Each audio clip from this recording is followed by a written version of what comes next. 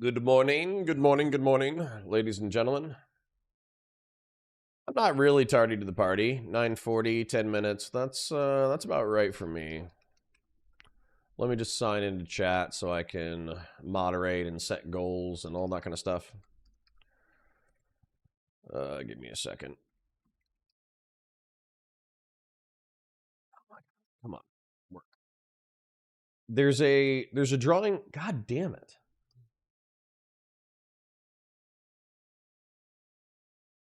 Is that it? Sorry, my password isn't working. And I'm typing too fast. Now I need to go to my phone.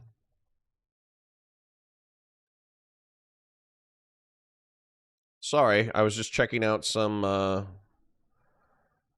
the coverage of this week's events.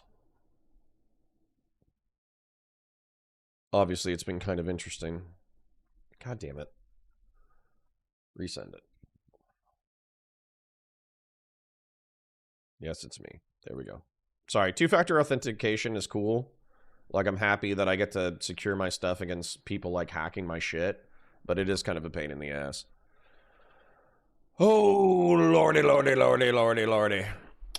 Jeb Kush says good morning. Airborne Kite says good morning. Hey, yo, Cisalda Snake. Good to see you, King. Hedonic Samuel says, sup, guys. Hey, Connor. Good to see you, bro. Hey, other guy. How are ya? The past couple of days were like a damn fever dream. Holy shit. True. Good morning, fellow coggers. Good morning, Jeb Kush. Subry Keller says, sent Unk alert for 450 joules. Thank you, buddy. Appreciate ya. You're a pretty frequent person. Why are you not...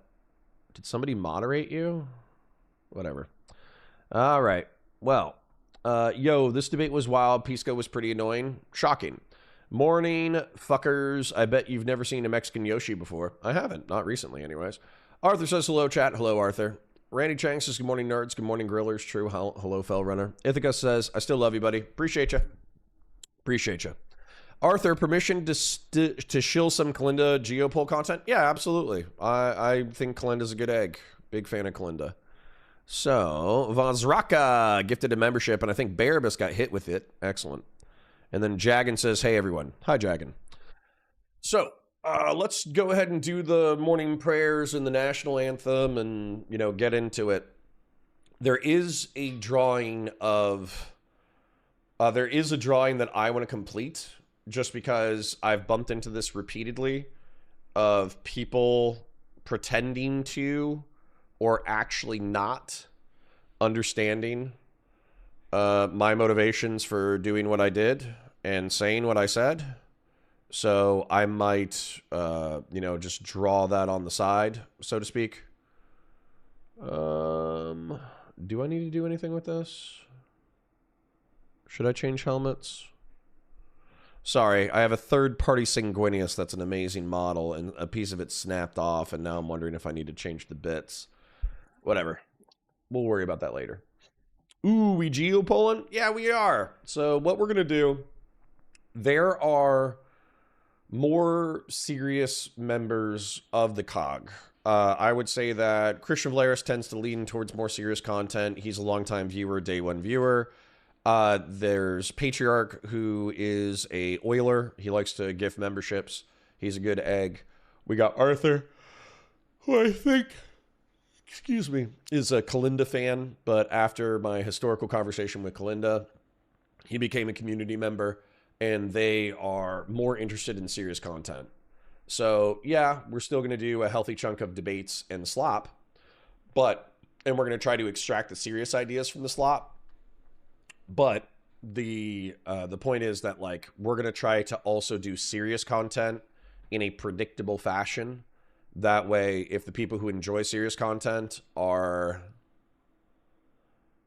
annoyed at how much, like, slop and bad faith debates dominates our content, then we can at least say, hey, check us out at this time and this time, and you'll be able to do the serious stuff. So, Nameless Henchman also did an Unk alert gift. Thank you. I appreciate you. I am the embodiment of Unk. I am the warp god of Unk. Live chat, Daddy-O's. I did change the live chat. It was saying Gwynnius' penis that broke off. No, unfortunately, it was part of his helmet. He had these cool, like, winged spikes on his helmet, and one of them snapped off, so I snapped off the other one. It looks okay, but I'm wondering if the other helmet looks better. Good morning, Grill Hottest. May your grill stay hot. May your beer stay cold. May you keep all your fingers while blowing things up. Amen. True. Jen Winkler says, oh, I was gray. You're not supposed to be. Like in the Goonies? Maybe. Have you actually been getting a lot of hate from DGG? I'd consider myself DGG, and I don't feel like it's rampant. Maybe I'm missing something. On Twitter, I was. There were maybe 24 fucking Destiny people who really did not enjoy my commentary or criticisms of Steven. And I called them gay in a pejorative way. And I called them R-slurred in a pejorative way. And I did it dozens of times. And then I got a ban. So I would not be surprised if... I don't think that's a gay op. Almost everybody I was fighting was DGG. All the people that were fighting them were either snarkers or snark adjacent. So...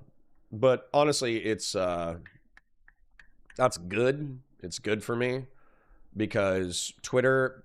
So what's interesting is, like, you can cultivate a space. So, for instance, like, with Discord, that's my home turf. Sorry for yawning. Give me a second. I'm waking up and caffeinated. Discord's my home turf. If you want to come in and shit talk me, I can tolerate better faith shit talk. But if you actually become, like, really vile and rude, then I can just ban you. No big deal. Same thing with the chat. The chat is my domain. If you come in and you shit talk, but it's kind of like funny or interesting or insightful, I could let you be as long as my moderators don't twist your dick. I could leave you be and engage with it. But if it's like truly, I'm so sorry. I'm so sorry for yawning. I don't know. I guess I'm still waking up. I found a weighted blanket. I have a weighted blanket that is like so good for my sleep. Like it's like being hugged while you go to sleep.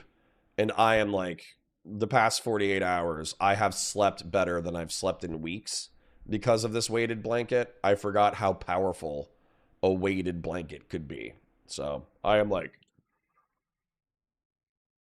waking up from like a beautiful night of sleep. So anyways, but Twitter's the Wild West. Anybody can go after you at any point. So any member of any community can go after you. And so as a result, autism alert, true. But anybody can go after you at any point. And it can feel overwhelming, especially when you have like a few dozen people, you know, constantly trying to attack you. And so me getting banned on Twitter is probably good because that's like the least controllable space. And, you know, you don't need to, it's probably not good for your psychological health to have dozens of people attacking you and reading all those messages. You probably don't. It's probably not good for your mental health long term. So I'll just take my ban. It's fine.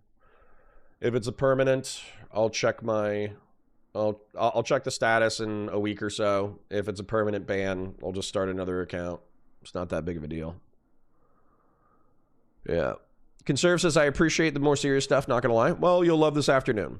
Apologies why Destiny burned the bridge. Apologizes why Destiny burns the bridge. I don't know what that means. Uncle Alert, indeed. Arthur is our resident dissident Russian. Oh, okay. Well, if he's in Russia, he should be careful. Khazra, our resident dissident Iranian, almost got killed a couple of times. So let's do it. Elevated slot, true. 2 in 1 day, Unk. Dude, like I said, I'm the warp god of Unk. I'm the spiritual incarnation of Unk. I'm the Unk. So in the Warhammer, they have the Omnisaya. It's like the machine god of knowledge. I'm the Unkasaya. I'm the messiah of Unks. Wait until you hear about how aggressive was to Tom and Kalinda. It was really seriously unhinged. Can't wait, to be honest. Let's smash or pass the Congress of your state. True. Can't wait to do. Let's do Smash or Pat. Jen Winkler did another Unk alert. How are you guys even doing that? Is that like a hype thing? Is that like a $5 gifted? Is that a $3 gifted? Is that a $2 sticker? I don't even know how you guys are doing that. Excuse me. So just the tip, maybe. On Twitter and Reddit, it's pretty intense. Yeah, but here's your first mistake. Being on Twitter or Reddit. Time for chin up is now, friend. True. Another Unk alert. Come on, man. Come on. I'm accepting the fact that I'm the Unkasaya, and I'll take this as praise. But come on, man. This is like too many prayers too quickly. Also, I can clip Kalinda's call-ins after she left the calling counterpoints poll. Do you need them? They're unlisted, so you can find them normally. Probably not, just because I have a feeling that, like, typically I can stretch like 20 minutes of content into 2 hours worth of breakdown. I can do, if I shut the fuck up, I can turn 40 minutes into 2 hours. But basically, you know, I think we're going to have sufficient content just with the debate itself, especially if it goes for 2 hours. Christian Lair says, not that it matters to food shops, is going to watch you for a while. Okay, I'll call her a pedophile every time she comes up. What is she going to do? Sue me for something that's true? Let's say that, like, Steven was totally malicious and gave food shops $100,000 in order to sue me for defamation. I would literally just, like, go to the snarkers, say, hey, do you have all the clips of food shops saying that she's a little P pedophile and that she looks at lolicon and she jerks off to adolescent kids? Give me all those clips. And then I wouldn't even hire a lawyer. I would literally just, like, show up to the court on the fucking date that I was supposed to present, and I would just click play. And then I would be like, this is why I called her a pedophile. And I would expect the case to get dismissed. So if Steven wants to spend another $100,000 on food shops, the person that I am correctly identifying as a pedophile, and if the pedophile wants to take me to court for defamation, that's fine. I will spend $0. They can spend $100,000 on a court case in order to fucking lose it. Is that enough to get you banned from Twitter? I call people F-slurs and R-slurs all day. I have to assume that it's not because of what I was doing. It's because of the intensity of the reports. So I'm sure that they have some terms of service that you're not supposed to attack people for, like, homophobic or protected characteristics or whatever. I'm sure that's probably like a terms of service thing, but it probably goes unenforced unless it's, like, substantially reported. And I'm sure I got substantially reported. You know, they were looking for a reason to fuck with me. Like, I don't know if you guys know this, or I've articulated it once or twice. There's a guy named Big Mac who's a commenter. I've seen him as a commenter in my stuff in the past, but he basically said, hey guys, don't worry. I'm reporting this to Valor. I know the boss. He named the boss. I'm going to get him fired. So, you know, like, no offense, but, like, DGG trying to get me fired and or, you know, getting my Twitter banned. It's like I could throw a hissy fit and be like, oh my God, guys, DGG is just as bad as Snark. But I don't care. I get why people are upset. It's not a big deal. I said something that I think is truthful but upsetting to people, and now they are upset at what I believe to be truthful. So if they want me to change my mind, I am not going to change my mind unless I am presented with additional facts that I think better represent the truth. So it's either, you know, it's not going to happen. So as long as they continue to interact with me, I will try to be as tactful as I possibly can. Obviously, I was a little aggressive over the past 48 to 72 hours, but, you know, I would say that, you know, you're not going to get me to say untruth just because you're being unpleasant to me. So it is what it is. Connor really having to fight both DGG and Snarkers at the same time. Yeah.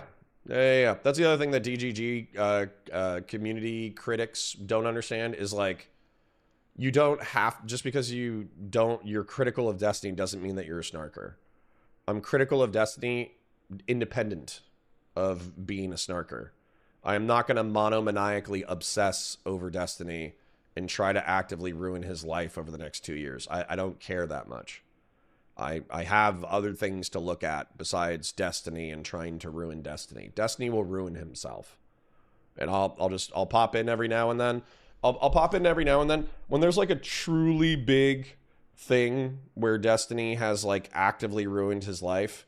Maybe I'll watch it just to be like, hey guys, this is what I was trying to tell him, to like warn him about so he could stop being such a fucking sociopath and dipshit. And then that'll be it. That'll be the amount of my quote unquote snarking. So. Connor really having a fight? Yes. DGG either mass flagged your account or you said too many bad words and put the spotlight on your account unironically, given who runs the platform. Probably.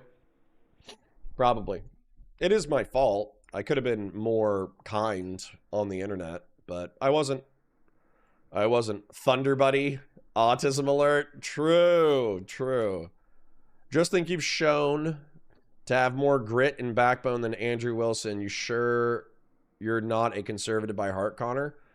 I'm in the middle, right? So the way that I'm a liberal, because sometimes I say I'm a liberal and then fucking conservatives freak the fuck out. What I mean about liberal is I mean that I ideally believe in maximal human freedom. Human beings should have the capacity, as long as they're not hurting other people, to engage in behavior that is both like socially and economically productive, as long as, once again, as long as it's like minimally harmful, they should be able to do so. But we disagree on what is minimally harmful, right? Like liberals oftentimes, political liberals, people who are Democrats, they oftentimes are way more permissive of bad behavior than I am. I probably want to legislate a few bad behaviors out of society that they would tolerate. I also want to criticize a lot of really bad behaviors culturally, even if I don't want to legislate against them. But where I'm conservative is that I think that there are certain behaviors that are pro-social. I think there are certain ideals that you should pursue. I think you should study like virtues and vice, and I think you should angle towards virtue and away from vice. And those are all like conservative instincts. And so I would say I'm like a hybrid. I'm an American conservative. You know, conservative. I want to conserve America's freedom, and America is an inherently liberal or libertarian project. I'm sure you and Chud Logic both getting flagged as unrelated. I wonder what did Chud get flagged for? When and where did Chud get flagged? Because I remember Chud Logic getting flagged on YouTube within the past month, but I don't remember if that was before or after the Destiny drama. And then I remember his shift over to Kick, but I don't remember what came first. Did he shift over to Kick after he took a strike for shit-talking Destiny, or before he took a strike for shit-talking Destiny? And I'm not saying that the strike was related to Destiny, by the way. Chud covers spicy topics. So the strike could have come from something else. Andrew Wilson's famous for it. He took his tactics from the King of the Hill episode where the lady uses her social media to attack Hank. What? What? DMs, time sensitive? Bruh, Arthur, you need to chill.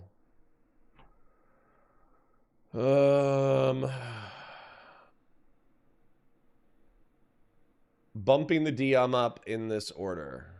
And then I see 5 fucking paragraphs. I'm not reading the 4 paragraphs right now. All right? That's not happening. So, sorry. Fashion 40 with a gifted, thank you. That's why you have read my first comments that pin you? That's why you have to read my first comments that pin you.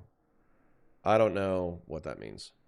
Jen Winkler with the 440 joules for an Uncle Alert, thank you. What were Pisco and Kalinda debating about? Packing the court. You got this, Connor. I myself got attacked by hundreds of people in this group. Understand. Jagan says, understandably negative Connor Unk. True. Sent Uncle Alert for 440. Thank you, Nameless Henchman. I think it's a couple of bucks. Interesting. Just smash them all one at a time, bud, and ignore it. Ow. I have a... Because I'm so unk, I have you know the little triangle piece that sticks out into your ear right here? I'm literally poking it right now. I'm so unk, I can feel a gray hair growing right there. And I'm going to yank it out right on stream because I'm so unk. I got one of them. Normally you have a wife for this. Unfortunately, I only have a girlfriend, and she's too polite. Sean Kaplan for 5 says, next, you and Destiny could spend less points into charisma and intelligence for points in de-escalation and interpersonal skills. I have plenty of de-escalation and interpersonal skills. I'm tired. Like that's what happened. I'm just exhausted and I hit my limit. And my limit was him trying to tell me that it was like socially imperative to our friendship that I ban 2 people from a Discord. That's terminally online psycho shit. So if he had asked, maybe I would have entertained it. But he didn't ask. He did an implied threat on streams. And then he basically came on to fight about it. And we fought about it. And then, what was the other one? And then I found out, as a product of that drama, I'm pretty sure that happened first. And I was already pissed and I was already frustrated. And then I'm pretty sure maybe Britt reached out or something. And Britt was like, oh yeah, we're still communicating. And this is other crazy shit that happened. And I was like, fuck this. Fuck this. Like, Steven's just as bad as he was a year ago. I'm not entertaining this.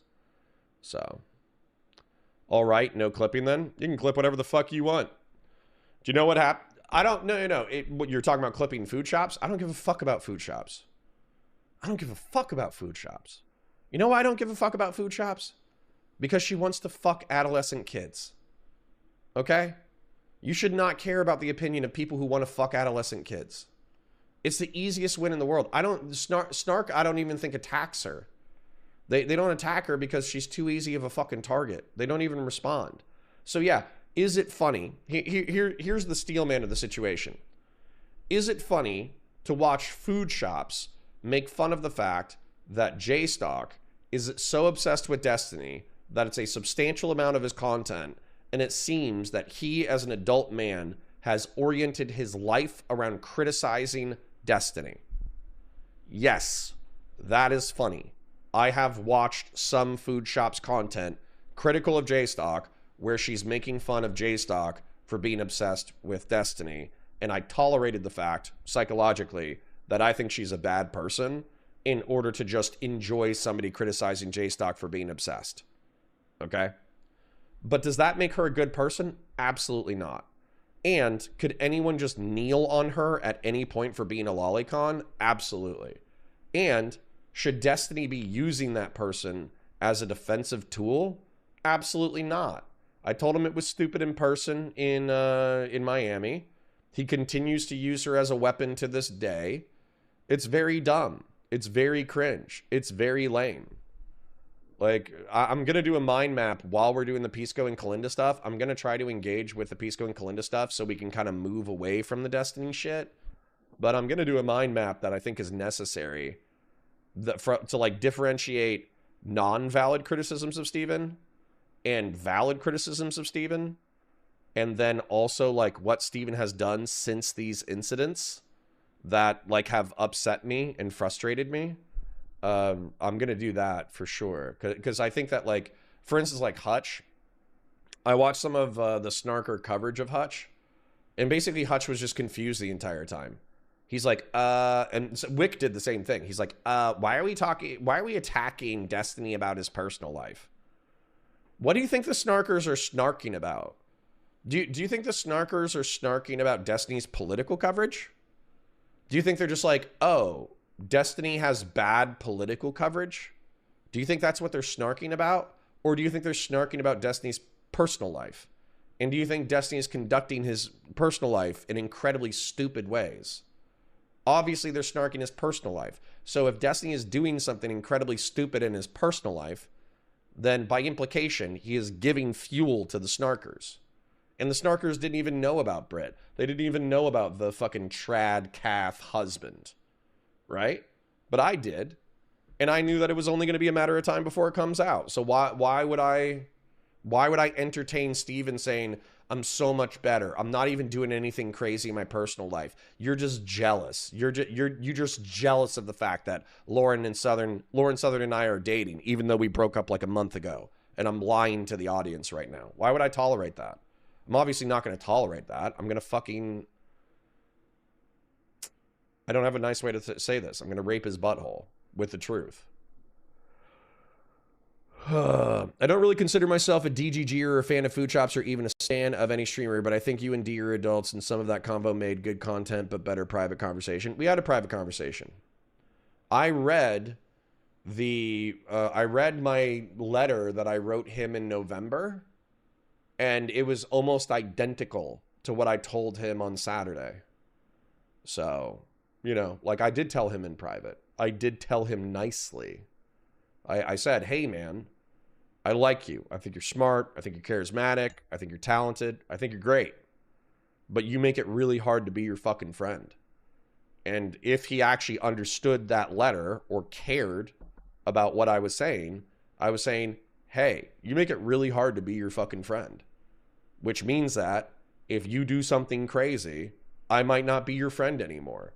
And he did something crazy, and I criticized the fuck out of him for it, and then he decided to end the friendship. And that's fine. He's a grown-ass man. Go do your thing. I got other shit to do. But, I'm not, you know, when your life implodes, I'm not going to spend all my time on Steven. We're going to start content that's not related to Steven in a moment. But when your life implodes further down the line, I'm going to get onto the internet and I'm going to go, hey, I like Steven. I think he's a charismatic, funny, intelligent guy who is okay at news and politics analysis, and he could be a talented person in the space who could dominate liberal political commentary. But he is a idiot when it comes to his personal life, and he's self-destructive. And I'm just gonna come up and be like, that's what I was talking about. There's the self-destruction that I was talking about. Is that Brit from Politically Provoked? No, it's just a random internet girl. So most do it because they like Hassan. Maybe. That's an interesting. Probably they probably use Steven's personal life as a vector of attack because they're pro-Palestinian, pro-Hassan. Not all of them, but I think a substantial amount of them have covered Hassan favorably because they want, and progressives who are attacking Destiny favorably, as a vector of attack against Steven. I think that's descriptively true. It all comes back to Israel. Weirdly enough, for some of them it does. For some snarkers, they straight up think that Ethan Klein and Steven are pro-Israeli propagandists and therefore deserve unlimited attacks. Wingus says, my question is though, let's say that you're upset by somebody like this. Shouldn't this be privately discussed? We discussed it in November. If it's his personal life, why is it your or the snarker's business to attack? Because it bleeds into the public, obviously. Because him leaking homemade pornography affected other public figures. Him being sued is a public issue. He's lost $800,000 through the process of defending a lawsuit. He is, so that public lawsuit has made him toxic to collaborate with. It's probably led to him losing professional opportunities, and it's made it so mainstream political figures don't want to interact with him for conversations. So, yeah, it's not just personal. It's affecting his public and professional life. And by the way, I think, isn't this like anybody who has like a therapy background or a psychology background, aren't there like technically such things as like functional addicts?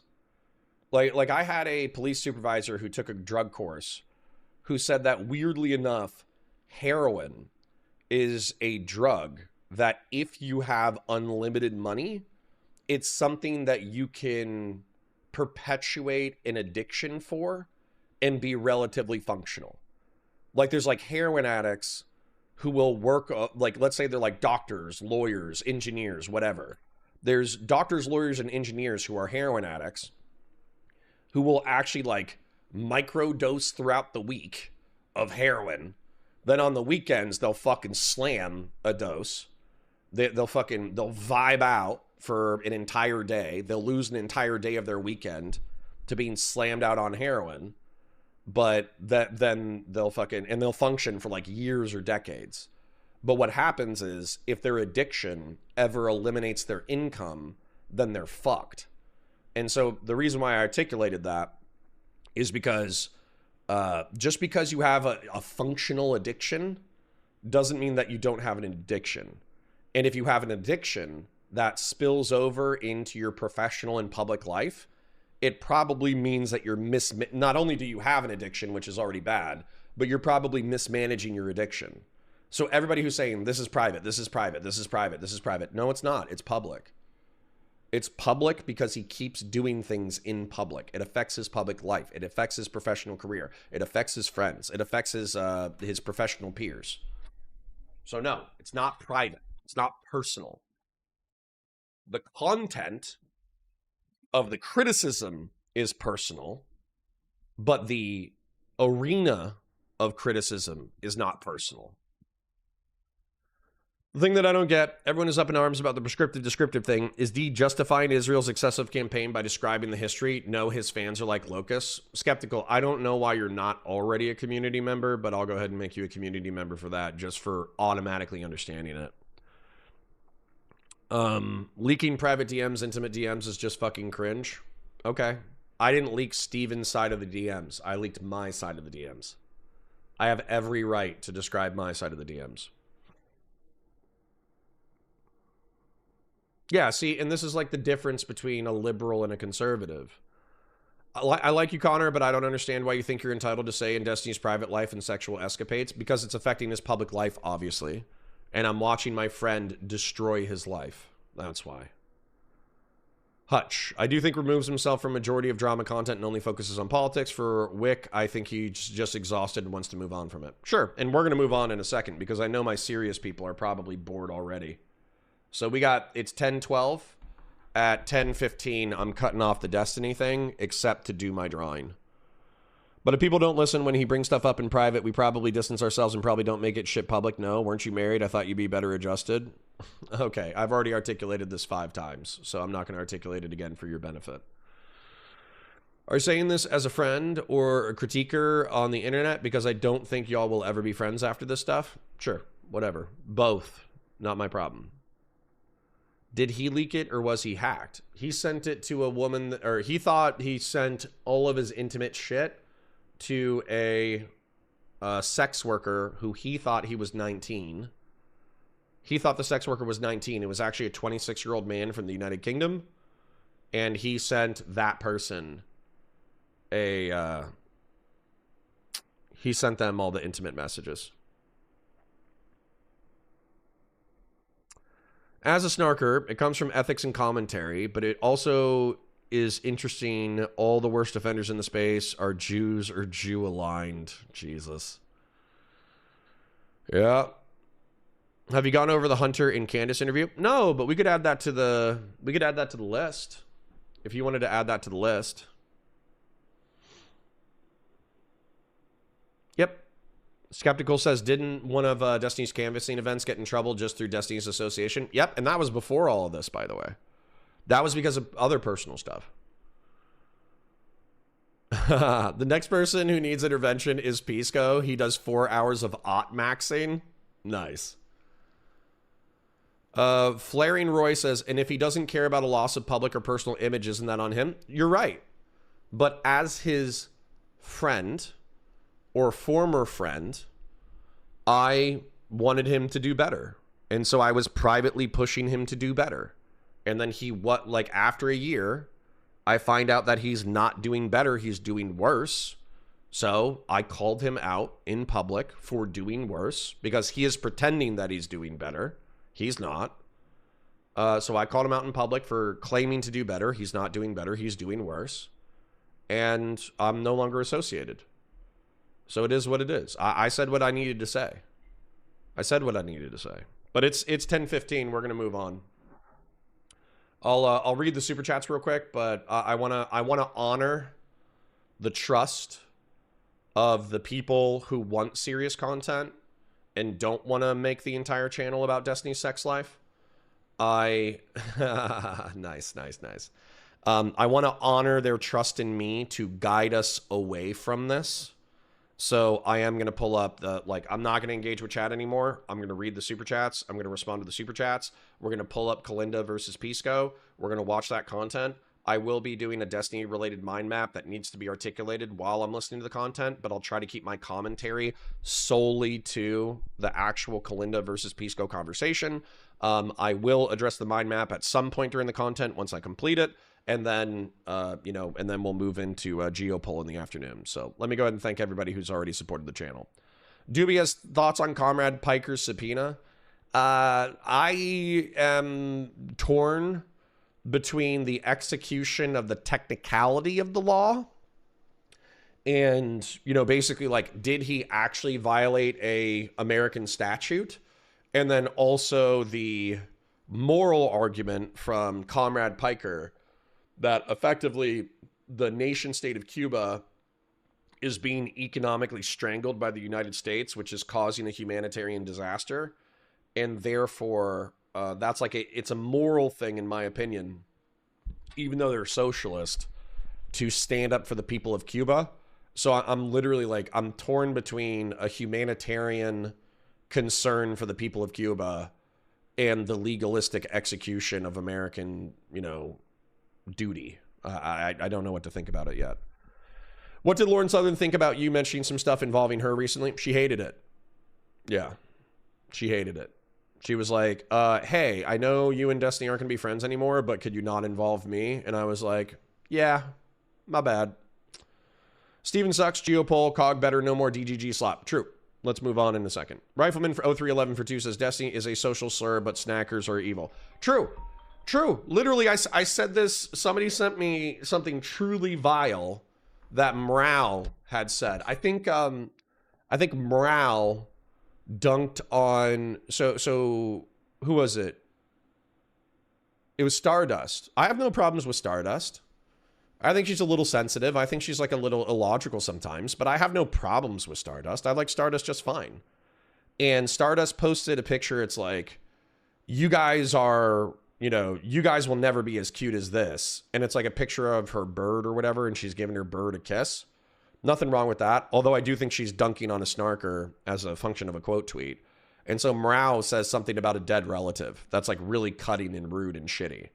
And it's oh, so, okay, Mrau is a rude piece of shit. Mrau, rude piece of shit. Destiny, sexually r-slurred. Both of these statements can be true simultaneously.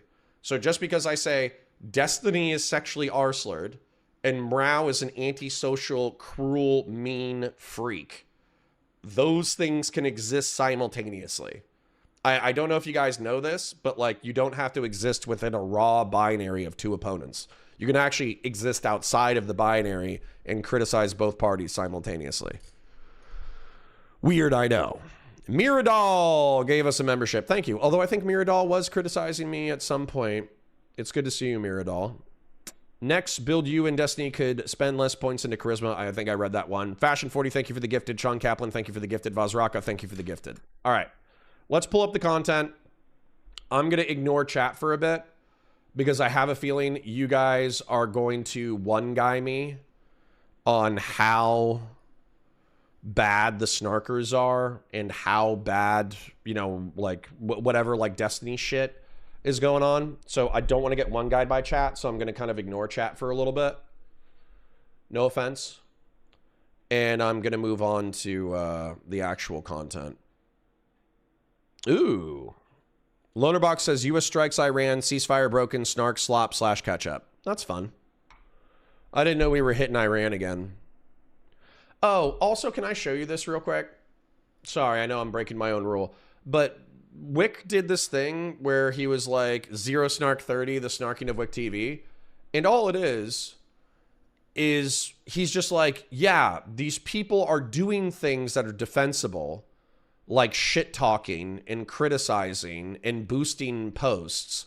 But cumulatively, because they're all in the direction of criticizing a single creator, that's where it becomes unethical.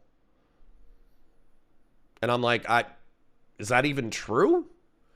Like if I decided that I thought that Hassan Piker was the worst thing on Twitch and YouTube politics, and then I dedicated my community to like endlessly criticizing Hassan Piker, that absolutely would be obsessive and antisocial.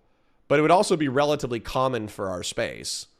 And then I don't know if it like should be prohibited. Maybe it should be like socially and culturally criticized. But I don't think I would like dox a community that was dedicated to hating Hassan Piker. I don't know, man. Fuck it. I'm too tired for this shit. So it was the Marketplace of Ideas, wasn't it? Did Pisco himself stream it, or should I go to Kalinda? Kalinda.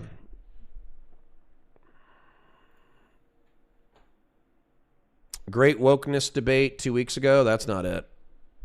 2 hours ago, the contradictions of Japan's military. That's interesting. All right. I don't think she has it up. Let's go to Pisco. Or should I go to the Marketplace of Ideas? Here we go. Pisco. Kalinda. Here we go. Let's find the intros. The representatives are designing voting districts to ensure that attempts at stealing elections. By the way, the president should not be able to pursue civil 30s didn't lead to a consequence cascade. After everybody has time to reflect on how well you did, we're going to give you the opportunity to say what you actually believe. Now, Pisco, you were the first one ever, the inaugural Strawman Steelman player, and so we're going to join. And for the first, you listen. I'm. Should we watch Strawman Steelman, or should we watch the debate? I think I'm going to skip Strawman Steelman. It's not chaptered, but that's fuck it. We'll just start here. Old School says the Hassan subpoena is a request for info about the funder of Code Pink. Hassan is not in trouble. Much ado about nothing. Okay, that might be true.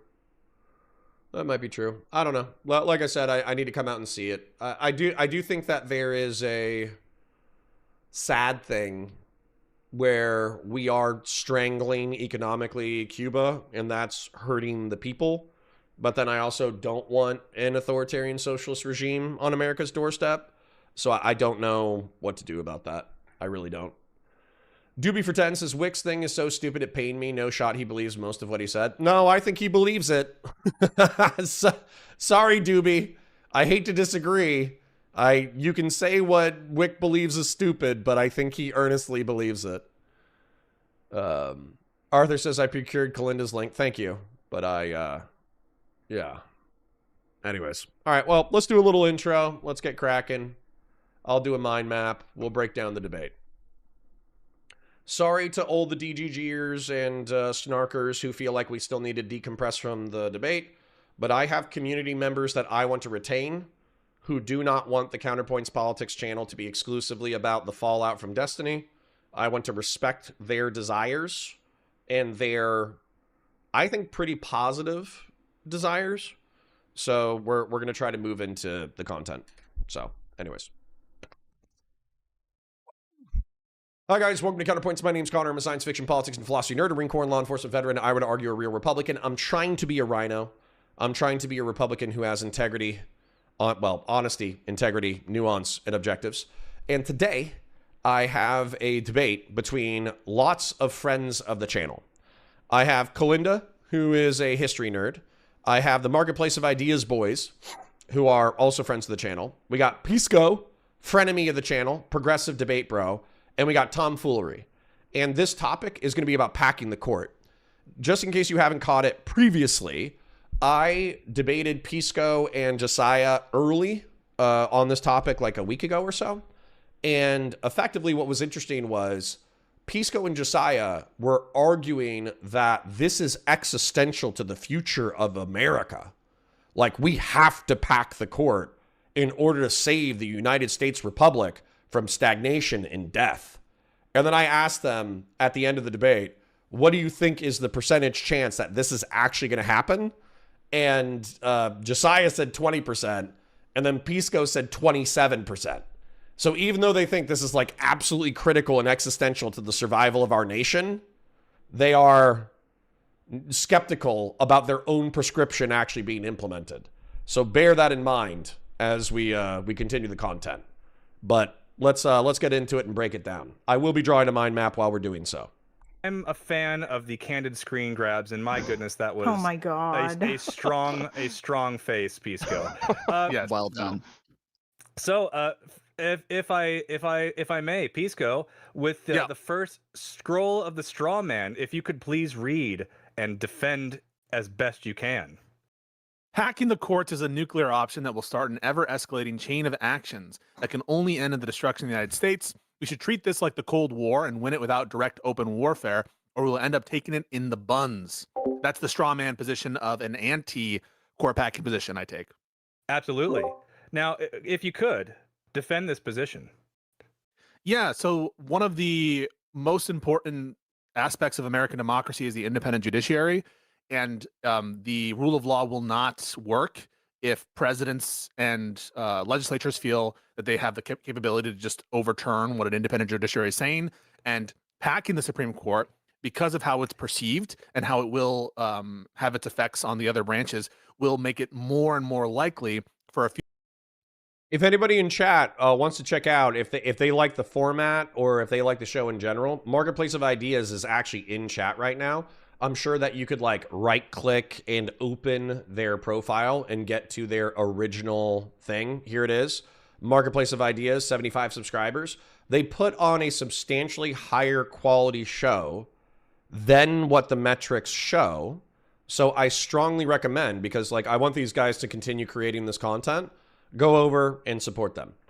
Future president or legislature to ignore the Supreme Court, thereby rendering the independent judiciary null and void, and sort of eliminating one of the most important checks on the use of arbitrary power. And so that will lead to a cascade of the breakdown of rule of law, the likelihood that a tyrant will spring up, and increased potentiality for civil war, internal strife, and autocracy. Strong work, panel. How do you feel like Pisco just did with that steel man? He did great. Not all the arguments that I would have made, but we'll see. Well, That was a looks good like steel man, though. excellent. We've got a consensus on the thumbs up. Now, Pisco, what do you actually believe? Yeah, I just don't think that there's any empirical evidence that this is likely to be the case. I have a formal argument for why I'm in favor of court expansion, but everyone seems to take it as a given that increasing the amount of seats on the Supreme Court will have this negative consequence cascade, but that's not borne out any time that court expansion has happened in our history, either of state Supreme Courts, which have occurred in this very century, like we had it in the Georgia State Supreme Court, in the Arizona State Supreme Court, in the Utah State Supreme Court, explicitly for partisan reasons, didn't lead to a consequence cascade. The early court packing of the framers into the 1830s didn't lead to a consequence cascade. I don't think you can attribute the Civil War to court expansion. That was something that I would consider to be, like, if it were the case that this would cause a civil war, I would be against it, obviously. But I don't attribute the Civil War to that. And then after the Civil War, when there was court expansion, to either restrict it initially, that's I would say a form of court packing, but then ultimately to expand it when Ulysses S. Grant was in office, that didn't lead to the destruction of the country. And so all of this seems to just be assuming that those consequences will emerge. But I don't have a reason to believe that those consequences, in fact, will emerge. And I'll be wanted to know, like, where can you point in history where a modest increase in the expansion of Supreme Court justices leads to, like, some calamitous situation? Beautiful. We'll get into the actual back and forth a little bit later, but for now, since we've got the first straw man out of the way, Kalinda, I'd like to invite you next, if I may, to read your scroll of the straw man. Democrats, once again, are too cowardly and useless to stand up for our democracy when it needs it. we might as well engage in open civil war immediately rather than watching the Democrats lie down and take it in the buns. Oh my God, everything is always about the buns, isn't it? It came up a couple times in recent discussions, so it seemed appropriate in this moment. Oddly so, it isn't usually appropriate to say such things. But Kalinda, defend that position as best you can, please. Well, so Democrats are not really fighting back enough against the Republicans and against Donald Trump, and they really need to do more against him.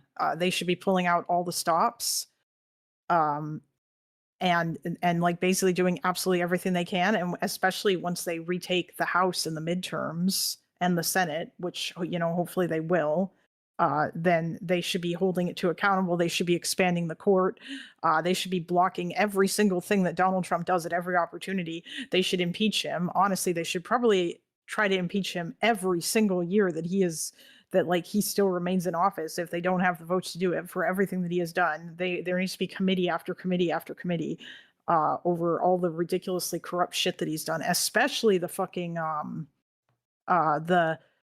him suing the government so that he can steal taxpayer dollars with this slush fund shit. That's something that should be made illegal, by the way. The president should not be able to pursue civil lawsuits against the government while he is in office. It's crazy. Well, strong Steelman by my accounts panel. Any notes on that, Steelman? I just I think that it's a little bit conclusory. Like, yeah, the Democrats should be fighting back for sure. I mean, we all agree with that. But the question is, like, why would? Or I guess does this this isn't about the court, actually, right? It's not actually related to the court. Well, it is kind of I think related. it's a general statement. Yeah, I mean, I think it is. I As would an add like example. the history. I would add like the recent history of like the Republicans blocking the nomination from Obama. The then adding, like, saying that they weren't going to add new Supreme Court nominations. Oh yeah, from they Obama stole in a the Supreme last Court 6 months. justice and all that stuff. Yes, yeah. and Well, I just want to be clear. then I don't think they Kalinda did necessarily add made a Supreme mistake. Court justice in the last 6 months of Trump's presidency. I just didn't know if it was in scope that it was about the court. But if it is about the court, I think Kalinda should speak to that and why she thinks it's defensible as one of the sort of incarnations of better self-defense and more aggressive posturing. How the court packing figures into that. Yeah, I think we did write it with that in mind, but we didn't quite make it clear that it was directly connected to that. So, yeah. As far as the game goes, I think that was a strong Steelman. Perhaps we should be the ones to take this one on the chin for not writing a straw man that was appropriate enough for the topic. So we'll do that here in the Marketplace of Ideas. We're not afraid to admit when we get things wrong. But Kalinda, how close to we've this? had to. We make. What I'm going to do is I think they get into openers. Somebody said around approximately the 45-minute mark. I want to get into the meat of the debate. The reason why I let the straw man, steel man play is because basically, like, it is an interesting game and it's an interesting game to play because effectively what they do is they force you to engage with straw man, stronger arguments and weaker arguments of your opponent and of your own side. And then you actually have to try to argue the other side's argumentation. And so it kind of forces you to think critically both about your presumptions about the topic and the opposing counsel, the opposing side, and whether or not they truly have anything of value to offer to the topic. So I'm going to fast forward just because I want to actually like watch characters that I know and like throwing elbows at each other. But I am going to fast forward to the actual like open panel where they're talking about it. Now, my apologies. I just want you guys, if you actually want to see who the characters are before I click play, and then I need to expand my Microsoft Paint so I can keep drawing it and I can give it my full attention. But Pisco, you guys should kind of recognize. Let's just watch him talk real quick. And whether or not hearing. Okay, so if you hear that voice, that's Pisco. If you hear another male voice, and they're arguing the topic, it's going to be tomfoolery. If you hear anybody moderating, it's going to be the Marketplace of Ideas guys in the top left and top right of your screen. And if you hear a female voice, it's Kalinda. So if you need to run an image of these people arguing in your brain because that makes you happier as a content consumer, take a look at your screen, look at the characters, because I'm about to cover them up with a mind map. Should be had. But even assuming it's not, Tom, that's worse for your argument. Then you have an illegal norm violation versus a legal norm violation. And so I just don't understand why. Well, that's why I've said that I'm perfectly fine without with remedying the seat that was taken. I'm totally okay. Let's ask Kalinda. Yeah, it's person. one And you guys, just to be clear, for like for people, the what I'm arguing for is in a lot of people's eyes considered court packing. What I'm against is the adding of 2 seats, but what I'm in favor of is technically colloquially court packing. So I don't want to get into like a semantic argument about I take court packing to be a form of irregular adding and manipulating the partisan composition of a court. That's what I take court packing to be. Now I was going to say that's good. That's an important concession before the conversation continues. Because if you're just adding seats, but you don't change the composition of the court, that nobody really gives a shit about that, right? Because if it's Republican favored, but it remains Republican favored, or if it's Democrat favored and it remains Democrat favored, nobody really cares about the expansion of the court in that regard. What they care about is expanding the court in order to flip the partisan makeup of the court, in order to change like rulings from courts that you don't like.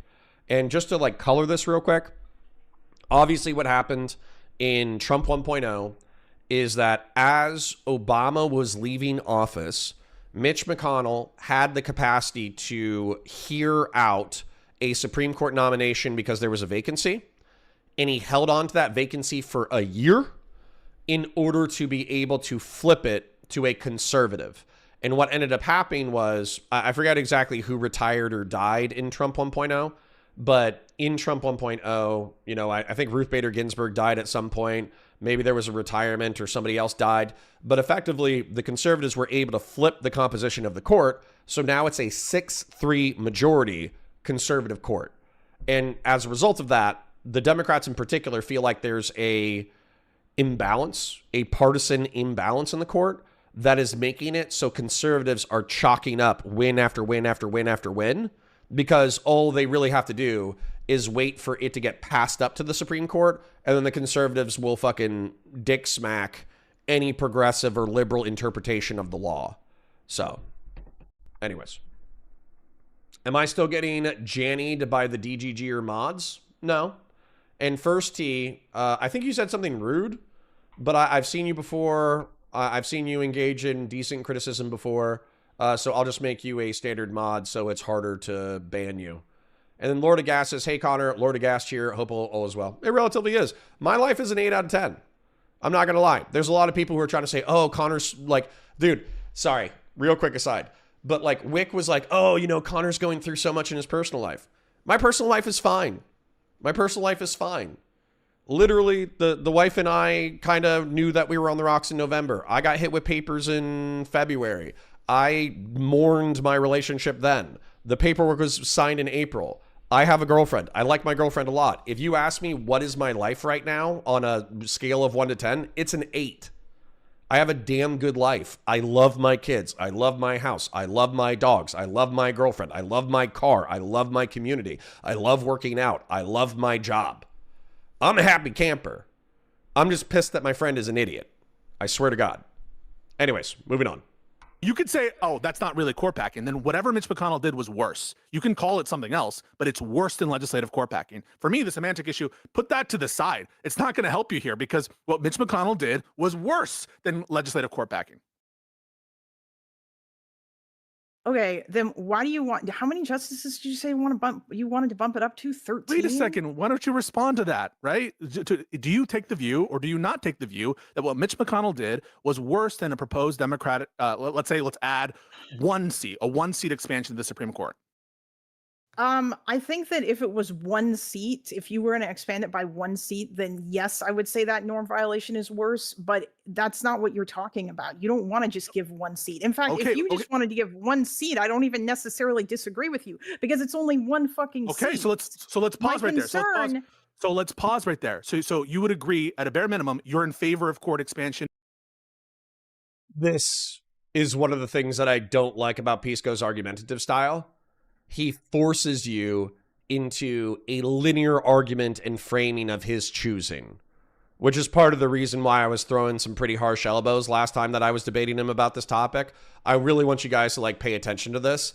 Like, Pisco is not there to listen to you articulate your views. He is there to forward his linearized, he loves the word linear, his linearized argumentation, and then you have to criticize his argumentation. But what that does, particularly if he's thought out his argumentation pretty well, is it forces the conversation to being a general debate about the topic in which you can forward your own framing and understanding of it to exclusively debating Pisco's framing and talking points. And so it's an incredibly strong rhetorical position to like force any debater into, but you have to see like the meta debate game in order to escape the trap of exclusively debating what Pisco thinks, you know? So just a rhetorical trick that I've noticed Pisco engage in routinely, and you need to be aware of it if you're going to engage with him. By one.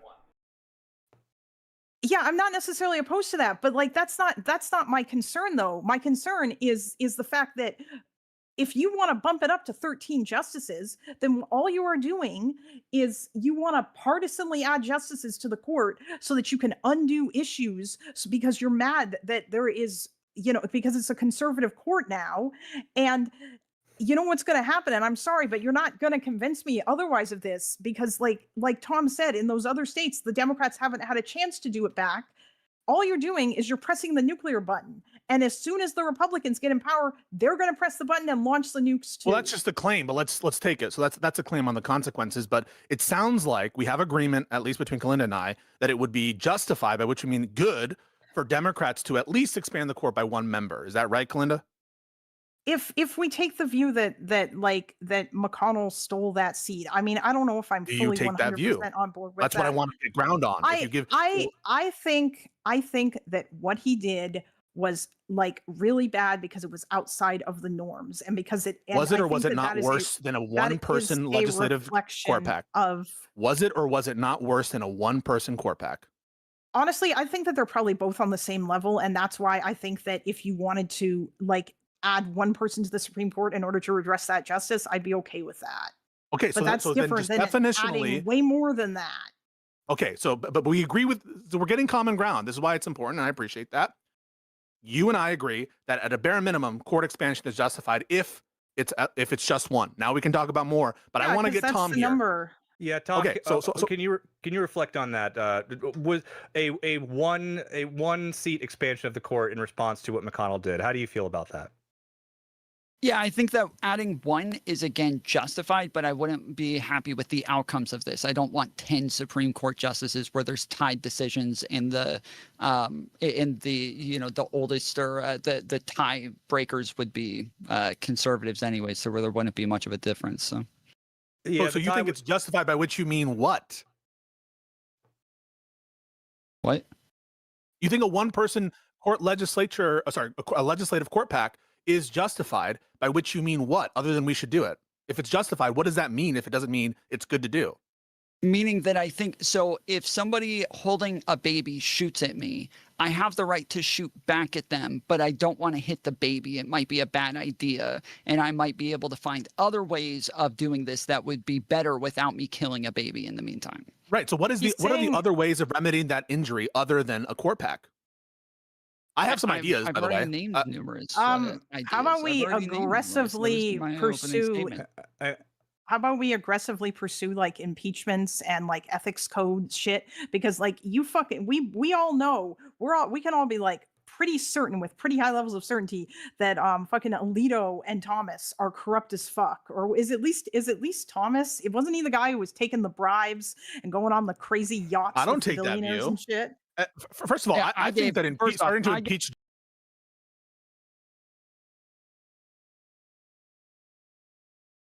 Muted. Professional streamer. Dude. So this is where this actually really does. Skeptical says no more analogies. Unironically, Tom is stealing my analogy. I said, if somebody is coming to break into your house in order to kill you, you have two options. You can hold the baby. Let's say that you're armed. You can hold the baby and you can cup its head. And you can use your firearm in order to shoot at the intruder who's coming in to murder you. Or you can hold the baby up by the neck and fire a gun right next to its head, using the baby as a human shield. Now, you're using the baby as a human shield, which means that if your opponents have any kind of morality whatsoever, then you should be able to, you'll probably increase your chances of winning the fight. But then you're also injuring the baby in an immoral way. And from this analogy standpoint, like, the Republic is the baby, the firearm is court packing, the home intruder who's trying to kill you is Mitch McConnell and the Republicans, quote unquote, packing the court in an unethical way by not confirming the Supreme Court justice in the last year of Obama's term. And then the firearm that you are using is the court packing now. And so the truth is, like, we could minimize harm to the Republic of the United States while still defending ourselves. And so what Pisco asked is, like, well, how else do we defend ourselves against these people? And I think Kalinda's absolutely right that Justice Thomas has effectively, like, hung out with giga conservative billionaires who have gifted him hundreds of thousands or millions of dollars of services and products.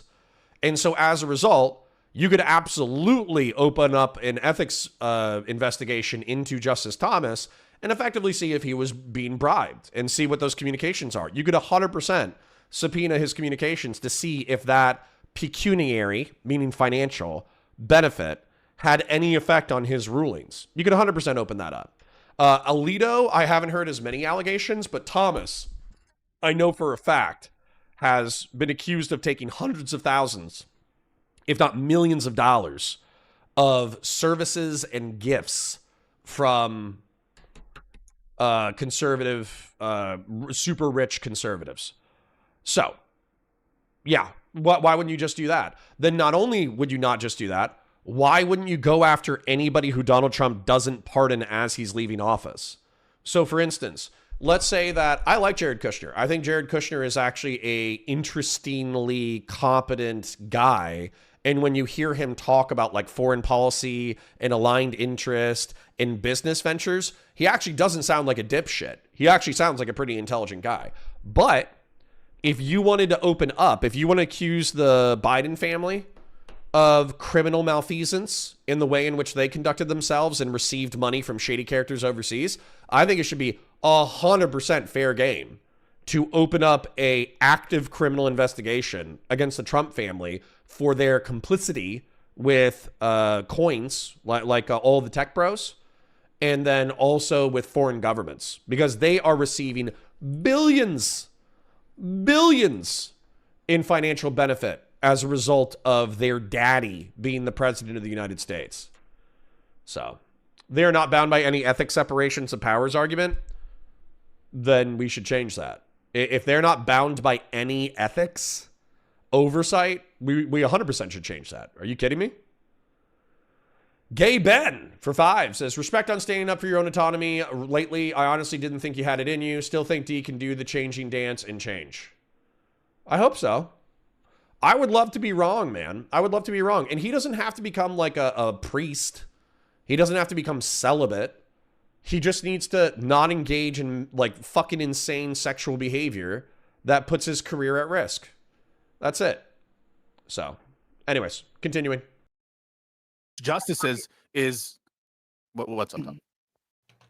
Well, I said that I do think that, like, impeachment of one and then replacing them with our pick would be justified. I think that adding term limits for Supreme Court justices to where the oldest ones would be out faster. I think that denying their Supreme Court justices in the future regardless of whether it's in the last 6 months or not, would be justified. Like, there's a lot of things that I think would not only be justified, but even better, to where there wouldn't be an oscillation of back and forth partisan Supreme Court packing. So let's take first this notion of impeachment. Actually, first let's get the numbers right, okay? The norm violation resulted in a net gain of 2 for the Republicans. This is just math, okay? This was a Democratic nominee, should have been appointed, or at least should have been considered, and you get a Republican in there. That's -1 + 1. That's 2, okay? So that's 2 for Republicans, all right? -1 for Democrats, which is net +1, and then another Republican added there, so that's +2. That's on the numbers. And then No, I what do you don't mean? understand. What do you object to that? No, Trump. Well, when the norm got is already 2. that it's been at 9, it's been at 9 for a long time. No, The last time hold that on. Democrats talked about Supreme Court packing was like during Roosevelt. And even then, they had like a majority in the House and the Senate. They could have packed the Yeah, and they court. What are you didn't talking about, do Tom? it, What but the they fuck didn't are you because talking they about? were How is that bad addressing idea. anything I'm saying? What are you saying right now?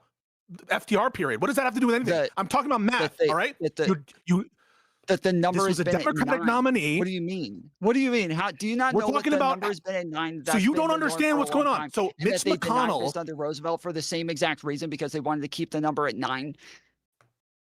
All right, I think We're I not can talking unpack about this the just a little bit here. denominator to the total number of justices. I'm telling you that in terms of how you're calculating the harm done by Mitch McConnell's court packing when he did his non-giving hearings to Merrick Garland and to Obama, that resulted in a -2 net effect on the partisan skew of the court. All right. Do you agree with that, or do you not agree with that? It's unintuitive, but had partisan that's skew, yes, that's of how the course. game theory works out. You're Because doing a math version, though, where you're saying you would add 2 seats. That's the part that we're disagreeing with, that it would no longer be 9. It would now be 11. Hey, so just stay with me, all right? We're just talking about the effect on the in terms of partisan balance of the court with 9, okay? So the net effect of what was done with Mitch McConnell was a 2 justice swing relative to a 9 Supreme Court justice, right?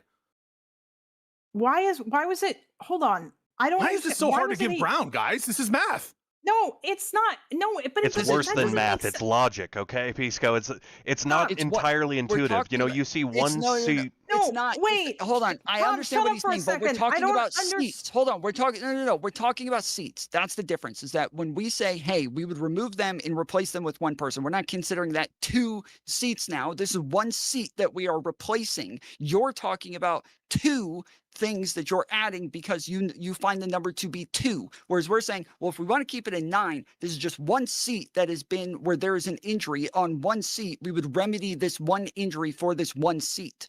Think about it this way, Tom. If you had an election that was coming down to like an equal vote, and they stole your vote and then put in their vote, that is a 2-vote swing.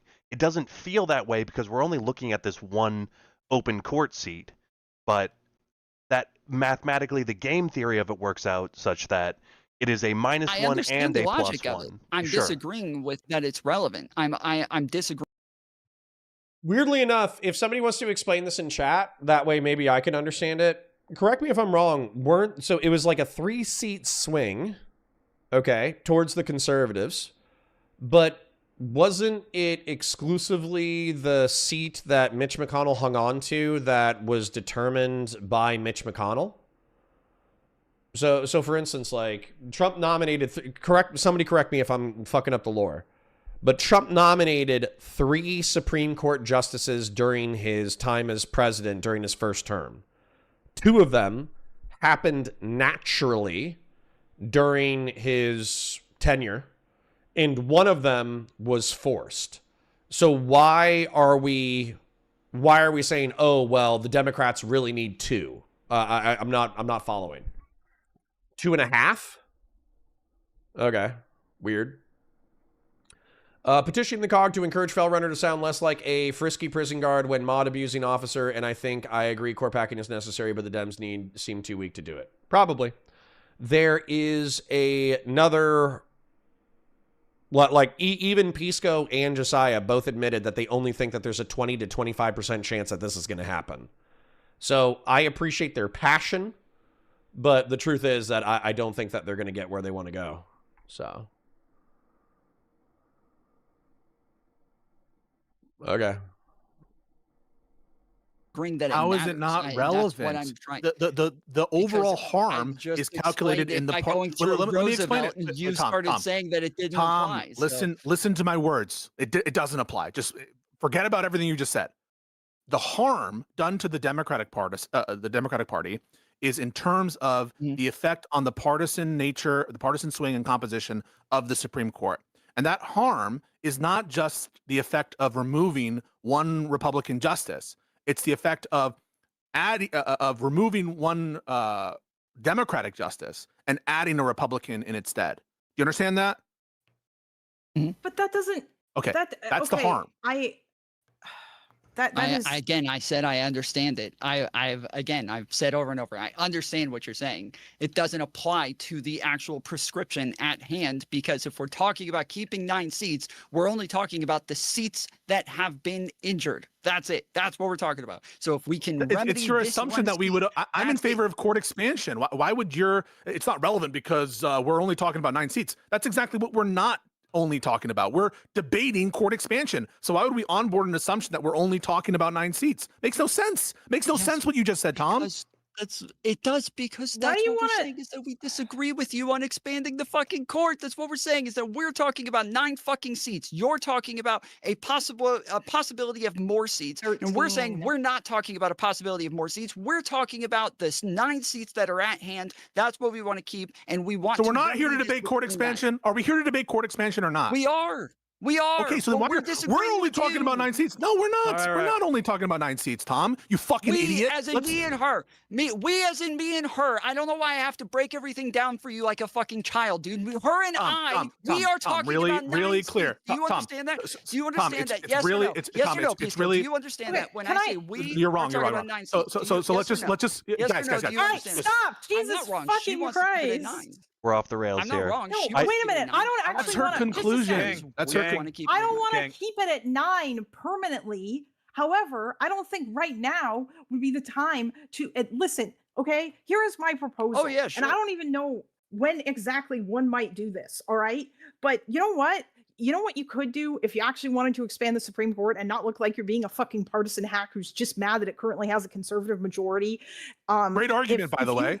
Why are my intentions relevant here? Why don't you address the argument instead of being like, hey, Because you're it a is- bad person?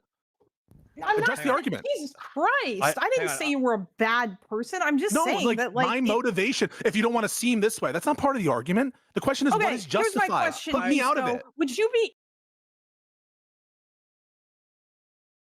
Pisco, being abrasive as always. Like, dude, that's where some of you guys will come at me and you'll say, excuse me, you'll say, oh, Pisco's being so aggressive, he's being so abrasive, he's being so bad faith, he's linearizing his arguments, he's forcing people to argue in a stupid way, he's blah blah blah blah blah blah blah blah. And I'm like, he's always been like this. In my opinion, he's always been like this. I don't know if you guys remember this, but probably 5 years ago now, Pisco and I had like a really aggressive abortion debate.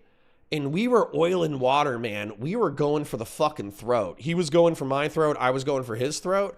And as a result, I just always trust Pisco to be insanely abrasive, insanely aggressive, insanely, just fucking going for the throat, because he doesn't have a different gear.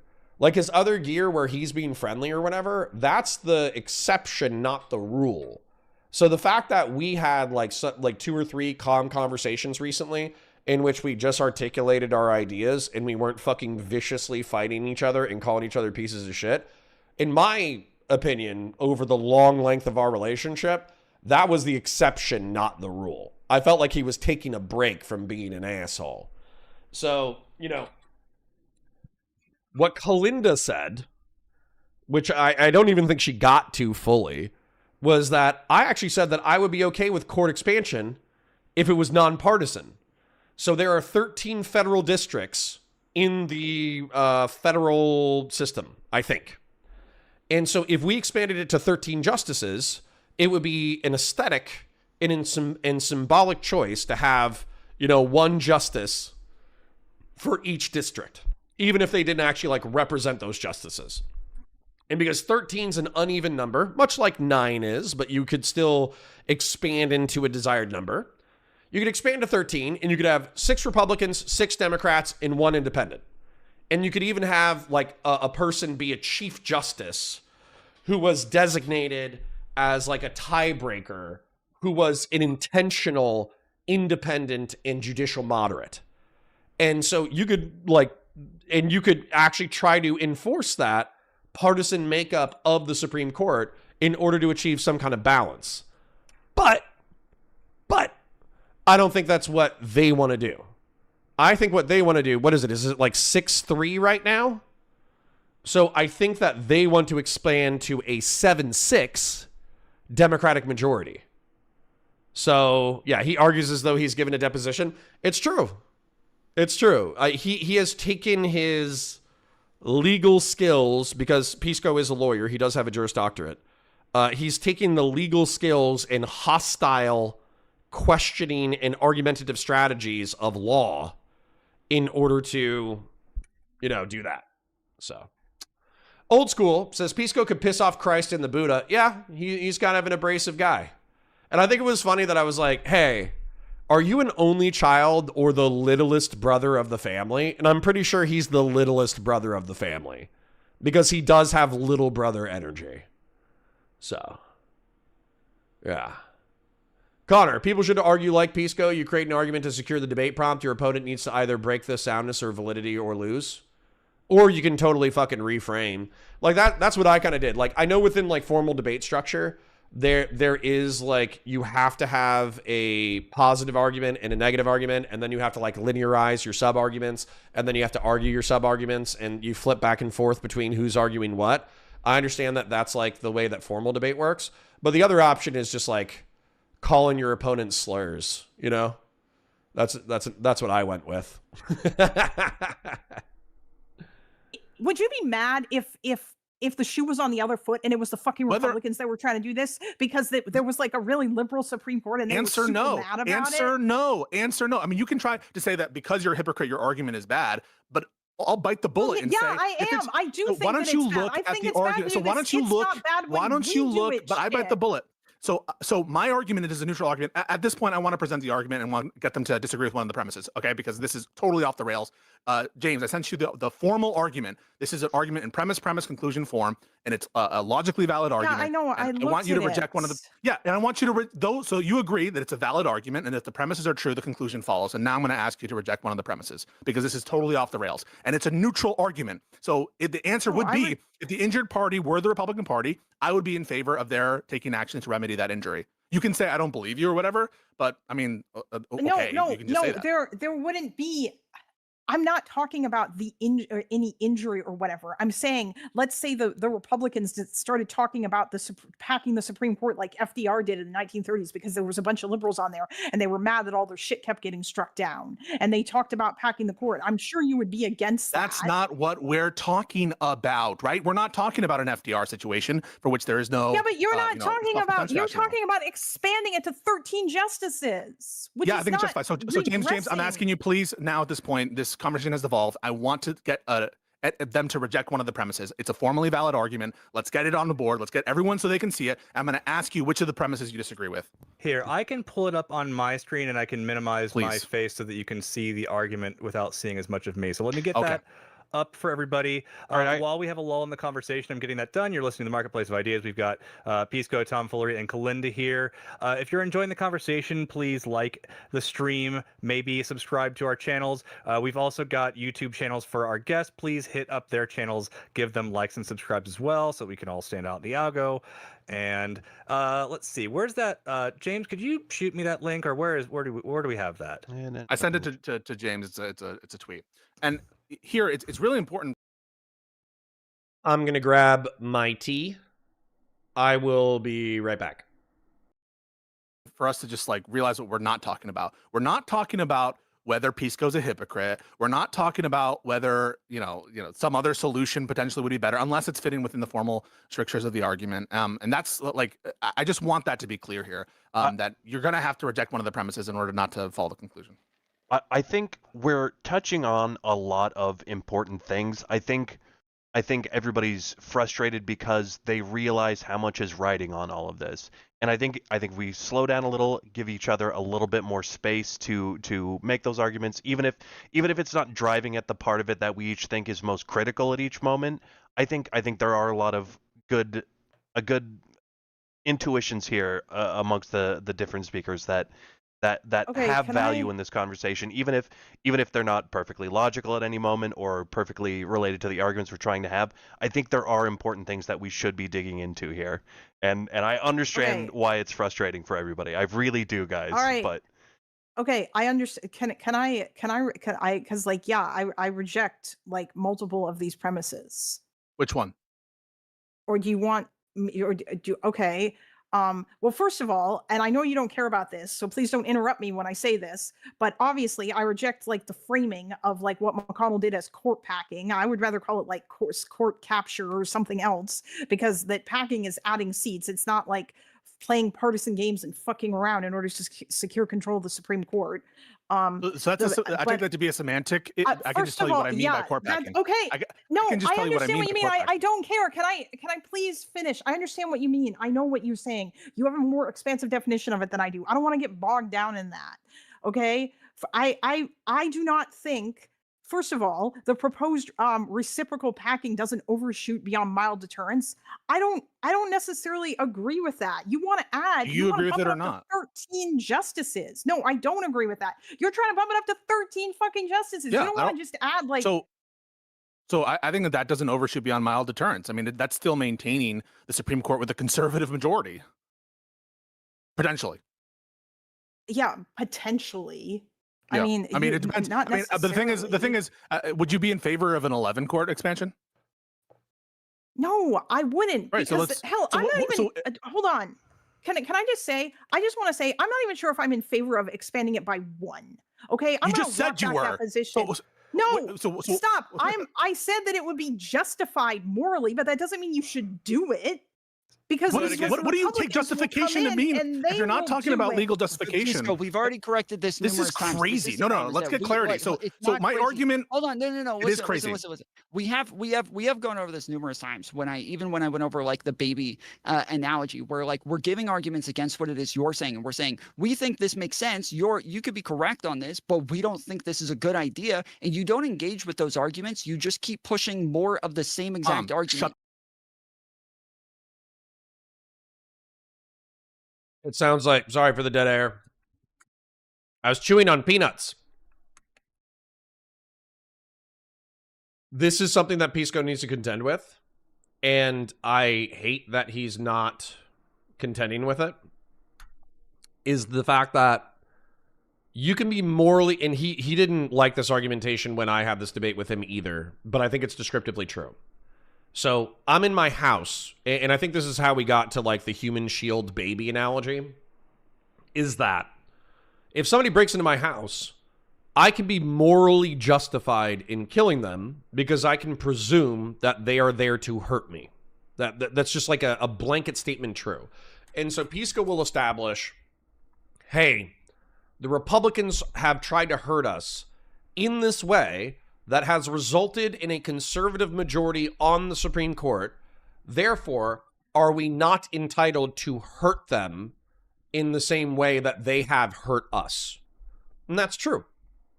It's just true. But it's also true that the way in which you attack your attacker is something that can be analyzed and maximized. Okay? So for instance, I brought up like, the baby is the Republic of the United States, and you can hold it to your chest and protect it, or you can hold it out like a human shield, put your pistol right next to its ears, and then you can fire at the intruder.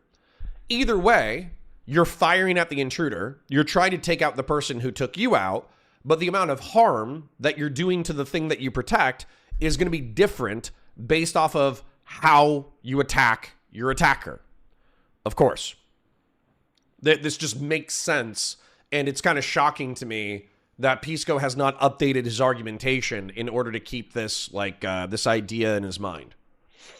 So, what Kalinda has pointed out, what I've pointed out, what a lot of moderates have pointed out, is that you would be able to Go after the Trump administration. Go after them for corruption. Go after Thomas. Maybe go after Alito. I don't know what Alito's been accused of, but assuming that there's some smoke there in reference to corruption, you would be able to go after him. And if you were able to remove Thomas from the bench or Alito from the bench, then you could have Supreme Court nominations during your term, or maybe some of them dies. Alternatively, if there's an opportunity, let's say that one of the Supreme Court justices retires or dies within the last year of a Democratic majority, then you could hold on to you could do the same thing that Mitch McConnell did to you, and you could cite Mitch McConnell's precedent as a reason for why you're doing it. So like this isn't, how you attack your problem, regardless of whether or not it's moral or immoral. Obviously there can be more and less harm. My World Terrain says, your analogy is shit because it's the Republicans who are holding the baby. Okay. Well, we should probably workshop the analogy, because I agree that it's not as useful as I want it to be. But at the same time, the point is, just because you can be morally justified in engaging in a certain behavior doesn't mean that how you respond to that certain behavior, you can't increase harm to all parties involved or reduce harm to all parties involved. And that's the through line that I'm trying to communicate to you. Jelaine says, I'm sure there are compelling arguments and methods to pack the courts out there, but it's the worst use of political capital. Shit. This is the first time I'm agreeing with Jelaine Maxwell. I agree with Jelaine Maxwell. Shut the fuck up. I'm going to tell you what I mean by justification, okay? Tom, shut the fuck up. I'm telling you what I mean by justification. When I say something is justified in this context, I mean it's a good idea that we should do, okay? So when I say it's justified, I just mean that it's a good idea we should do it. We've already said that's not what we mean, okay. yes. Okay, so why don't you just onboard? So when I'm talking about justification, let's just change. If the word justification is tripping you up, we'll just remove the word justification to a thing Democrats ought to do. You up. It's so no. What you're doing is equivocating. Think that you ought what you're doing, what you're doing with consequences. So what you're doing is what you're doing is equivocating on justification to mean legal justification, which is not what I'm talking about. What I'm talking about in terms of justification is a thing that ought be done. What is good to do, all right? And what is good is what ought be done, all right? So that's what I mean here. And if that is tripping you up, that usage of the term that way, why are you like that? What is your reaction? I didn't disagree with you on justification. You disagree with us on our use of justification. This is fucking gaslighting, dude. You literally just said that you don't know what we mean when we say justification. We've clarified it for you 3 or 4 times now. And now you're saying you guys are being weird about my use of justification. No, we're define not. You're being weird about our use of justification. Tom, define what you mean by justification other than what someone ought to do. Now. Yeah, that it could be good. That it could be good? That's what you mean by justified? It could be good? It wouldn't be wrong. Yes, that you could do it and it would be right. So when you say something is justified, you mean it's possible for it to be good. That's all you mean by justification. That it's logically possible. I'm going to appeal to Google real quick. Having, showing, or being supported by a good, valid, or lawful reason. So once again, let's say that it's being supported by a good, valid, or lawful reason. It is lawful. And actually, this is a perfect example. So when we talk about justified, I'll go ahead and give this back to the audience, because I know the audience fucking hates my ICE shooting takes. Based on the law, if you can articulate an imminent threat of death or great bodily harm, and a moving vehicle is a imminent threat of death or great bodily harm, then you are justified in shooting Renee Good in the face. Okay? Right? You guys remember the Renee Good shooting? But that could be true from a legal standpoint. But from a moral standpoint, we have analyzed the situation and we've identified that the officer put themselves recklessly in danger and then justified their shooting based off of recklessly putting themselves in danger. And so while it could be a lawfully justified shooting, Morally, we do not think it's justified, okay? Or at least, you know, I was sympathetic to that line of argumentation, and I think a lot of liberals and Democrats would agree that there is a moral and legal differentiation there. And the reason why it's immorally justified for Renee Good to be shot, but lawfully justified for her to be shot, is because the officer did not need to put themselves into the position of reckless danger that forced the shooting to occur. Therefore, the officer has some degree of moral responsibility. So it's crazy to me that Democrats and liberals and progressives and people who don't like that shooting, I'm sure there's some libertarians who hated that shooting as well, but it's crazy to me that we can have a complete, astute, intelligent analysis separating out legal versus moral justification. But whenever Pisco argues legal versus moral justification, he just flattens it all to one thing. Oh, you think it's justified, therefore we should do it. Okay, well, based off of that rationale, you know, the Renee Good shooter, he was justified, so he should have done it. Right? No? Is that because we can differentiate legality versus morality? Is that because we can understand that some things can be justified within one context, but if you expand your context, then it can become unjustified? Weird. Weird that we perfectly understand this within the context of the Renee Good shooting, but we are completely obtuse about the nuances of context driving argumentation when it comes to Supreme Court packing. Crazy that we can only think with our brains in one situation. Possible that it'd be good. I think what I see going on here is that there's... Okay, wait a second. So you're totally fucked. You know that definition is cooked, because I'll tell you, is it possible, right, to buy a lottery ticket and for it to turn out good? Yeah. Pisco, do you not think so that wait. Stop trying to bail him out. Stop trying to bail him out. Stop trying to bail him out. Stop trying to bail him out. Stop trying to bail him out. Stop trying to bail him out. So you just gave an account for justification. So no. So Tom said, you said we don't. Yeah, I don't understand what you mean by justification, and you just gave an account for it, and you said what I mean by justified is that it could be good. And I'm asking you, could it be good to buy a lottery ticket? I guess I meant like morally. Is this hard for you? You could win the fucking lottery. Good. Wait, can you stop for a second? Because you're being purposefully obtuse. I'm saying morally good. It'd be morally good. I said morally right. Now you're sticking on what I said. One of the 5 things that I gave was could be. All of the others were saying it was good. It is right. But I'm saying it's morally right. James, we have to write this down. So I'm asking you one more time. I'm going to write this down, Tom. No weaseling. When you say justification, give me your account for that. And don't change it. All right? What do you mean by justification? That might help you understand. Can you answer a fucking question instead of answer the question? What do you mean by justified? I'm saying that it would be acceptable. That it would be acceptable.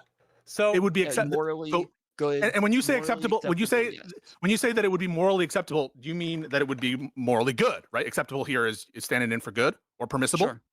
Sure, yeah. Okay. Sure, yeah. All right. So when you say in terms court of packing is good. So when you say that court packing is justified, which you said, that's another I can substitute justification for it's permissible, it's acceptable, right? Yes, in terms of like the self-defense aspect of it, that we would be justified in return. So you grant that court packing is in your own terms. So you grant that court packing is in your own terms permissible, morally permissible. Yes. Okay, I take that as a concession on the debate.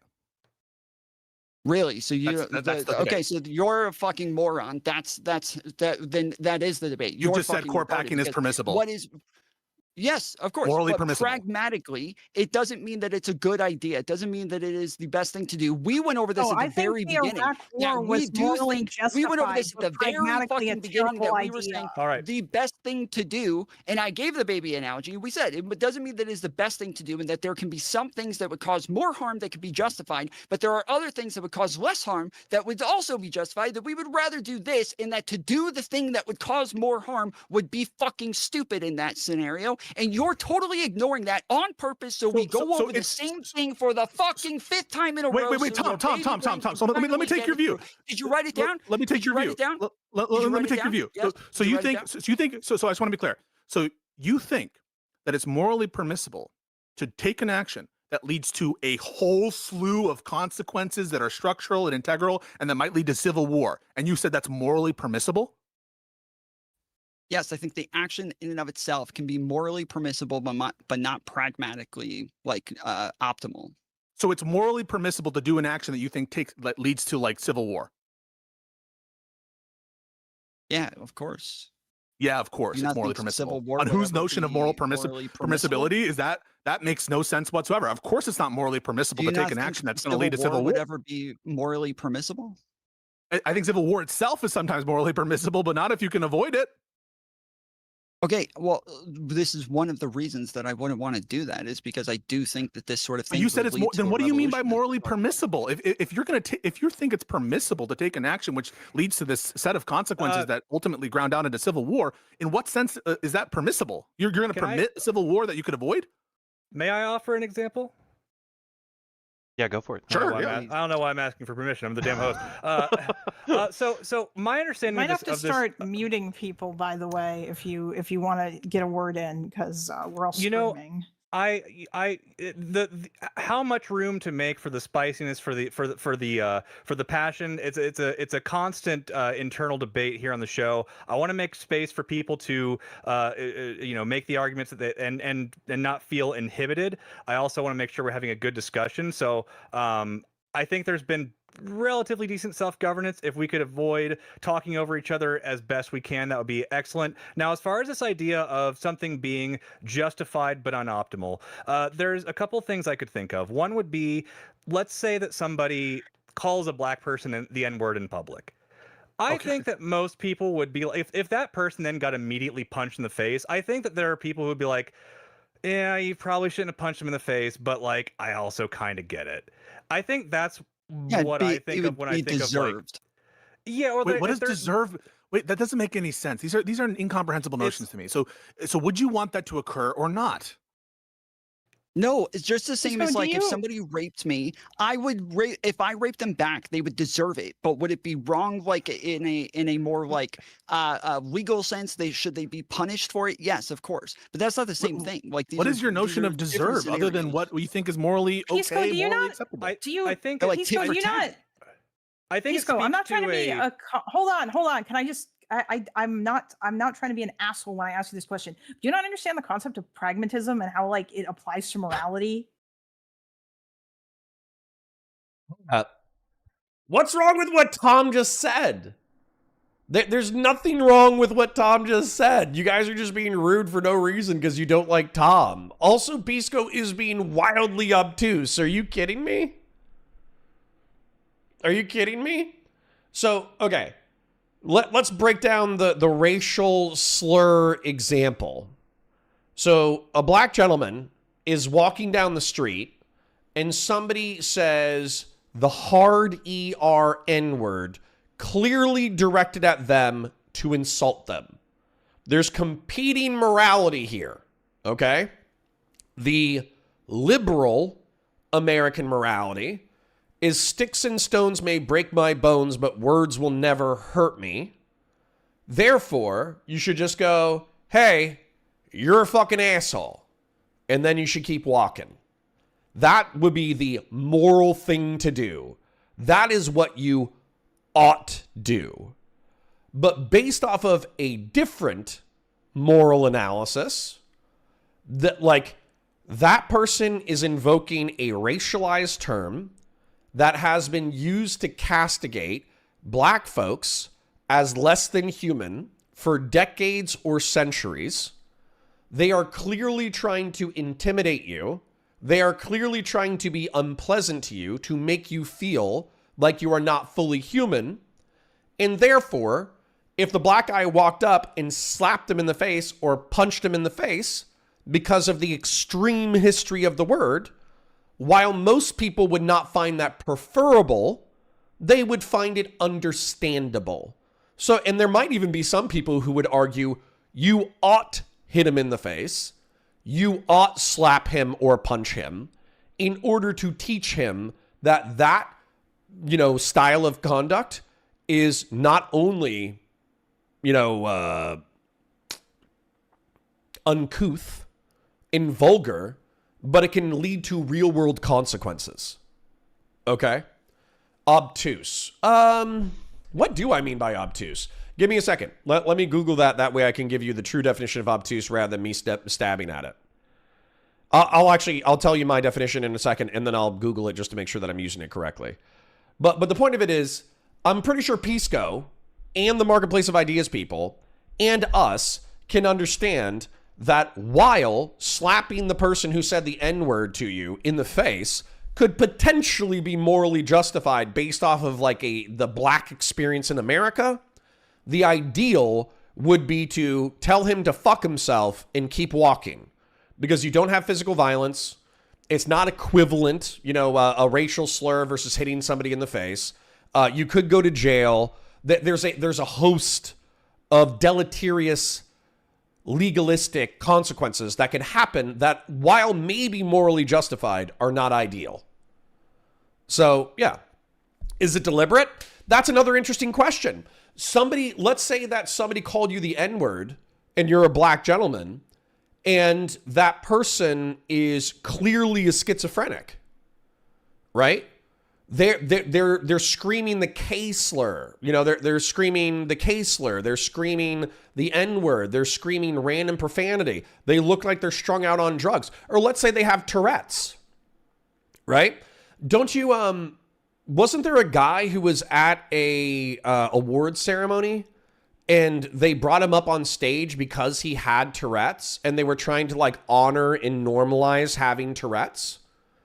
And basically, I think he said the N-word. And a lot of people on the internet were like, yo, he has Tourette's, give him a pass. But then there were other people who are idiots, by the way, who were like, oh,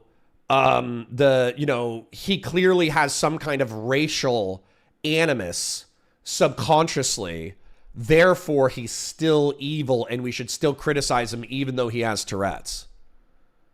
So what Pisco is doing, which I think is very dumb, by the way, is he's basically saying no, you can only evaluate what we ought do based off of the parameters and context that I lay out for you.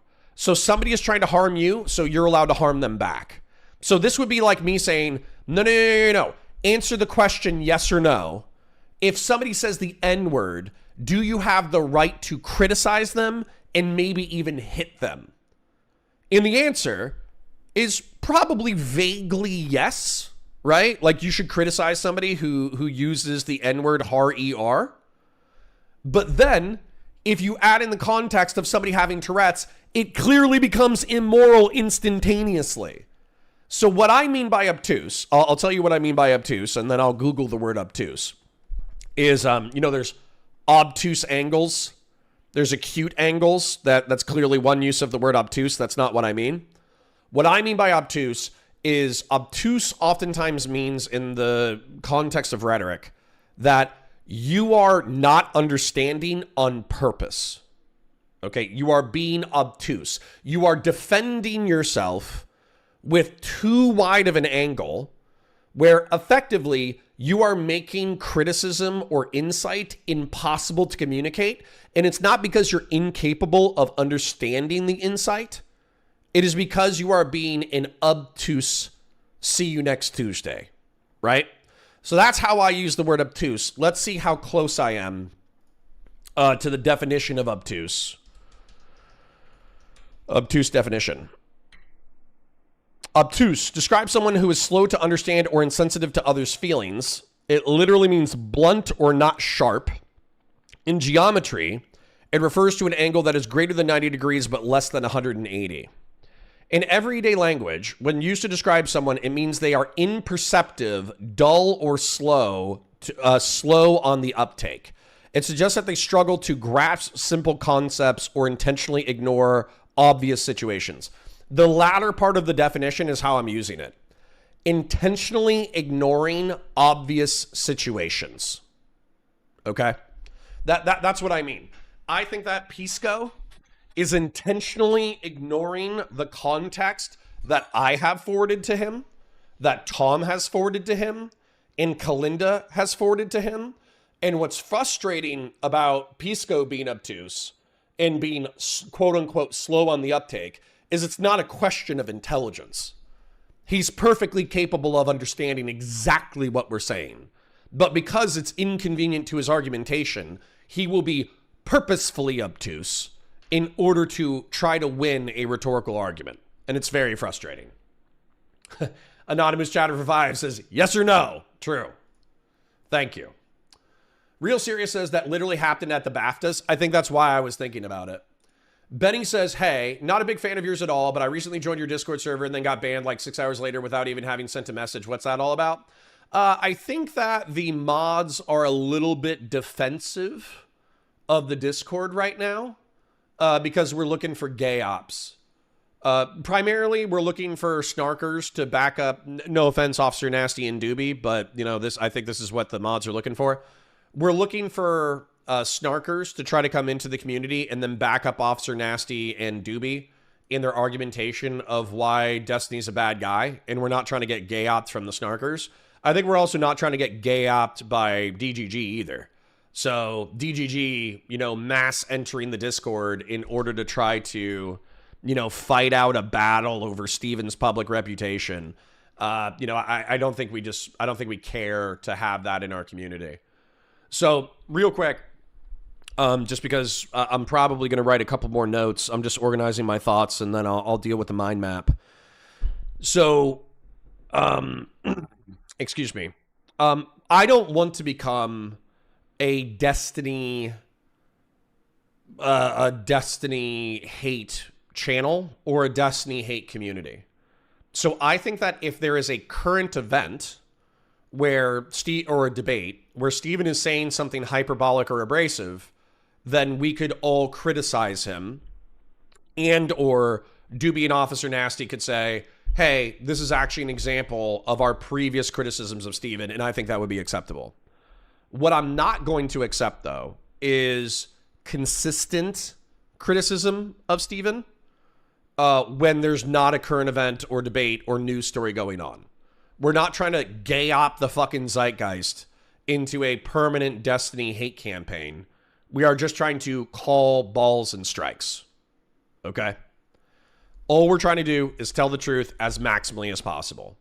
And being in my Discord is not a human right. It is a human convenience.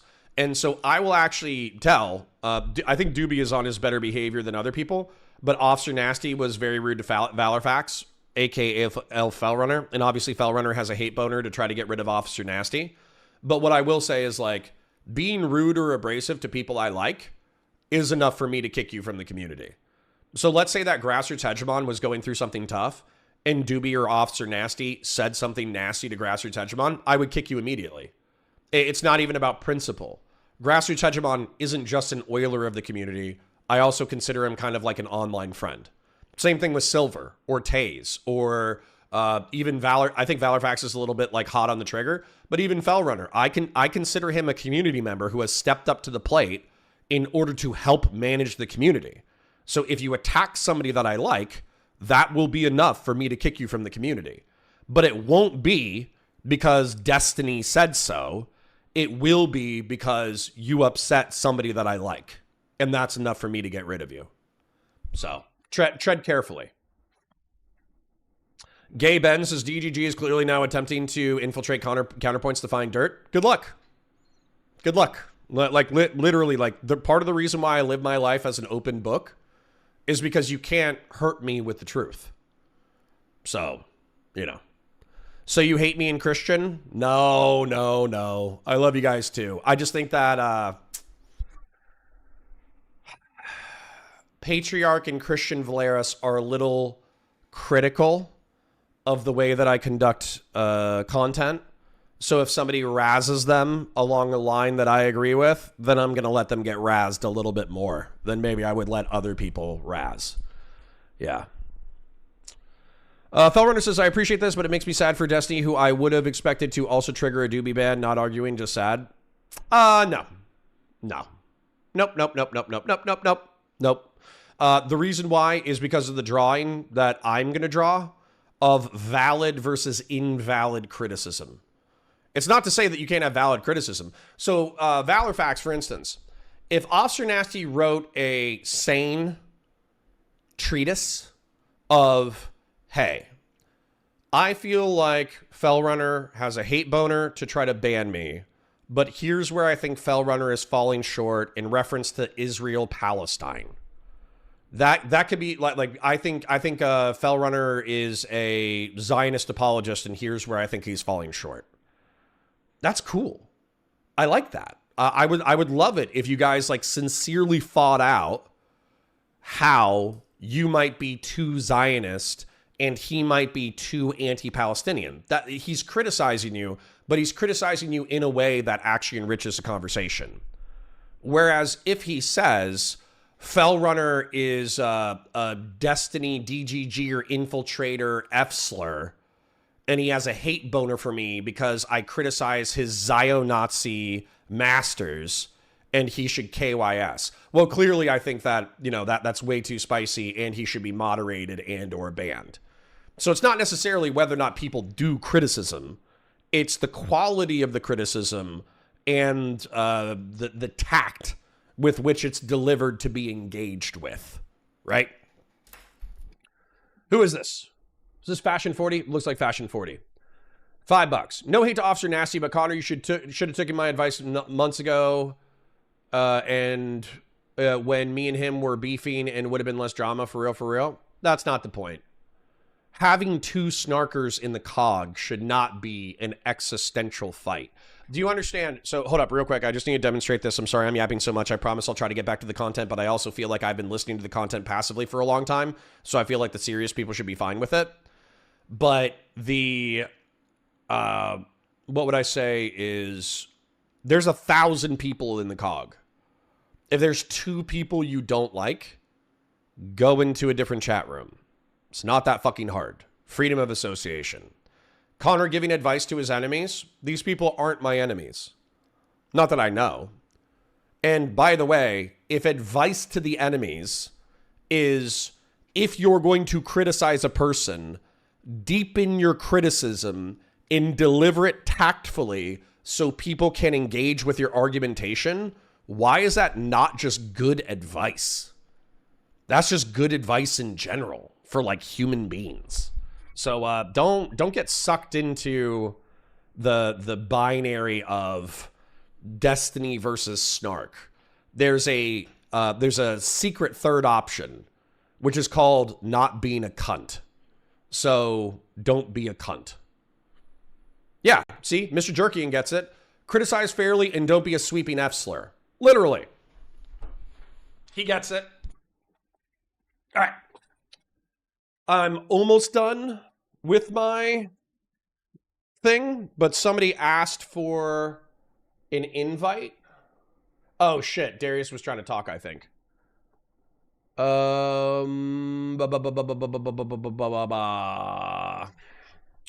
Sorry, buddy. I got sucked into content. Can we do tomorrow or the next day? Question mark. Common Cure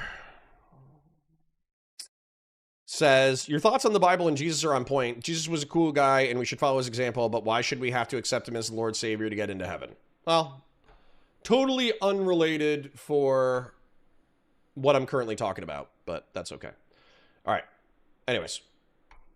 Of course, but I understand that like consequences, I'm sure map onto people's intuitions about morality and what's okay and what's not okay. That's precisely why I'm asking the question: why would you think it's permissible to do something that you know leads to very unpragmatic situations? Now, Tom has said that court packing is permissible, but he also thinks that it will lead to insane consequences. And I'm asking what notion of permissibility allows for that on his own view. That doesn't make any sense.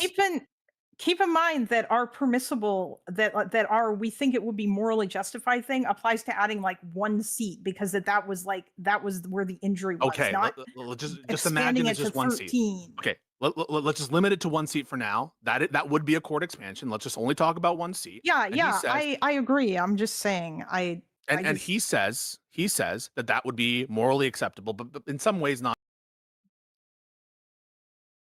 I don't know how to take your moderation efforts seriously when everyone has mod here. Mod is not mod here. Okay, mod is veteran community member. So effectively, what's going on is if you're not a twat, let's say that you hang out here for 2 weeks. You actually give insightful feedback to the content. You're engaged in the community. You're having fun. You throw a few elbows, but realistically, you're an interesting person with insightful, relatively speaking, insightful commentary. Then what'll happen is I don't want you to get banned, and I don't want you to get modded by the mods. So what I do is I basically give you like a veteran status of mod. And what it does is it helps me differentiate between recent people who have joined the community. For instance, like Jagan has been engaging. I haven't really seen Jagan before. Jagan might have been a lurker. Jagan might have been a person from a different community. But he's saying, for instance, fallacies can be justified like the ad hominem fallacy. That's a relatively interesting insight. And he's not being rude to anybody, and he's not being mean to anybody, and he's not being shitty. He's trying to contribute to the general conversation of the community. So if he continues that for a few days or a few weeks, and he says something that's like genuinely interesting to me, I'll promote him to mod because I'll say, hey, you're a veteran community member. I've seen you in chat. I've seen you engaging with people. So, you know, I want you to be a part of the community. I don't want you to get banned or suspended or whatever. Whereas when I have somebody who's a total gray name, who I've never seen before, and they're like, you're a piece of shit. You're the fucking worst person on the planet. You should kill yourself. Destiny's your best friend, and I can't believe you betrayed him. Well, if I've never seen you before, I'm not going to take your opinion seriously. If you're not a member, meaning that you were a lurker while somebody else was gifting memberships and your name is green, then I'm not going to take your opinion as seriously. And if you're not blue, meaning that I've engaged with you for a prolonged period and I found you to not be a see you next Tuesday, I'm especially not going to be caring about your opinion. So for instance, like Aspiring Devil on Twitter, and then I think Aspiring Devil, he might be this in chat. Dicky Boy says, why am I not a mod? Because you don't hang out enough. Dicky Boy. Renew your membership, you son of a bitch. So, anyways. He's explaining exactly why it's a bad policy. Well, you're not getting mod with that attitude. Matter of fact, I'm going to show you how cruel I can be. Here's a 10-second timeout, you son of a bitch. Oh, damn it. Hold on, I can't do that. Where can I open it? Will that help me? Where's, he's explaining exactly why it's a bad policy. Here's a 10-second timeout, you son of a bitch. 10 seconds. Well, also, here's another thing, too. When we have, like, conservatarian people, or we have people who are see you next Tuesdays, but I still want to retain them as community members. For instance, like, Nameless Henchman. Nameless Henchman is an asshole, but he's funny. He said, like, a few things that are actually kind of funny, but he's still a huge asshole. He's not getting mod, but if he gets moderated, I'm going to look at what he's saying, and then I'm going to see if it was good or bad. If it was good, then I'll say, hey, you over moderated him. And then if it's bad, then I'll actually undo the moderation. You know what I'm saying? Anyways, I've been yapping about moderation for 2 minutes, so let's get back to it. Not optimal. Okay. If he thinks it's not optimal, he wouldn't, that's okay. I mean, he can say that, but he still thinks it's better than the status quo. I would assume under a notion of moral acceptability is that it's better than the status quo. Okay, maybe it's not optimal, but why would you say it's bad? Or would you say it's bad? Why is this hard? I don't understand. Like, so Tom, there's a notion of moral acceptability that you're offering on the table. Okay, you're on the table is a notion that court packing is acceptable, but not something we should do. Okay, it's not something we should do, even though it's acceptable. And the reason we shouldn't do it is because it leads to all of this bad outcomes. But then what do you mean by saying it's morally acceptable? Well, I think all choices could lead to bad outcomes, some bad outcomes. I think all of them could have some bad outcomes. Again, I'm wanting the most optimal choice. That is what I've said numerous times now. I'm not denying that you say you want the most optimal choice. I want the most optimal choice. I'm trying to make sense of the phrases that you've used. You've said that it would be morally acceptable, and that's your version of justified, to do a court pack of 1 seat. I'm asking, what was that a concession at all? What was that? What did you mean when you said it was morally acceptable to do a 1-person court pack? It's us saying that we understand that there was an injury, but that we can't remedy it the way that you're talking about, because that would be bad, because it would lead to bad places. Okay, so that's what you meant by morally acceptable, is that when you say morally acceptable, it's indexing to the injury that's causing the thing to occur, not to the action that I'm telling you is or is not morally acceptable. So, okay, so if someone killed your parent and you go over and kill their parent, you would say that's morally acceptable. I would say that it's deserved. I probably wouldn't say morally acceptable, no. Now that's the distinction you have to know I'm going to call you on. What do you mean by deserved in that context? Other than it's what ought occur.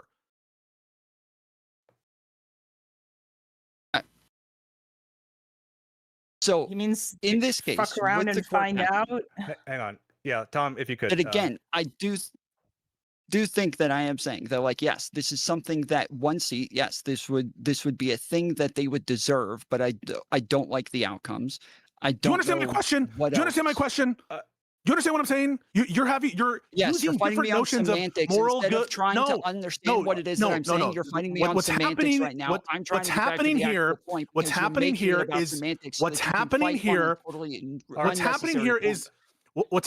is my notion of justification is totally like obvious to people. Justification means good. Something is justified in this context, not in the legal sense, in this context, by saying it's something that ought occur. It's something that's good, right? That's what I mean by justification. And here, there's an equivocation, right? You're using different definitions for things. What's the difference between morally acceptable versus justified versus deserved? And all of these are weasel words that you're using to try to hide the ball. I want to know what you mean by deserved. You said that's different than morally acceptable, which is different than justification. And I want to know what that is, because I don't want any more equivocation. Wait, did I say that? I don't think I said. I don't. Okay, so I'm going to start fresh. This is fucking pointless. So my argument understands a notion of justification that means good. Okay, it means it should occur. Okay, that's the notion of justification I want to use. Is that okay? Can we use that notion of justification? Yes, we're not fighting you on justification. You're fighting us. Yes, okay, we can use so on your view, therefore, it would not be justified, right, to do a court pack. Because court packing would be if I don't think it is the most optimal thing, no, I would not. Okay. I would not think it's all right. good. So that's the ground on which I want to fight the argument, is whether or not it's something we ought do, something that's good. Okay. Anonymous Chatter for 5 says the ball twisting will continue until the level of autism improves. Indeed, it will. Then Silver for 5 says testicular torsion will continue until vomiting. Indeed, it will. Fashion 40 for 2 says he has no policies with granting moderator. Shrimple asks, no, I try to promote people who I think will not be twats, you know? And for instance, like Fatsimo said, I need moderator because people are like new moderators are accusing me of being, you know, a snarker. Fatsimo is, for better or worse, one of our dissident right-wing people who actually engages and watches the show. And I do think that he can be quite abrasive and antisocial, but for whatever reason, he continues to enjoy and engage with the community. And so I don't want him to be banned unless he says something truly repulsive. Like unless Fatsimo does something like truly vile, then I think it's probably even better for him to test his dissident right-wing criticisms and ideas of liberals and progressives. It's probably better for him to fight it out here rather than completely socially isolating him and not giving him the capacity to fight out his ideas versus the values of the cog. So, yes. So Fatsimo might say, Shalane Maxwell says, there's a gray name genocide going on and you're laughing. True. Captor Septum says, I like trains. Happens. That's almost autistic enough for us. But the point is that, like, you know, I want you to be a green name because of gifted memberships, or I want you to be a blue name because you're not a fucking dickhead, and or you're a veteran of the community who I think is valuable enough to keep around. It's not an endorsement of everyone's morality who is blue or green, you know? So, let him piss. Okay, we'll let him piss in a second. Yeah. All right. Okay. So now we Yes, go to the me too. argument. The argument is formally valid. And I'm asking which of hold the on. premises. Wait. Well, I mean, I also reject premise 5. There was no reason to expect severe consequence cascade. That's our Let's go entire there. argument. Okay, so what are the basis to believe that there's a severe consequence cascade as a result of doing a court expansion? Let's start with 1. Because you're dealing with the Republicans. In fact, it's funny, all the state Supreme Court expansions that you pointed to, they were all done by Republicans, yes? In like Georgia and Arizona. And why would you want to give the Republicans like an excuse to do, like, why would you want to escalate to that level so that they would then be able to do this thing back? And you know that they're fucking going to. This Republican Party, this MAGA Republican Party, these norm violating fucks who don't care about like norms or anything, why would they not clap back? So I'm They're the asking ones you a who've done question. this Is shit at the state so- level. Right, so they don't need an excuse, right? That we just said? At the federal level, I think that they probably would, and they also right now don't feel like they have any reason to. And the reason why they don't feel like they have any You reason to just is said it. because they have a You just- conservative Supreme Court. Correct. So the process or the limitation by which they're going to act has to do with the status quo. If the status quo is in their interest, yeah, they're not going to unless they really overestimate their current position. And sometimes they are able to do this even when they have a majority on their courts. And when they do that, by the way, there isn't like a breakdown in the rule of law or whatever. Sorry, muted. Professional streamer, by the way. Real serious for 100 Argentinian pesos says, every conversation Pisco devolves into semantics and therefore makes me want to place my balls in a vice. I agree. But we weren't allowed to do slop today. I'm gonna bring up the map. I'm so happy I have these drawings now, so I can bully fucking Patriarch and Christian Valaris and all that kind of stuff. So as we went over yesterday, okay, low stakes slop fights, implosion of digital media careers, sex drama and friendship drama gets high viewership and high donations. But it is the least favorite content by Christian Valaris and Patriarch. They truly fucking hate it. They do not like it. So instead of litigating the Destiny sex drama for the 10,000th time and probably tripling our viewership and tripling our donations, what instead we're doing is we're watching a debate between characters about events and ideas, which is our second most popular style of content that is a hybrid of serious stuff and non-serious stuff. But what that means is we're stuck here listening to Pisco being a pedant. But according to some members of the community, this is better content because at least there's something substantive here. So suffer. Suffer, you sons of bitches. Suffer.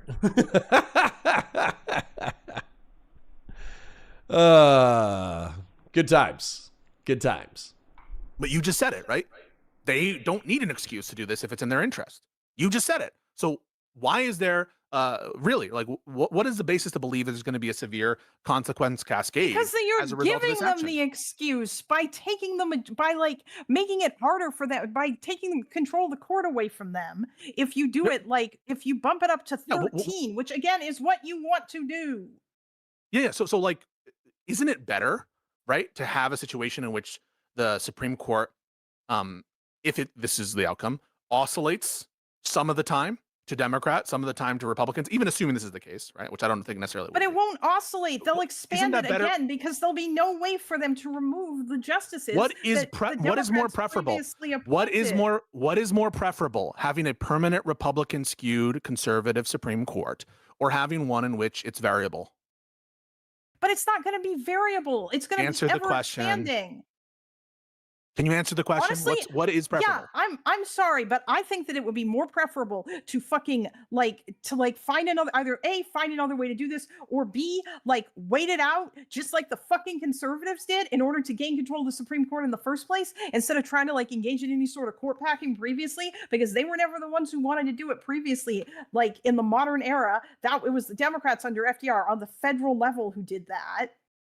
Would it be preferable to have a permanent, by which I mean long time, conservative Supreme Court that was stacked I said through, yes, I would rather have that than have an ever-expanding constant And the bitch fight ans- of we're going to and add more justices why? to the Supreme Court.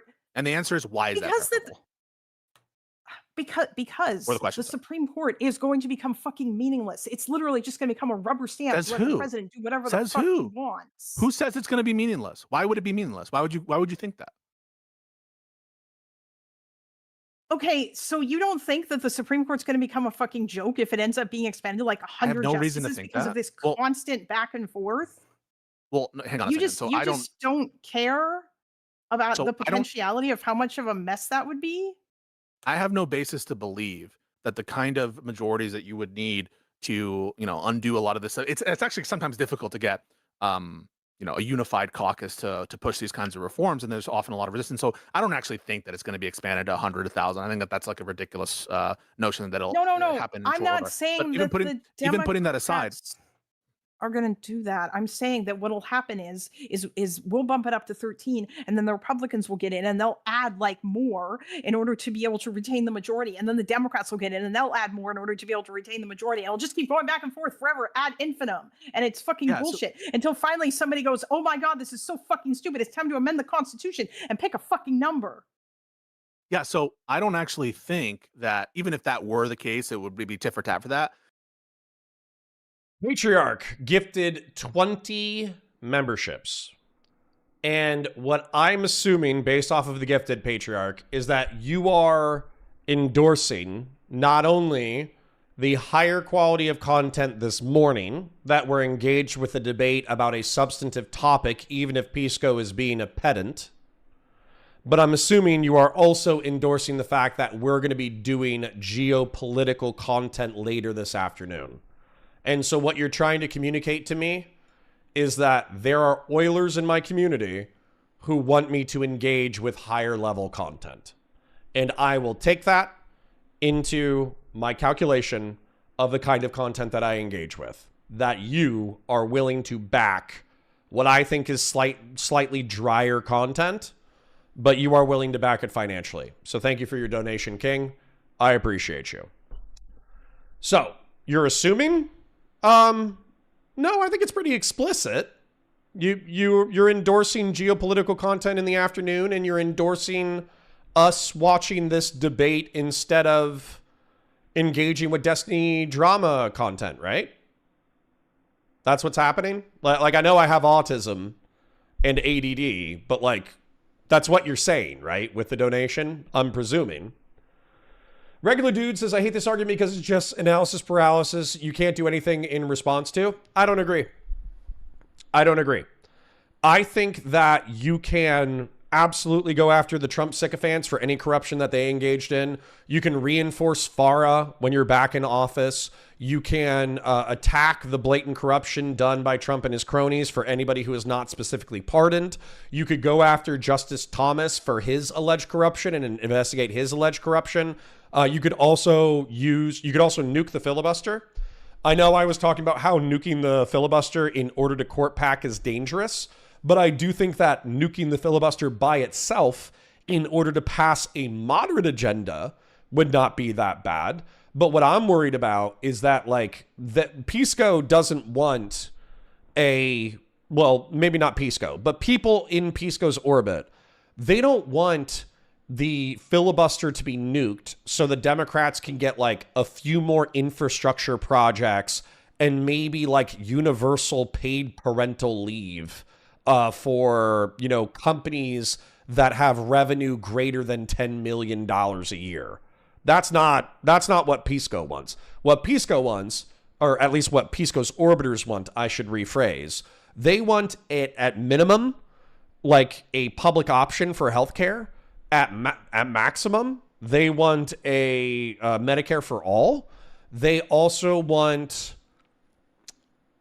basically they just want to institute social democracy via a 51-49 vote.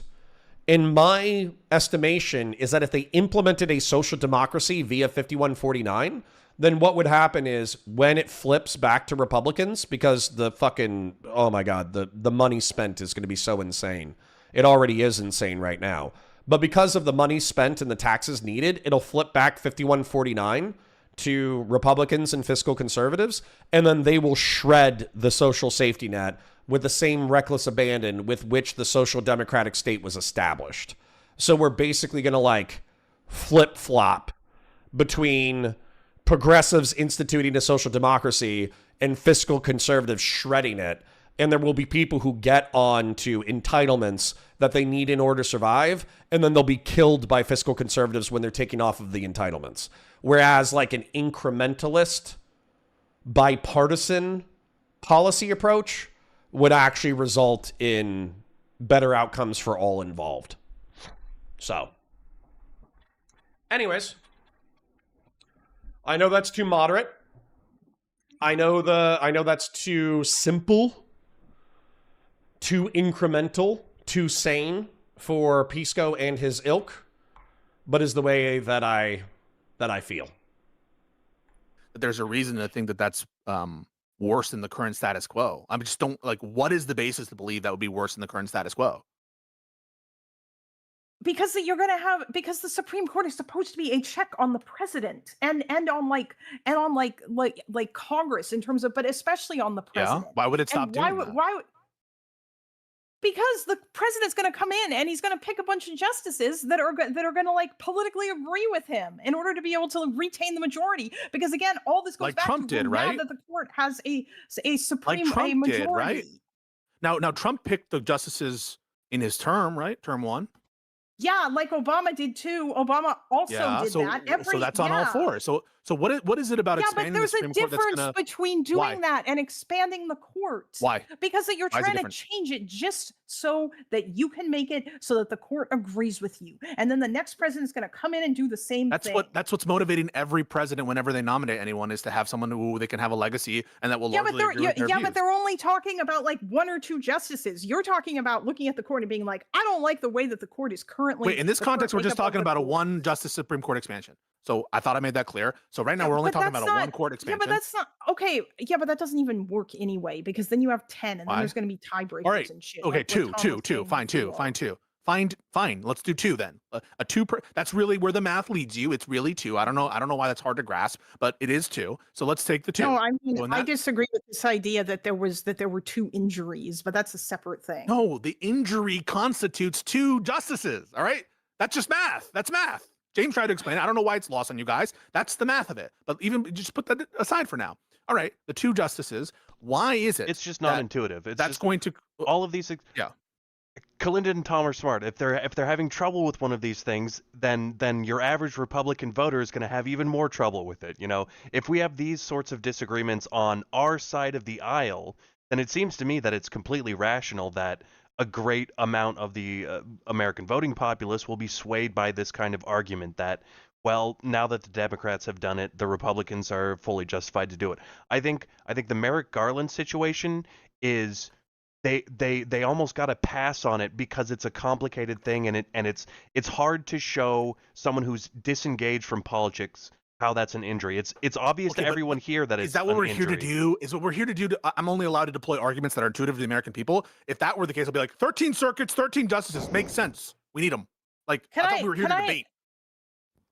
I mean, I agree with that. You know, I just don't want to do it right now. We didn't have a specific. You agree with court expansion? No, listen. Okay, do you want me to? Do you want me to explain? a proposal of how you could do court expansion without being like a partisan hack about it? Really, no. I want you to address the argument. Which of the premises you disagree with? I told you. Yeah, you said there's no reason to expect a severe consequence cascade. I'm like, okay, what is the severe consequence? You said, well, then it's just going to be a rubber stamp for the president. I'm asking, why would that be the case? Why would you expect that? Because the president's going to pick justices who agree with him, and he's going to be able to pick way more than he otherwise would. And the purpose is to expand the court in order to be able to make it so that the justices will rubber stamp his agenda. That rationale is always present. That rationale was present with That's what FDR wanted to do when he wanted to expand the court. That was the whole point. A president will always nominate. A president will always nominate a justice who's likely to agree with him. That's always present. Right? But he's not always creating seats to do it. He's replacing a vacant seat. He's filling a vacant seat. But because what difference does that make? You're saying that the justices, as a result of expansion, they're going to be different sort of justices that are more unlikely to be resistance to the presidency. They're going to politically agree with the president. No shit, but that's always online. That's always online. The president always has that as a consideration. Is, but there's you literally don't see the difference between I'm going to add more people to this committee in order to make it more agree with me, and I'm going to replace 1 or 2 people on this committee, or it's 3 the same people motivation. on this committee because 3 of it's them the same motivation. Yeah, but that's not the point. The point is that you're getting more power because you're adding more people.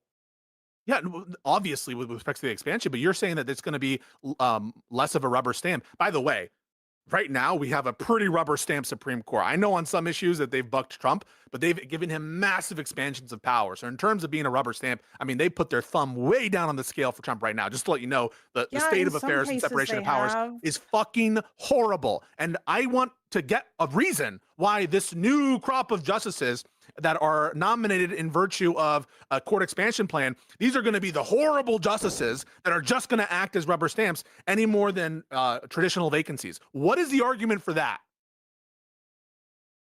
The argument is that you have to expand the court to do it. I don't know why you don't understand. Conclusory. I mean, that's circular. That's assumed, right? Like, as an assumed part of the comparison, yes, you have to add seats to have these vacancies. The argument is that you're fucking up the democracy to basically make it so that the Supreme Court doesn't fucking matter anymore because it's begging a rubber stamp.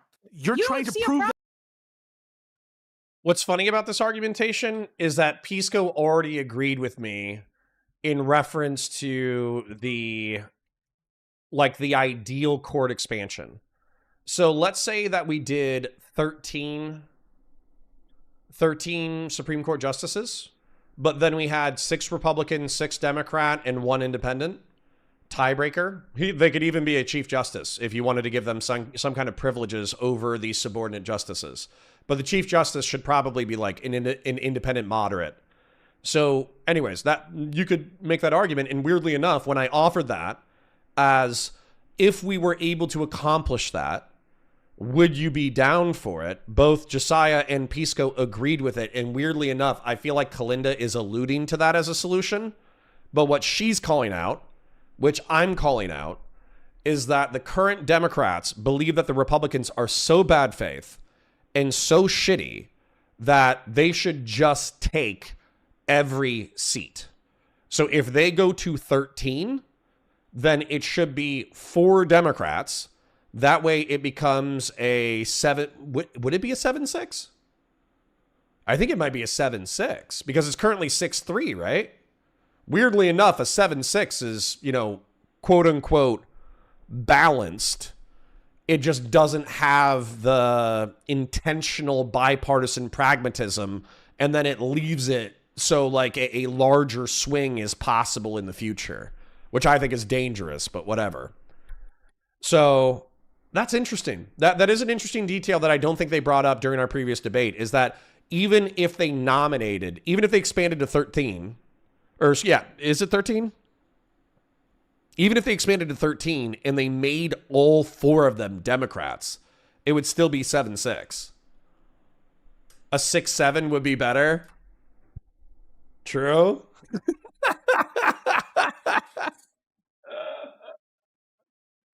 Oh, that's funny. That's funny. That's actually, 6-7 would be better. Yeah. So I guess my real thing here is I understand it from a Democratic perspective that a 6-7 conservative versus liberal Democratic court would actually be closer to fairness versus what we have right now. But I think the spirit of this is, whenever you talk to the people who are advocating for this, is quite vindictive. Like pretty fucking vindictive. Yeah. AK Batusai, God forbid anybody fucking picks moderates. I know. Anonymous Chatter says, I want the filibuster to go because Congress has been too impotent for decades. There's got to be a better way to add the slow churn of the wheel in Congress that we can't even pass budgets. I agree with you in principle. I agree with you in principle. If there was a way, because interestingly enough, I did learn something in our previous conversation. So apparently, Harry Reid? Somebody correct me on the lore, okay? But Harry Reid, back when he was an Obama guy, the Republicans were slow rolling judicial appointees and cabinet appointees for the Obama administration. And so he didn't nuke the filibuster for legislation, but he nuked the filibuster for federal appointments, which it was interesting to me that you could quote unquote nuke the filibuster in a limited capacity. But then I also think that you should like nuke the filibuster in reference to some topics, but not others. I don't know I don't know how you actually do that and enforce it. So for instance, like, do you need to pass legislation? Or does the head of I know there's 2 seats of Congress, but what is it? It's Speaker of the House is the lower house majority representative, and then what's the Senate's higher representative? Hold on 1 second. Let me take a look. Who is let's take a look at Speaker of the House. Who is the Speaker of the House now? Mike Johnson. And is Mike Johnson a congressman or a senator? Is Mike Johnson a congressman or senator?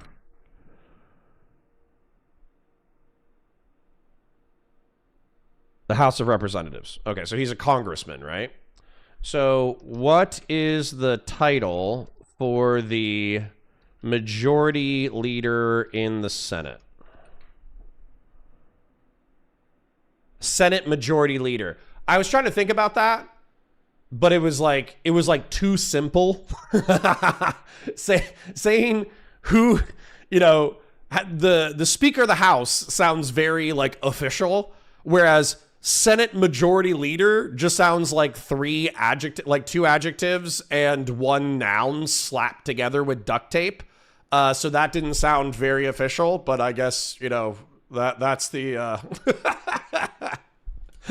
that's the funny thing about Americanism, is that like Americans can be very flowery and rhetorical in one instance, and then they can be like very brutal in other instances. I think that's actually quite funny. But somebody tell me in chat, I guess, do they need to pass legislation in order to nuke the filibuster on a 51-49 basis? Or does the Senate majority leader and or the Speaker of the House simply say, hey, filibuster was something that we did in the past as a thing of decorum, and we've respected it for decades, but we are going to depart from that path because I say so. We are now on a 51-49 for all matters. Like, what's the process by which the filibuster would be nuked? And I should Google that as well. How would you eliminate the filibuster? That's interesting. How would you eliminate the filibuster? Literally no, really? How would the filibuster be eliminated? To eliminate the Senate filibuster, the chamber would need to change its standing rules using one of 2 primary methods, a formal rules amendment or the nuclear option. A formal rules amendment, the standard procedure for changing the Senate Rule 22, requires a 2/3 supermajority, 67 senators, to end debate on a resolution that formally changes the rules. Because this requires broad bipartisan support, it is extremely difficult to achieve. So weirdly enough, in order to end the filibuster, you would need a filibuster-proof majority. Interesting. The nuclear option is to bypass the 2/3 majority vote requirement. The Senate can use a parliamentary maneuver commonly known as the nuclear option or reform by ruling. This approach functions as follows. The motion. The Senate Majority Leader offers a non-debatable motion to proceed to a specific bill or proposed rule change. The Majority Leader then raises a point of order stating that a simple majority is sufficient to end debate on the matter, circumventing the traditional 60-vote cloture requirement. I've heard the word cloture twice in my life, so that is crazy. The point of order. That's the one I just read. The ruling. The presiding officer of the Senate, usually the vice president or a designated senator, denies the point of order enforcing the traditional 60-vote rule. The appeal. The majority leader appeals the presiding officer's ruling to the full Senate. The vote. The full Senate votes on the appeal. If a simple majority, 51 senators, votes to overturn the ruling, the Senate establishes a new precedent. This effectively eliminates the filibuster threshold for that specific type of business, reducing it to a simple majority. Dude, is that gonna happen? Is that gonna happen? That sounds overly closure. Is it called cloture? French clouture. If it's a French term, the way that I think you would pronounce that would be cloture. Cloture. So that's interesting. So that sounds quite complicated.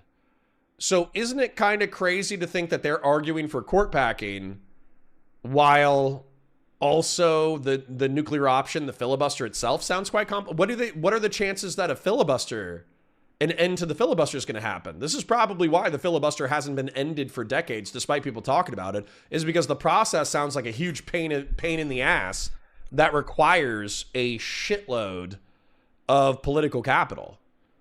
Yeah. Get out of here, Frenchie. Okay. Interesting. Okay.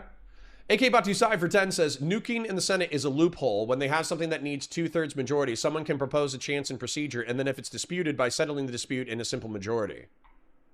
So could you do that on a limited circumstance? So for instance, like, I'm sorry that I'm just displaying my ignorance, but I'm genuinely trying to understand it rather than pretending that I already do. So, nuking the Senate is a loophole. When they have something that needs a 2/3 majority, someone can propose a chance and procedure, and then if it's disputed, they settle the decision via simple majority. Could you do that for something that was filibustered? So for instance, let's say that packing the court was filibustered and you needed like a 2/3 majority or a 60-40 vote in order to pass it. And then what ends up happening is it's like the bill is stagnant. Is there a time at which like debate can be called to an end and it can be called a dispute that can be resolved with a 51-49, and that's considered a one-off issue that didn't nuke the filibuster? Or is it like cloture or bust? You know? If anybody wants to explain that in chat, I would appreciate it, because that is interesting. And it does explain the congressional stagnation that we've experienced for decades now. It also, weirdly enough, it explains why so much power has shifted over to the executive, because that just means that like Congress can't do dick. So the president's just like, fuck it. I literally either do everything by executive order or I just sit on my hands for 8 years. So that's interesting. That actually feels like something that should be simplified procedurally. That's the conclusion. Wait, Kalinda, that's the conclusion you're trying to prove. Kalinda, that's the conclusion you're trying to prove is that it will somehow disrupt the democracy and lead to rubber stamping. That's the conclusion you're trying to prove. I'm asking, why would a crop of vacancies that emerge out of a legislative expansion be any more or less likely to have an effect on that denominator than those that are nominated as a result of in the regular course of nominations? And you Listen, can't the just say first time- because you're expanding the court. That's the conclusion. We know that. It's because The it's first explicitly partisan. Somebody says they can't use that for everything. They can only use it for rules. I don't know if that's true, but I'm going to operate off of that until somebody corrects me. That like normally you're only Yeah, getting it a vote is. when It's you way when it more comes your partisan time. than it And would have been. Or then- the Also, idea hold is on. I supposed just to be want to the- say, well, hold on, if no, you, I'm just trying to clear up that like that this is the part that you guys been stuck on, so I don't want you to move on to a different part. That like Well, that it is because it's explicitly wasn't going partisan to. because it seems as though you're expanding the courts because you are unhappy with the decisions that they're making. And so expanding the court to make it to lean towards your side is different than just picking when it comes your time when somebody retires. You're not do agree that- listening. You don't know what we're talking about right now. So what I'm trying to compare, well, no, right, what he is said is the another tendencies- reason, what I'm trying to, what you're Yes, trying to that prove is right now exactly is the tendencies of a crop of justices who are appointed through normal vacancies and a crop of justices who are appointed through court expansion. Why should we expect, as between those justices, one group to be less of a check on presidential authority than the other?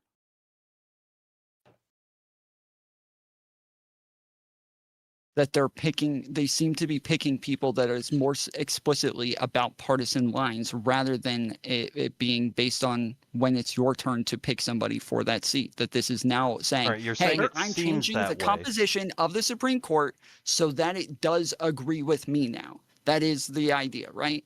yeah, you want to, and you want to do That's it all always at once. present Wait, in answer the the mind question. of the Answer the president. question. Answer the question. No, That's no, one of the no, reasons no, of the don't do that. expansion. Answer the Yeah, question. yes, no, no, yes, no, don't. yes, that's one of the reasons. Stop. Yes, Stop. that's one of the reasons of the Answer expansion. the question. Stop. Answer the question. Yes or yes. So you're saying yes. That is like the reason is that I want them. Why to will that agree with produce you. more Yes. partisan justice? Why will that produce more partisan justice? I'm making sure you're saying yes. That is the idea. Yes. Do you understand that All this whole thing is justices- premised? This we're whole not- thing we're arguing about.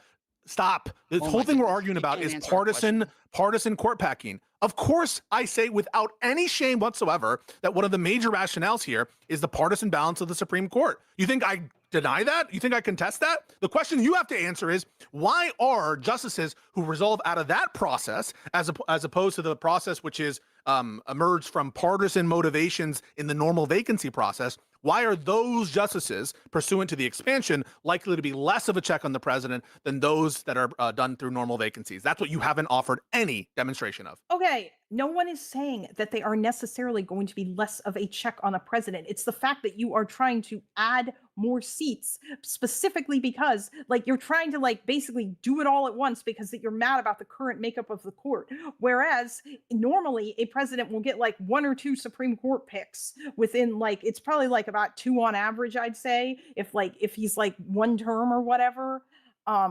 And I think that that's a little bit different than, oh my God, I'm going to bump up the number. I'm going to add 4. I don't understand. And then- do you have a and reason then to the think the next rule differently, or do you president- not have a reason to think the rule differently? The next president is going to add 4 again in order to regain control of the Supreme Court. I think that it's pretty fucking crazy to basically want to turn the Supreme Court into this fucking partisan thing because that you get to add so many justices that it flips the vote back around in your We're favor only talking again. about one right now. And I just want to be Yeah, I clear, know like, you. I know that you want to. okay. I know you very much want to say, let's just talk about one. I don't know what the point of that is. When Because this ultimately, is at the a end of debate the about day, court you want expansion. to bump it up to 13. So the reason Because is he's wanting because I to think get if the you're okay, justification for the if first you're one okay with first. if you're okay with 1 or 2, you are definitionally, and by okay here I just mean you're in favor of it. You're definitionally in favor of court packing, and that's the debate. So Yeah, but I'm not You can okay be- with 1 or 2. Or with so that's 2, why we're really. debating it, right? Why debate the harder thing when we can debate the easier thing, right? Why not- do that? I'm It not doesn't resolve okay the with- question. I'm not okay with doing something for such nakedly partisan reasons. Ever? All right, so then let's ask the question. If Republicans Not did a le- no, so not let's with ask the question. Supreme Let's Court, ask the question. no. So let's ask the question. Kalinda, if Republicans tomorrow, which they have the power to do if they wanted to, if Republicans tomorrow did a legislative court pack of 2 justices, would you be in favor, yes or no, in the next time the Democrats are in control of the political branches to respond in kind? Yeah, of course I would, because if they did it So fucking you would first, sometimes. just So like what you just said I'm is o- hold wrong. on. So what you just said like is wrong. I'm You would okay- sometimes countenance that. Yeah, but there's a difference between being okay with doing something in answer to the other guy doing it first. I'm not okay with partisan gerrymandering, but I am okay with Newsom doing it in California because he's doing it in answer to what So happened. what in I'm telling you, Texas. so what I'm telling you is what you just said is great. If they took the first shot, we're allowed to respond, right? Yeah, You but grant I that don't premise. necessarily. Yeah, but I don't agree that what Mitch McConnell did means that we need to fucking court pack to deal with it, because Nope. I don't think these two things are What the would same. your be response So instead? so hang on a second. So we're so close. I'm telling you that what Mitch McConnell did is worse than a Yeah, legislative I don't court agree pack. with that. Why? I don't think that it was worse. I think Why that, is it- like, why is it not I worse? think it's probably. I think they were probably on like the same level of not good. Actually, No, I don't even know if it's. I'm if giving it's you some virtues. I'm necessarily giving you some as virtues. Bad I'll or give you some virtues. whatever. So what Mitch McConnell did, right? Agreed it's a norm violation, right? Yeah, I agree. It's a norm violation, but Okay, I still and- think it's within his power to do so. Okay, and he it's could but it's reasonably also make within an argument it's that also within the that he power was of Congress. representing his constituents. Kalinda, so you just said, yeah, I agree it's a norm violation, but they have the power to do it. That's true of legislative court packing. They have the power to do it, right? Yeah, I know that, but like Okay, again, so in I'm what? not. So let, Listen, here's my problem, okay? I think that the issue that we are getting at here is like there's a question that needs to be asked, and that question is, what will the consequences be of me doing this thing? And if the consequences are going to be I have opened Pandora's box and now the Republicans are going to like take this as carte blanche to do this further, and they're going to do it, and then we're going why to didn't you consider that for the why wasn't that a consideration for the court packing question I asked you before? So before I asked you if Republicans did the two-person legislative court pack, would you be in favor of Democrats? Because at that point they've already opened Pandora's box. I'm telling you. So you said yes. You weren't like, well, the consequences. But now, right? What I'm telling you now the is consequences wouldn't be good there either. But like at the same time, they've already opened that box. However, so we're very close. We're very close. Hold on. At the end of the day, though, I just want to say that really, if it were possible, I think a much better solution to this would be to do some sort of constitutional amendment or some shit in order to like change some of the rules to more properly reform the court or add term limits or something. But that's not likely necessarily going Assuming to there were, so part of my argument in there, we don't have to go through it, but like is that if there's no effective way to do it in response, and I agree that there's some ways in which there could be effective ways to reverse it. For example, if Republicans agree to add Democrat approved seats for the Supreme Court, that's one way they could do it. If a justice offered to resign in virtue of the norm violation, that's another way they can do it. None of those things are tenable. None of those things will happen. And a neutral constitutional amendment is another method, but it's not feasible. It's not going to work. Impeachment's another one, not effective, not feasible. So we'll just put that to the side for now. We're focusing on the argument. Oh my God. Because you know you're cooked. You know you're cooked. Let's just do it. Let's just do what? I wanted to lay out, because I told you before that I am actually in favor of expanding it to 13 justices. I just don't want to do it for the same reasons that you do. And that's where I think like our big disagreement comes in. And I don't want to do it right now. Okay, so what? So you need to. Okay, I'm establishing two cases. And I want to do it in a different way than how you want to do it. I'm establishing two cases. I'm establishing the case in which Republicans do a court pack with legislative means. All right, and you said right. You said you'd be okay to Democrats do in reverse, assumedly for partisan reasons, right? So that's on all fours, right? You immediately said yes, Democrats would be justified. The only way to distinguish whether we are in the situation in which Pandora's box has been opened or whether we're not in that situation is to try to distinguish what Mitch McConnell did. Because if Okay. I'm just going to summarize this because, frankly, I feel like we've made it nowhere. But I hope that you guys enjoyed the content because apparently the more veteran community members of the COG, the true COG, they think this is more substantive than lame interpersonal drama. So I'm just going to describe this real quick. Unfortunately, part of the reason why conversations with Pisco can be such a drag is because he wants to linearize his argumentation and force you to contend with his framing. Then, when you contend with his framing or you reject his framing, he wants to reassert his framing and force you to deal with the micro details of his argumentation. So, for instance, he's saying like, well, it's morally equivalent it's actually worse for Mitch McConnell to have held back a seat during Trump 1.0 than it would be to court pack. Therefore, you should just endorse court packing or not even care about it because it's not as bad as what Mitch McConnell did. So not only do you have to accept the fact that it's like not as bad. But you also have to accept the fact that like what Mitch McConnell did was like egregious and terrible and you know, like unheard of and all that kind of stuff.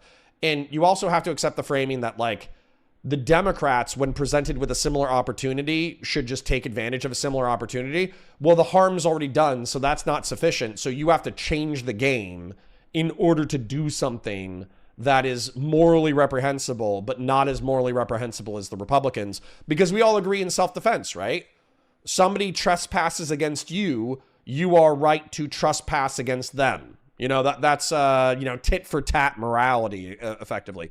Even though Christ, I'm not a literal Christian, but even though Jesus Christ, mythological figure, right, calls us to turn the other cheek, he's saying, no. That's like some Christian religious shit. We're talking about the practical, mundane world. You don't need to turn the other cheek. You need to engage in tit for tat, because otherwise you're just going to get raped, right? So anyways, you have to accept all of that argumentation.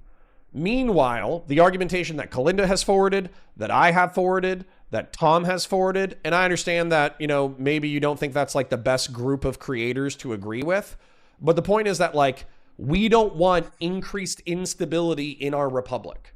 We do not want the court packing to begin a cycle of, let's call it like rule of law creativity, in which partisan hacks continue to hack away at the powers of our republic, resulting in a failed state. And so we're worried that this is one more step in that direction. But actually, you know, that's pretty much the totality of the argument. That's the totality of the argument. Once again, if we had 13 Supreme Court justices, 6 Democrat, 6 Republican, 1 moderate Chief Justice who would be a tiebreaker in the event of a tie, and then we maintained the partisan nature of the court, then I would be okay with that. And by the way, that would actually be really interesting if a Democratic person died and then the Republican president had to nominate a partisan Democratic judge, but then he could pick a giga progressive or a giga moderate, then the battle would be over whether or not they were a moderate or a progressive based off of who the president was. Likewise, a Democratic president who's in charge of nominating a Republican appointee to the Supreme Court of the United States, they could likewise pick a Republican moderate or a Republican giga conservative. And that would be hilarious. That would be a hilarious process that might actually like stabilize our republic. So, you know, I feel like Pisco is being intentionally obtuse, and I am ready to move into geopolitics. However, I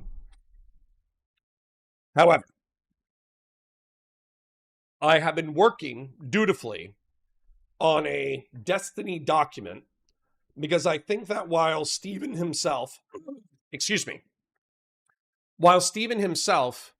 has not directly come out and said, oh, Connor's an anti-fan, he hates my guts, he just wants me to die, he's just like everybody else. There are DGGers who have said that. They've come into my chat and they've said that. They've said that on Reddit. They've said that on Twitter. You know, they think that I'm just like Sherry, Aaron, Pixie, J-Stock, Queeman, all that kind of stuff. And that's not true. That's not true. I'm not putting it in Word. I am leaving this on Paint. We use Paint here because it's funny. Okay? So, if you would please consult your screen. I think that invalid, meaning not accurate, criticisms of Destiny are that he's a e-rapist. He's a digital rapist. And the reason why that's not valid is because, well, they think it's valid because he constantly engages with mentally ill women. And those women are so mentally ill, they are incapable of consent. I don't agree with that. I think that the mentally ill women that he engages with, while they are not well in the head, I think that they do have some agency and some capacity to engage with it. Like they are engaging on a voluntary basis. They have some level of agency. He is a quote unquote pedophile because he engaged with a 26-year-old man, catfishing him as a 19-year-old sex worker who was really 17. I think that's an unfair characterization. If this chick was 18 years old and 1 day old, that line of attack would be dead. And so I think it's silly to castigate him as a pedophile, where a pedophile is somebody who is sexually interested in prepubescent children. Fell runner. And who the fuck else was bitching? And Beef Supreme. I told you. I just gave you okay, I'm pissed. I gave you 2 hours of non-Destiny related content. I controlled myself. I told you that I was making this mind map. I've been making this mind map for the past 2 hours. Okay? If I made the mind map and I think it's important, then I'm going to share it with the chat. So shut the fuck up. I love you. But please, shut the fuck up. I literally told you I was doing this 2 hours ago. God damn. You can wait 10 minutes before we go do Geopol. Fucking dicks. Anyways, I love you. I love you so much. I want to cradle your face in my hands and stare into your eyes lovingly. But please shut up. Okay. Anyways. He is a Zio-Nazi because he does apologia for the state of Israel, which is currently committing a genocide and has been friendly to the IDF, joking about their war crimes. Okay? I think that's unfair. I think that the current state of Israel has 70,000 casualties. They have 200,000, or excuse me, the Gaza has 70,000 dead, 200,000 indirect deaths. And so therefore that doesn't constitute a Holocaust-style genocide. I think that Israel intends to ethnically cleanse Gaza, or ethno-religiously cleanse, I should be specific, because religion is more important than, ethnicity in this regard. But I think they intend to ethno-religiously cleanse the West Bank, Gaza, and southern Lebanon, but I don't think that constitutes a moral indictment akin to the Holocaust. So I think their criticisms of Destiny are weak in that regard, so I don't think they're valid. Now, let me share with you my criticisms of Destiny. My criticism of Destiny is he will say flagrantly abusive things to sensitive communities who may want to see him dead. Examples being Muslims in reference to destroying the holy site in Mecca, the Corey Comparatori, who's the fireman who got killed during the Trump assassination, dead girls in Texas, the 13 dead girls who drowned to death in a flash flood, and then Steven made a joke about them jerking off to using NordVPN or whatever the fuck. That was fucked up. And if a person from Texas slapped the fucking taste out of his mouth, I would understand it logically, even if it was a crime. And then the Trump assassination, basically Riley Gaines said, you need to stop trying to assassinate our president. And then Destiny said, I've never agreed with anything more in my life. It's obviously a joke, and it's funny. I find the joke funny. I truly think that that is funny. But I understand how his critics would think that he needs he's calling for the assassination of the president of the United States. Destiny brought, this is one of my, it was funny. I'm not saying it's not funny. It was funny. I thought it was funny. I still think people are going to want to murder him over it, clearly. And that will be necessary for another part of my argumentation. My valid criticism of Destiny. Destiny brought a Nazi BPD girl to his college tour who is actually an insane person, risking his personal and professional reputation of himself and his peers, Empath Chan. She used to spit on people while live streaming. I'm not kidding you.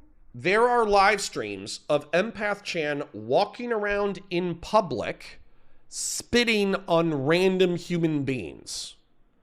Why, as a political commentator, you would want to try to have sex with that person and or have them come to your college tour events is beyond me. I think it's a huge personal and professional risk that was absolutely unnecessary. Who's the Nazi girl? Empath Chan. Empathchan. You can go check out her lore. Her lore is fucking insane. And he brought her to an Unfuck America event, and she got into a beef with Darius and screamed the N-word at him. Okay? That's crazy pants. He should not have done that. Okay? Destiny is quote-unquote promiscuous. I do mean that he's promiscuous, but I just want to isolate that term, which motivates him to engage in dangerous behavior. Destiny sent, I don't think this is up for dispute.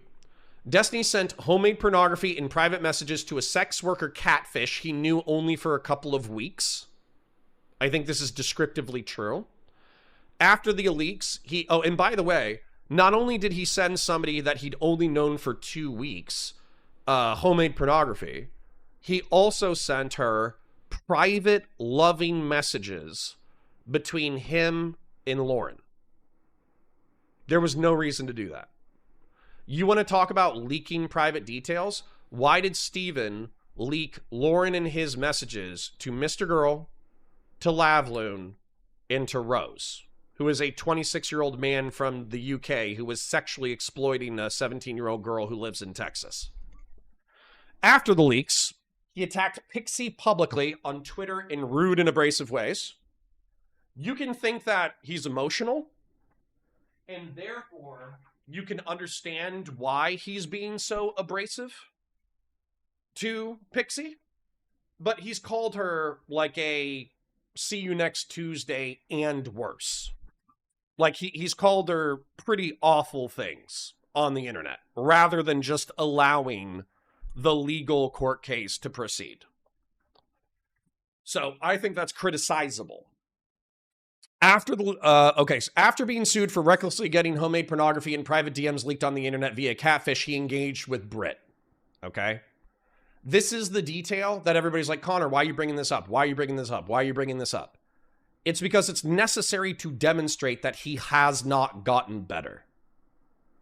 Fellrunner says, why do we care about his penile adventures? So many people doing so many women things in positions of higher power and influence. Connor cares what he wants to be careful about. Why does Cog care? Don't worry. I'll tell you why I care in my prescriptions.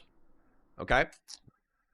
Brittany was in an unstable marriage with a traditional Catholic man who already hated Destiny.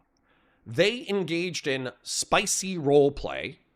Once again, I don't know the extent of the spice, and that will be up to the husband, Britt, and Destiny on what they want to make public.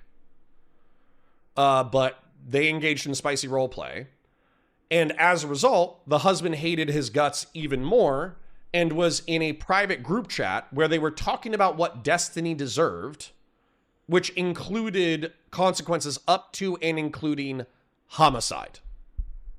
Okay? Britt vacillates between obsessive love and suicidal ideation depending on the day and the level of interaction with Destiny. Destiny is still engaged with her right now.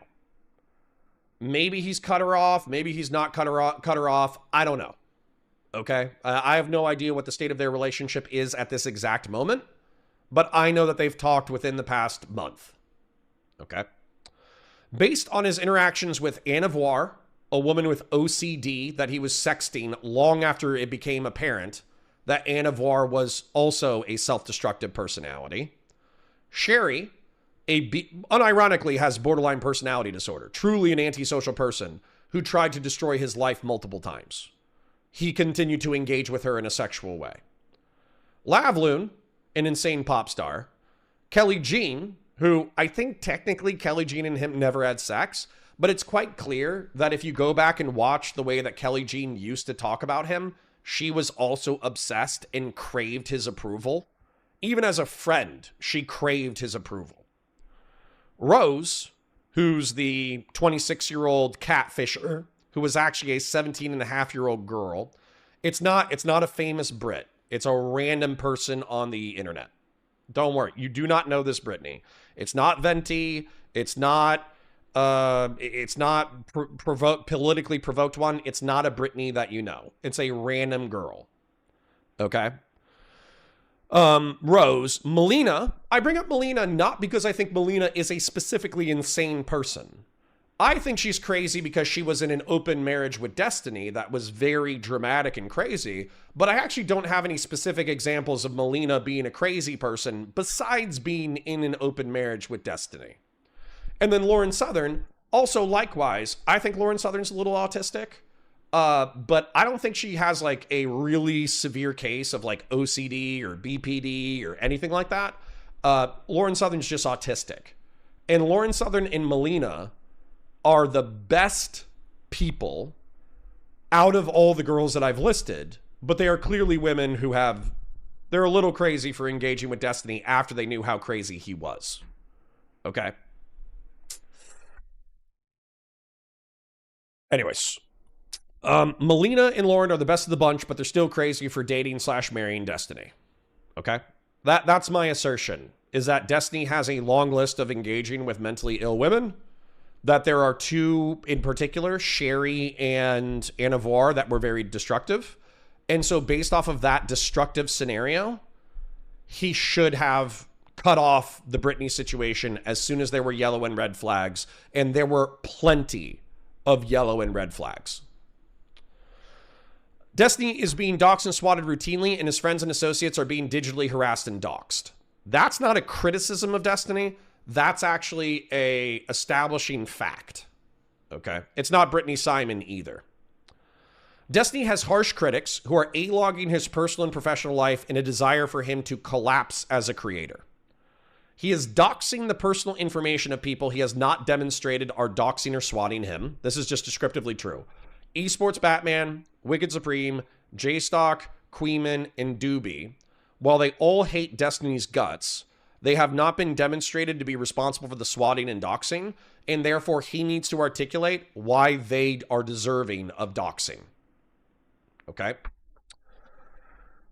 He is claiming that snarkers, Doobie, Queeman, and J-Stock, have stochastically caused him injury, therefore their associates and their community members can be doxed. I disagree with this line of argumentation. Okay? I think it's bad. It's not Brittany Venti. It's not any Brittany you know. Shut the fuck up. Oh my God. Destiny is trying to police any remaining orbiters and friends from any associations with snarkers, including snarkers being members of chats and Discord communities, even if they are challenged in said communities. Okay? Taze, fuck you. Okay? I am making a very clear argument.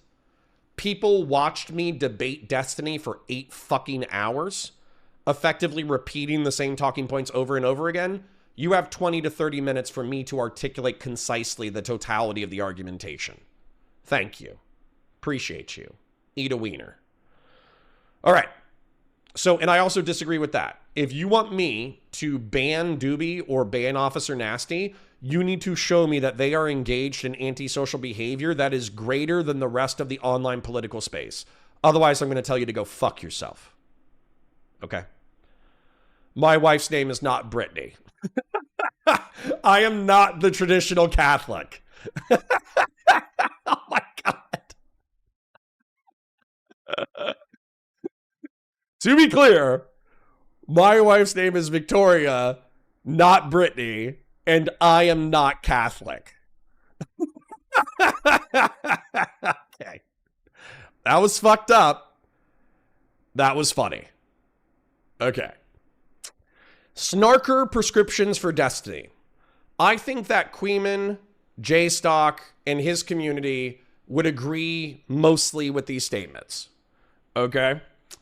Destiny should be incarcerated for allegedly audio recording sex acts without the consent of the other parties. And to be clear, the sex acts were consensual. The audio recording allegedly was not, and I don't know the truth of the matter. And he should be incarcerated for violations of wiretapping laws. Oh, I'm Brittany? No, that's funny, but no. What if I was Brittany? What if I was the cat? What if I was catfishing the entire scenario? What if I okay, I'm not, to be clear. Destiny should be added to a sex offender list so vulnerable people can know that he exploits, quote unquote, mentally vulnerable people for sex. That was Queeman's prescription at the time of the January 20th, 21st of 2025. That's also his prescription now. I disagree with that. I think that's silly as fuck. By inference, Destiny should be segregated out to a community like a trailer park where sex offenders are tolerated because they are prohibited from living anywhere else. Okay? Destiny should be sued into the ground so he loses all his wealth. Destiny, and this might be an extreme statement, but I think like it captures the spirit of what the Snarkers want. Destiny should be raped, dead, and in a ditch. I know that's like an extreme statement, but that's obviously like they want him annihilated. They want his life annihilated, and that's not what I want. Okay? Fashion 40 says, Connor, I'll give you 20 gifted or $100 to save the cog from the rest of this bullshit. Absolutely not. Absolutely not. I am going to finish my prescriptions because I think they're important to differentiate my criticisms of Steven, which I think are not only valid but sound, from the Snarkers' criticisms, and to delineate their prescriptions for Destiny versus my prescriptions for Destiny. Okay? So, my prescription for Destiny is he should balance his spicy public takes to be spicy enough to get public attention, but not so vile and criticizable that people want to murder him. I think that's a fair criticism. Destiny should not bring BPD whores to public events where his personal sex drama has a chance to implode and ruin the event. Bringing Empath Chan to Unfuck America, while it ultimately did not result in anything negative, was something horrible. It was stupid. It was an insane risk. Destiny should avoid fucking random fans at the events so that the drama doesn't implode or ruin a public event. I actually don't know if he's ever had sex with a fan at an Unfuck America event. I'm just saying that generally speaking, he should avoid that. And I see a deleted thing. So, I'm going to read it because if Doobie paid you money to be Destiny's boyfriend again, would you? Yeah, sure. How about Doobie becomes a Destiny love bomber and he gives Destiny $2,000 over the close of 6 months? You know, we can be friends again. You know, if he bribes Destiny back into my friendship, sure. Anyways, and I think these are all sane prescriptions. I think these are all sane, SANE prescriptions. Destiny should speak to his sexting and sexual partners for a longer time to screen deeply mentally ill people out of his list of sexual partners. I think that's a very sane prescription. Destiny should not engage in age play or any sex act which could be used to call him a pedophile. I think that's also very sane. If a partner is discovered to have deep mental illness issues, like Anavar, Sherry, or Brittany, he should simply message them, sorry, I don't think it's healthy for us to engage, block them on all platforms, and not speak about them privately or publicly, regardless of whether or not they attack him in public. Literally turn the other cheek. You are taking a risk, a social risk, by being promiscuous, that if your partner becomes upset with you after the fact, they are going to shit talk you in public. So if you're going to incur that risk, then I think it is safest to block them on all platforms and ignore them shit talking you. It's really that simple. And if they engage in any criminal action against you, then obviously pursue them through the legal system. But if they don't engage in any criminal action against you, leave them the fuck alone. Okay? Destiny should evidence his claims that Snark is responsible for his swatting, doxing, and digital harassment. The reason why this is so important to me is because I think up until I challenged him, he was trying to narrativize the fact that Snark was responsible for his doxing and swatting. It is only possible through knowing that the Groiper wanted to kill him, that the Texans might want to kill him, that the Muslims might want to kill him, that Trump sycophants might want to kill him, that Steven does not know who is doxing and swatting him. He has too many enemies. And to pretend that it's absolutely the Snarkers is cope and bullshit. So I'm not going to leave that narrative unchallenged. Okay? Destiny should only engage in turning the other cheek or tit for tat. He should not engage in eye for an eye or barbarian retributive violence. What I mean by that is that if Esports Batman gives JStock legal consultation, then you should give some kind of informational, like, ammunition against Esports Batman. That is tit for tat. That is equivalent. Whereas what you shouldn't do is dox Esports Batman. That is not a proportional response. Destiny should focus on political commentary and community development in order to get another college event / canvassing operation going for both the midterms in 2028. I think that Steven would be substantially better served rather than by policing my community with the snarkers, rather than policing Wick's community with the snarkers, rather than engaging with the snarkers at all. He should be focused on covering current events, news, and politics, community development in order to get people to be excited about canvassing, and then get them to canvass for the midterms in 2028. That should be where his life force is going on a day-to-day basis. Should he deal with shit-talking drama content every now and then, as we all do? Absolutely. Should it be a majority of his life force energy? Absolutely not. And that's it. So I would challenge anybody who thinks that I have become an enemy of Destiny, I become a snarker, I become a rabid hater, I don't have any criticisms of him. I would strongly, strongly, strongly recommend that they take a look at this document that I have produced and gone over. They come up where my valid criticisms, in my mind, valid criticisms of Steven are valid and sound. And then also where I'm wrong in my prescriptions. Because I'm not wrong in my prescriptions. I truly think that Steven would have a substantially better life if he followed my prescriptions. And if he just wants to blow this all up as cock watching and pocket watching, good luck to you. Because once again, I'm not going to spend an inordinate amount of time on this. This is actually probably like, we might do a few more cleanup segments or whatever as necessary, but this is not going to be the content. I'm wrapping up. This is my wrap up. So, all that's going to happen is Steven's going to release his manifesto. I'll cover that. Steven will do debates in the future. I'll cover his debates, and I'll criticize him rhetorically within the context of the debates. But I'm not going to go out of my way to hurt him. So, I'm not, you know, we're kind of... I engaged in mud and blood and shit on Friday and Saturday. I am washing the mud and blood and shit off of my soul. So. There we go. End of segment. And I'm sure, Fashion 40, take a fucking lap. I'm literally giving you 5 minutes. You are too sympathetic to the DGG narrative, in my opinion, over your criticisms of me. Number two, not just that, but I already told you what I was doing. I told you that I was writing this while we were engaging with the other content. I told you I was doing it. I went over it. If I think it's necessary, it's necessary. So how about, instead of content watching me, where you're trying to police my content, how about you find a bowl of freshly sliced foreskins and you eat that instead?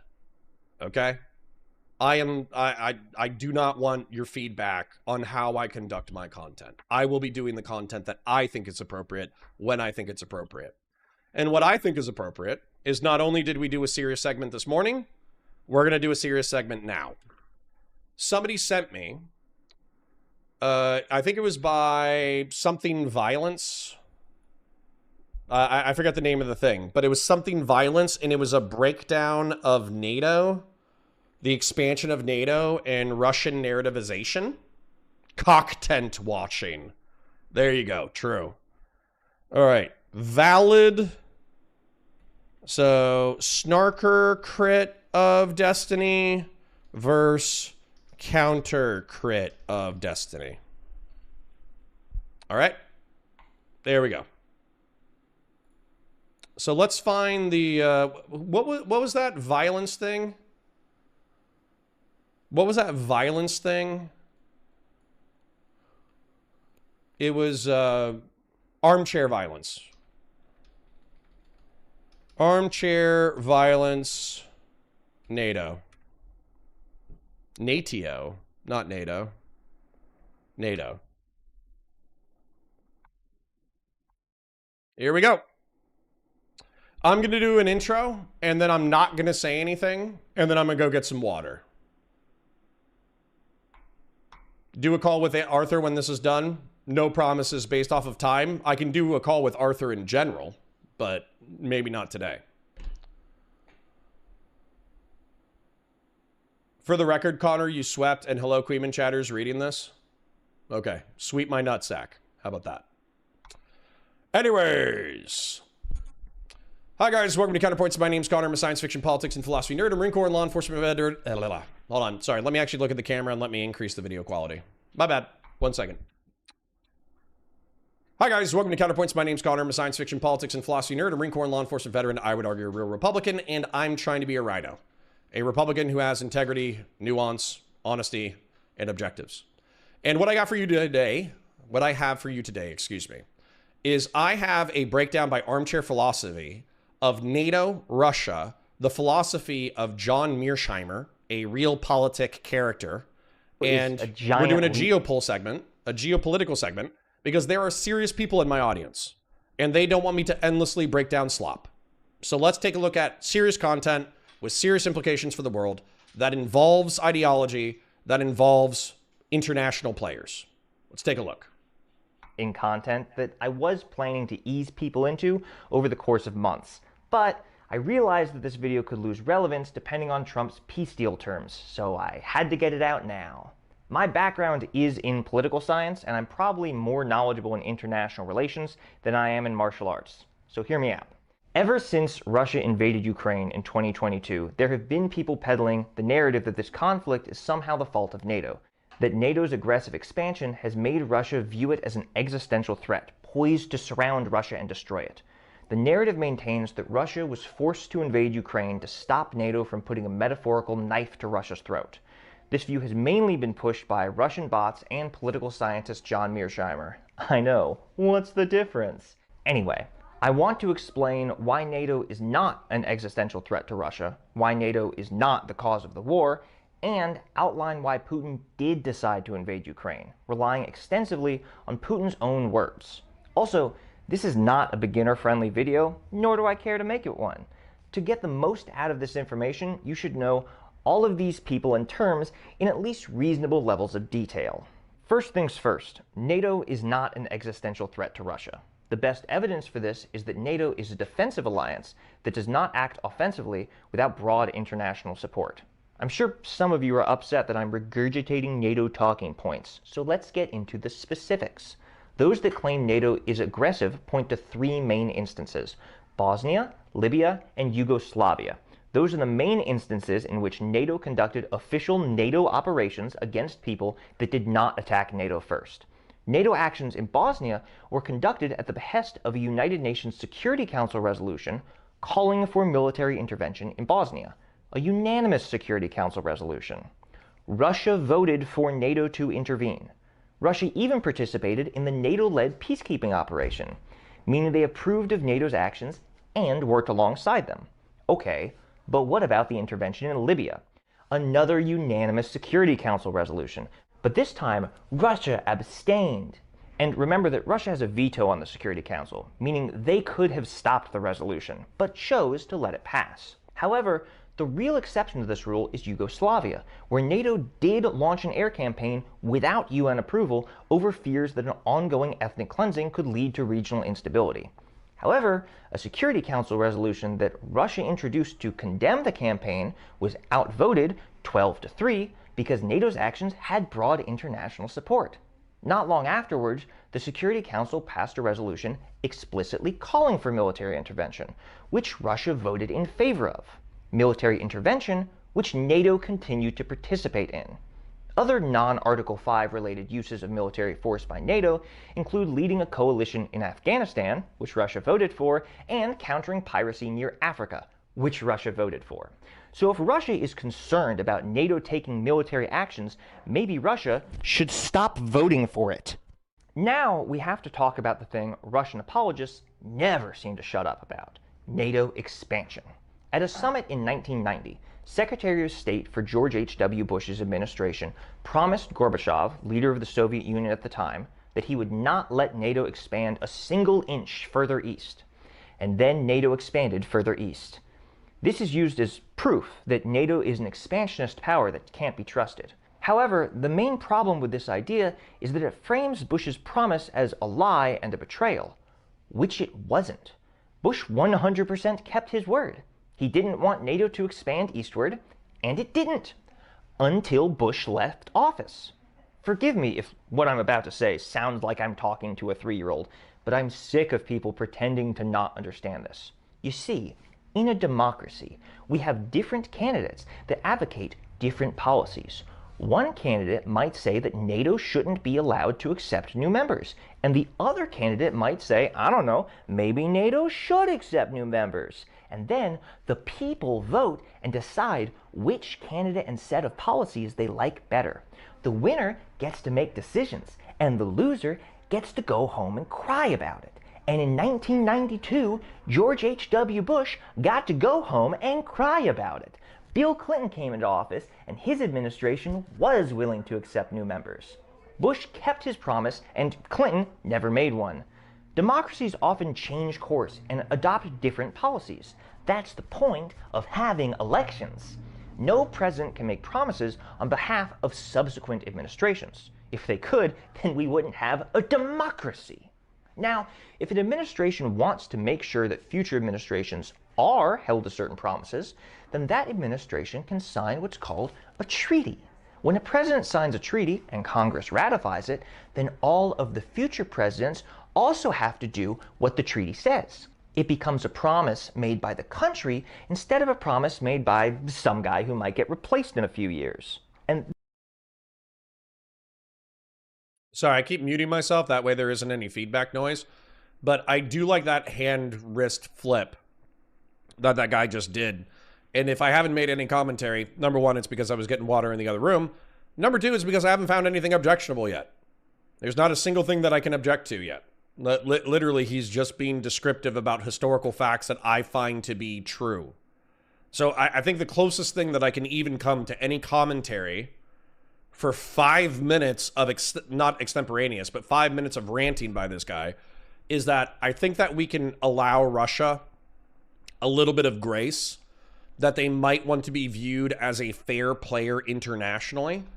And so they might be voting for NATO and or American military involvement in random international affairs. And then they might view American and military involvement in their backyard as something that is not in their interest. So we can allow Russia a little bit of realpolitik grace in that regard. But that's the closest to a criticism that I have. Everything else so far has been descriptively true, in my opinion. Jace for $5 says, letting you know that was lame. Peace out. Okay. Once again, I appreciate the donation. And if you cannot be a community member anymore, based off of the past 48 to 72 hours, that's not a problem. You know, I'm not going to be everybody's cup of tea. That's totally cool. What I will say, though, is I would appreciate it if the DGGers who think that I'm some, like, vile, evil, doobie shill attacking Steven, I would appreciate it if they dealt with my argumentation. But anyways, let's focus on the content. this promise to never expand NATO eastward was never a treaty, a law, or even a memorandum. It was a single administration's policy position. And Americans decided we didn't like those policy positions, so we fired the guy. Even the pro-NATO people I see talk about this issue treat it as some sort of lie or betrayal, when it simply wasn't. If the Soviets wanted that policy to be permanent, they should have asked for a treaty. In fact, the original promise Bush made was as a response to the treaty that united East and West Germany. The Soviets could have insisted that that clause be in the treaty that everyone was already about to sign. Even if they failed to think of it, Russia could have asked for those assurances in the NATO-Russia Founding Act of 1997, since over 4 years after Bush left office, NATO still hadn't begun expanding. And I forgot to mention that in 1996, Bill Clinton formally announced that NATO would be expanding, meaning that Russia was fully aware of future NATO expansion when they signed the Founding Act. Hold on. This is really funny. Jay says, that'll save me $300 a month not donating anymore. You have a gray name. I've never seen you before. I do not have a patreon.com/counterpoints funder at a $300 tier level. I take money through PayPal and I take money through, obviously, like super chats. So Jace, can you go ahead? Here's a Discord link.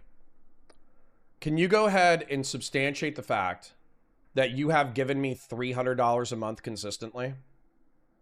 Here's the Discord link. You should be able to go into your YouTube community settings and send me a link of your super chats because you're a gray name. That's the first donation I've ever seen from you. You do not routinely engage in chat. You're not a patron of mine. So you are a gay obscene arsler.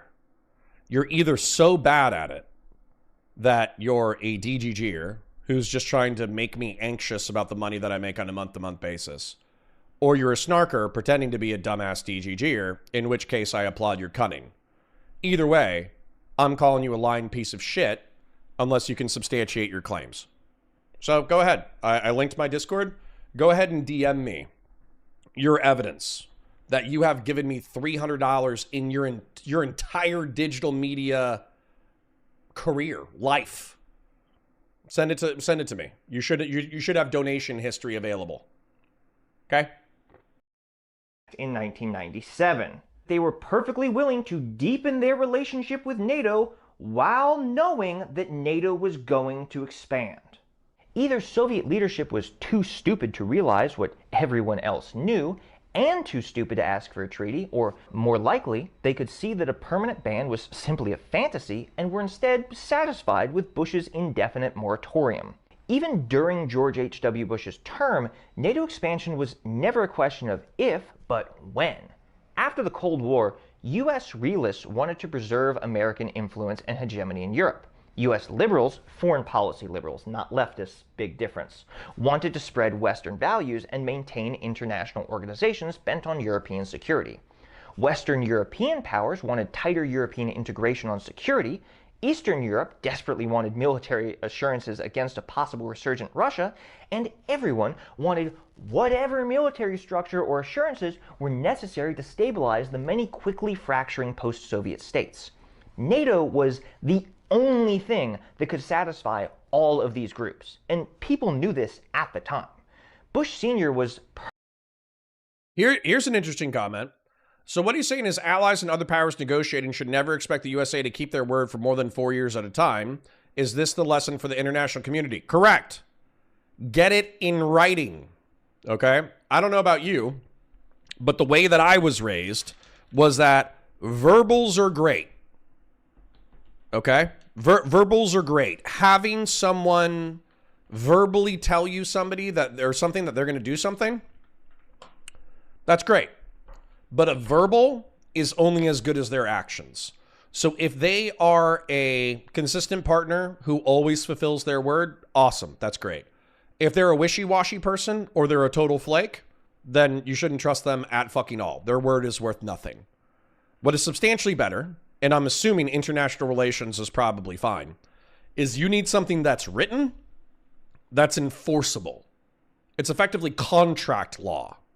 So if you're actually asking, in international affairs, should America's military partners write down enforceable contracts? The answer to your question is absolutely a resounding yes. Amplifax says, hey, Connor, just stopping by to show you some love. Appreciate you, King.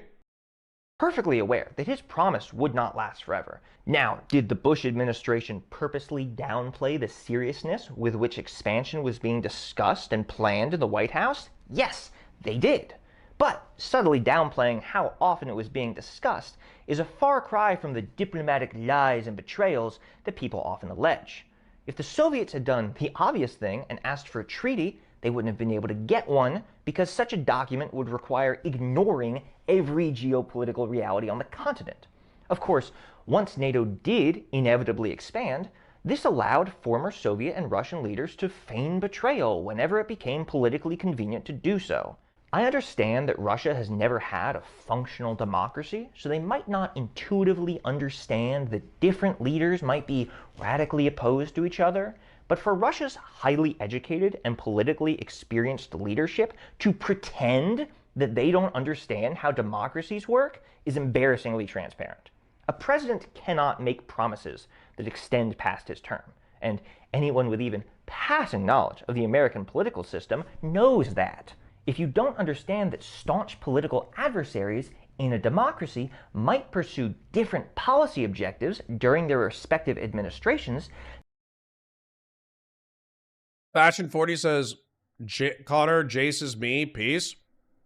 That's sad to hear. Didn't I time you out for 5 minutes? You couldn't wait for 5 minutes? And you're pissed off about 5 minutes? And, dude, if you want to show me fucking donos that you've given like $300, I don't think you've given $300 a month. Like, I'm really not trying to pocket watch you.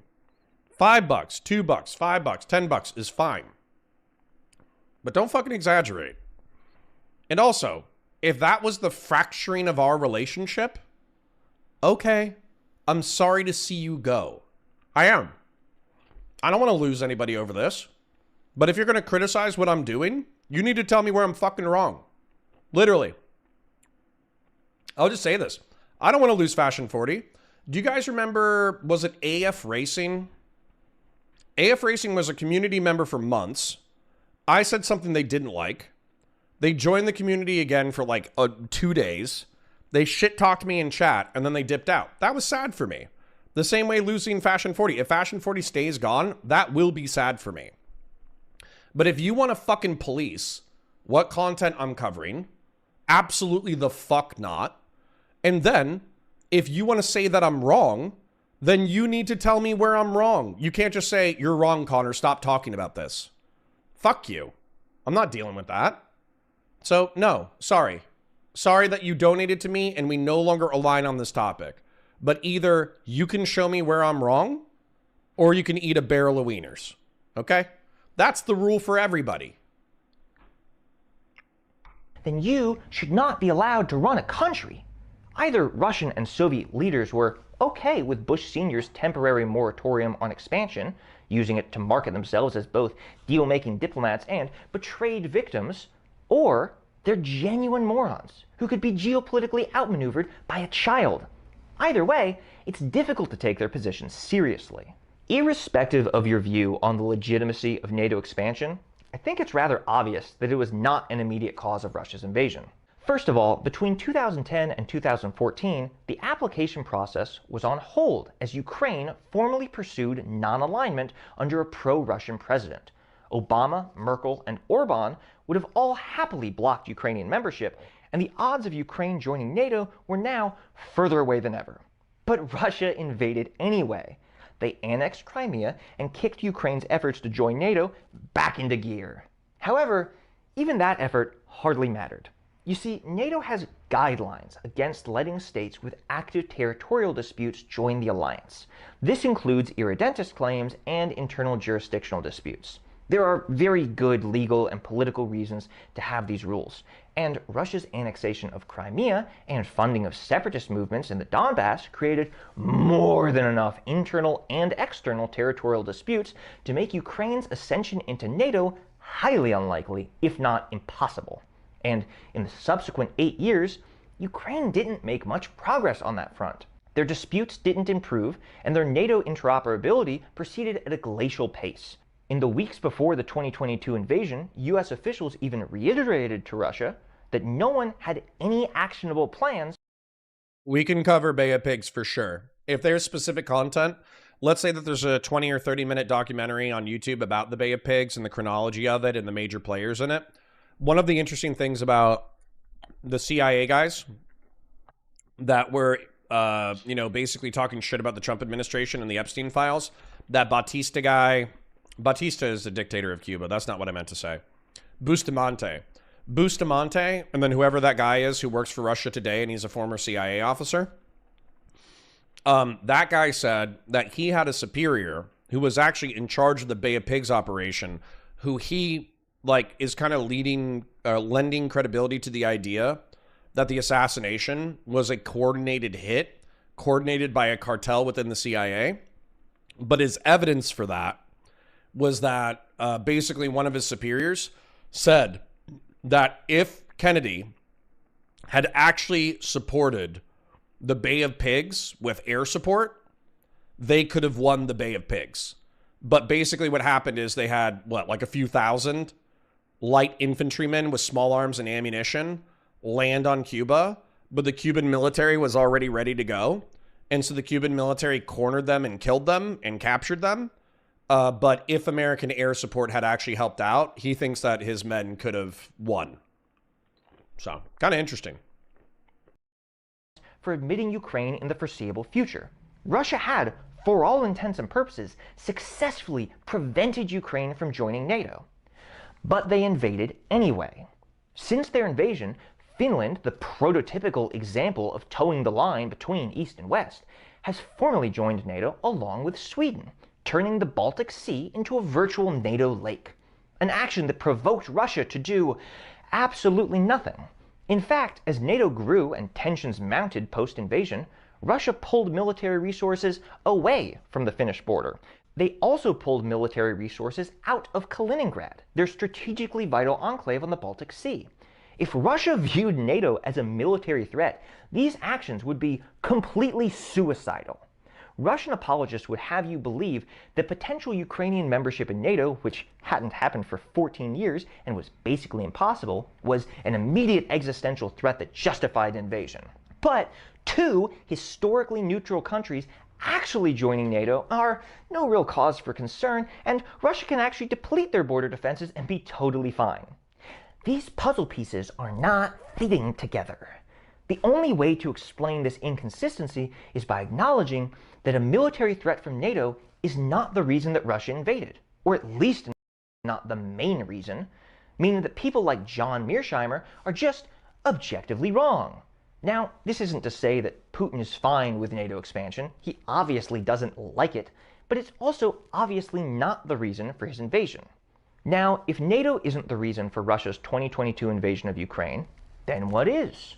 Well, in assessing the internal logic... I want to show you guys something real quick. Because it also is power in reference to Finland. So, for instance, Russia they can barely fight the war in Ukraine. What have they lost? Like 250,000 dead, 250,000 injured? Something like that? Isn't it like 500,000 dead? Russian casualties, Ukraine war. What is the current estimate for Russian casualties in the Ukraine war? Estimates for total Russian military casualties in Ukraine range from roughly 350,000 to over 1.2 million killed, wounded, and missing, with fatalities alone estimated between 186,000 and 325,000. So for me, if we're splitting the difference on these, it's 250,000 killed, 250,000 wounded, right? That's an insane amount of people. Dude, we lost that many people in World War II. Wait, World War II or World War I? How many Americans died in World War I? 100,000. How many Americans died in World War II? 412,000. So very quickly, Russia is expending an American level of lives lost in Ukraine. Now, Russians lost like 10 million people or some shit in the World War II. So I would understand that they would look at 500,000 dead and wounded and kind of shrug their shoulders. But that's still kind of fucking bananas, don't you think? So my point with that is if the Ukrainians are tying them up so aggressively within Donetsk, Luhansk, and Crimea, which, by the way, I'm showing Google Maps right now. So this is eastern Ukraine. There's a oblast, which is like a county, called Donetsk. This is one that's in contention. There's the Luhansk Oblast that's over here. The Donetsk Oblast that is over here. Also, is this Zaporozhye or Kherson Oblast? I think this is the Kherson Oblast and the Zaporozhye Oblast. And I don't know if you guys have seen Twitter. Sorry for yapping so much, but this is interesting. There's a highway that they're using from Crimea to Donetsk and Luhansk that is militarily controlled by Russian occupation forces in Kherson and Zaporozhye. But what's happening right now is the Ukrainians are doing a dedicated drone campaign against that highway. So basically, if there are logistics vehicles moving between Zaporozhye and Donetsk and Luhansk, they are getting blown the fuck up. And the entire purpose of that is, in my opinion, obviously forcing the Russians to reduce the logistics traffic that they use in that area, and therefore reducing the protection forces that they require in the area in preparation for an invasion. My sincere prediction, and I hope that I don't eat crow on this, but, maybe actually, you know what? I do hope I eat crow on this. I hope I eat crow on this, that the Ukrainians are eventually able to retake Donetsk, Luhansk, and Crimea and be a culturally and nationally and geographically integrated society that is capable of defending themselves against Russia. That would be great. However, my prediction is that the Ukrainians will take back the Kherson Oblast and the Zaporozhye Oblast, and then Donetsk, Luhansk, and Crimea will be Russian territory. That's my presumption. And then if they can keep that stable for a few years, Ukraine might join NATO. So that's my prediction. Now, what I wanted to point out and back up what this gentleman said is that Russians will sometimes cite NATO expansion in proximity as a reason for why they must retake Ukraine. But if you look at it, Estonia, Latvia, and Lithuania are right next to fucking St. Petersburg. That's like the second largest city. It might even be the first largest city by population. I don't know. But it's the second largest city in Russia, I think. And then Moscow is right here.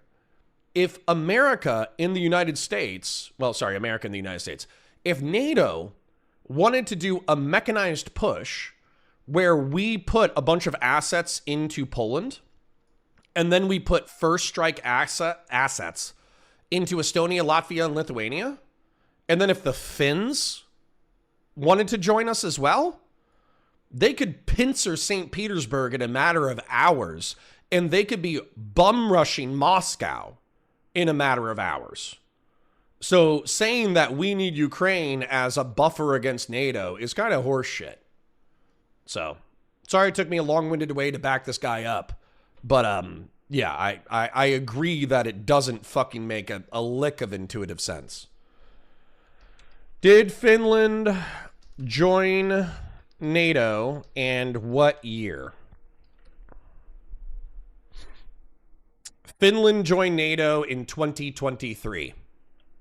So basically, as a result of the Ukrainian invasion, the Finns are now in NATO, and basically they could rape St. Petersburg in a matter of hours. So, anyways, kind of backfired a little bit if NATO expansion is part of your narrative. And rationale of Vladimir Putin, I believe there's no better source than Vladimir Putin. While Putin is a known liar, I think he's fairly trustworthy on this specific topic because no one lies about their own ideology. Your personal ideology is what makes you the good guy in your own story. Lying about it just makes you sound like more of a bad guy. Because of this, I'm relying as much as I can on Putin's own words. I've read his paper on the historical unity of Russians and Ukrainians, watched his 2007 speech at Munich, as well as the Tucker Carlson interview, read his address to the Russian Duma on the annexation of Crimea, and generally absorbed as much information as I can about his worldview. Unfortunately, I can't possibly explain every intricacy of Putin's worldview in regard to international relations, because doing so would require an incredibly long scholarly work. Simply critiquing his biased approach to history would take well over an hour and deserves the attention of an actual historian, which I am not. Not to mention his views on things like NATO, the Soviet Union, and his contradictory views on international law and self-determination. Instead, I want to stick to his views on Ukraine and the Russian political philosophies that drive them, which are most relevant to his motivations for the invasion. The first thing we need to understand is that Putin has an ethnically focused view of Russian history. He views Russians, Ukrainians, and Belarusians as part of the same fundamental people group, and believes that further separating or dividing these people along ethnic, cultural, or political lines is tantamount to a crime against history itself. That the people of the ancient Kievan Rus are fated to be united forever. You might recall Putin's comically long rant about Russian history during the Tucker Carlson interview. To people in the West, and even Tucker Carlson himself, this seemed like a bizarre diatribe with no real point. But the ethnic makeup, territorial claims, and cultural domination of a state 1,000 years in the past is genuinely one of the most important determining factors in Putin's worldview regarding Ukraine. Okay. I definitely want to dig into that in a second, but I want to say there's a little contention in chat. Somebody says that the EU is already a military alliance and joining NATO is not that big of a deal. I don't think that's true. I don't think that's true for two reasons. Number one, when I just checked out if EU is a military alliance, they say they're increasing their coordination for military capacity. So like Germans can fight alongside French people, and French people can fight along Italians, and Italians can fight along the Portuguese, and the Portuguese can fight along the Spanish. So they're trying to coordinate. They're trying to coordinate their military compatibility to make sure that they can fight as a unified force. But that's not the same as being in NATO, because NATO has Article 5, which basically means that if one member is attacked, all members must respond. And to my knowledge, that does not exist in reference to the EU. So. And for the record, Putin's understanding of the ethnic makeup and territorial claims of the state are so heavily twisted as to be laughable. Here's a good video on the subject. Although Putin doesn't use these exact words, the best way to sum up his beliefs is with the idea that Russians and Ukrainians have a shared destiny. They don't necessarily have to be part of the same international... Okay, then I'll make another point. Doobie Boink says EU has an Article 5-like provision also. Okay, what I'll say is the European Union is not the United States. Even though we're very aligned, the United States is the largest military spender by far. I think we're like, the next 6 countries combined do not outstrip our budget, and like 3 or 4 of them are allies. I forget the exact map, but that's one of the talking points, right? And so the point is, having America in your corner as the best funded military on the planet with the most sophisticated technology that is a generation ahead of even their peers, even their allies, they're a generation ahead.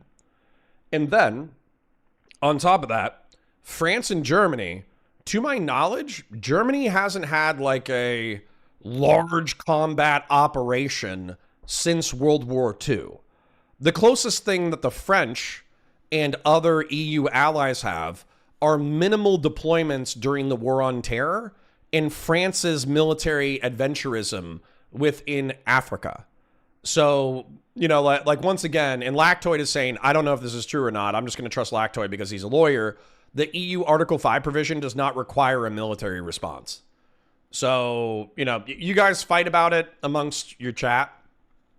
Even if the European Union ideally could fight its own war without the United States, I think that their military positioning within the continent is presuming of American military support. I think that's descriptively true regardless of where you land on that issue. Nationally recognized nation state, but that's only because Putin doesn't always view the borders of nation states as meaningful or legitimate. He looks at the world in terms of history and people groups. To him, whether you live in Russia, Ukraine, or Belarus is irrelevant, as you're all part of the same civilization anyway. This was one of Hitler's arguments. So I'm not saying that Putin is Hitler. I'm just saying that in the opening of Mein Kampf, Hitler is an Austrian ethnic German. He was raised in Austria. He's not a German by nationality. He's a German by ethnicity. And so his argument was part of the reason why Austria needed to be annexed was because the Austrian government was oppressing the ethnic Germans by not emphasizing their language in schools, by not allowing them into higher positions of government, by, I don't know, bullying them culturally. Therefore, the Germans who were within Austria, while they might be cousins to the Austrian, it was actually the Germans' right and duty to unify with the fatherland. So, I think that's interesting. That while I'm not saying that that's like, I'm not saying Putin is identical to Hitler. I'm saying that their ethno-religious motivation are parallel. You're all linked as an ethnic group with a shared history and a shared political destiny, whether you like it or not. Putin and other Russian leaders have remarked many times in the past that Ukraine is not a real state, and that's because any way in which they are divided from Russia is viewed as artificial and illegitimate. To quote from Putin's speech heralding the formal annexation of Crimea, "Do not believe those who want you to fear Russia, shouting that other regions will follow Crimea. We do not want to divide Ukraine. We do not need that. As for Crimea, it was and remains a Russian, Ukrainian, and Crimean Tatar land." You can see Putin stressing his idea that Russians and Ukrainians are inseparable, as he views Russia taking control of land from Ukraine as not making it any less Ukrainian, as it will have the same political destiny either way. It's like how when I hire my friend to do side work, I typically send money to his wife's Venmo account. They share finances, so who gets the money is kind of irrelevant. Putin believes that Russia and Ukraine share a political destiny, so which nation administers the land is kind of irrelevant. And the fact that he completely broke his word and is now trying to seize 4 more oblasts is similarly irrelevant. Ultimately, NATO expansion is not what drove Putin to action. What drove Putin to action was Ukraine joining NATO, or more specifically, Ukraine wanting to join NATO. You see, Ukrainian membership in NATO isn't the cause of the war. It's a symptom of a political westward drift that Ukraine has been experiencing since the collapse of the Soviet Union. The Orange Revolution, Euromaidan, and the string of pro-Russian presidents since has made that trend clear. As Ukraine gains closer economic, political, and security ties with the West, that threatens Putin's worldview of all Rus people sharing a political destiny. And if Ukraine gains the protection of NATO, Putin fears that Russia might be unable to militarily force Ukraine back to its proper destiny. When I explained this to my wife, she remarked that Russia sounds like a jilted lover who threatens to kill his ex-wife if she ever has a relationship with anyone else, because he's convinced that destiny demands that they be together. Not only is that a near-perfect analogy, but it also makes this meme I made even funnier. So if you have trouble understanding Putin's views on history, just imagine a crazy ex saying, "You and I are destiny. Other people are trying to steal you away, and if I can't have you, no one can." You would think that war and international relations would be a bit more rational than a romantic stalker, but that's not always the case. In Putin's mind, Ukraine becoming more westernized is a violation of destiny itself. Russia and Ukraine are linked by history and blood in a way that illegitimizes any attempt to separate them. And because he views Russia and Ukraine as the same people who are so fundamentally linked, he cannot conceive of a universe in which Ukrainians are pulling away from Russia voluntarily. And I'm not exaggerating here. If you read his article on the historical unity of Russians and Ukrainians, he at no point gives any indication that Ukraine even has the capacity for agency. No. Okay. I just want to say that the paranoia has gotten to me that because Jace came in on an alt's a weird word, but I do mean like Fashion 40 had a different account. It was called Jace and it was a gray name and I had no idea who the fuck it was. I didn't know it was Fashion 40. And therefore I accused him of being a snarker doing a gay op or a DGGer trying to emotionally manipulate me. Fashion 40 has raped me. Okay? He sent me, correct me if I'm reading this wrong, but he has donated over the course of the channel to $221.98. And I was wrong and he was right. Okay? So my apologies to Fashion 40. He has raped me. Okay? I just wanted to let you guys know that I got raped. And it was done by Fashion 40. Moving on. Nowhere does he even remotely entertain the idea that Ukraine might not want a shared destiny, or that Ukrainian desires matter or even exist. To Putin, it would be like your arm suddenly speaking up and saying, I don't want to be part of this body anymore. I'm leaving. It's a ridiculous request. And Fashion 40 wants to point out that was a single month. That was May. Okay? That was a single month, and it was May. Okay? So Fashion 40 put his money where his mouth is. He supported the COG. He chipped regularly. It added up to a substantial amount. He's been a valuable member of the community. I'm sorry for snapping. I'm sorry for assuming it was a gay op. My apologies. I'm going to take a second, though. And I am going to... Fellrunner says, Fash is one of your most loyal grillers, Connor. He loves you, Booby Bear. Allow me to address this then, okay? I have been short recently, okay? I've been short with Taze. I've been short with Christian Valeris. I've been short with Fashion 40, obviously. I've been short with everybody. And the reason why I've been short with everybody is because I think Christian Valeris is right to some degree. Don't tell him I told him that he was right. Okay? Christian Valeris is right that we distract ourselves with cringe content. Okay?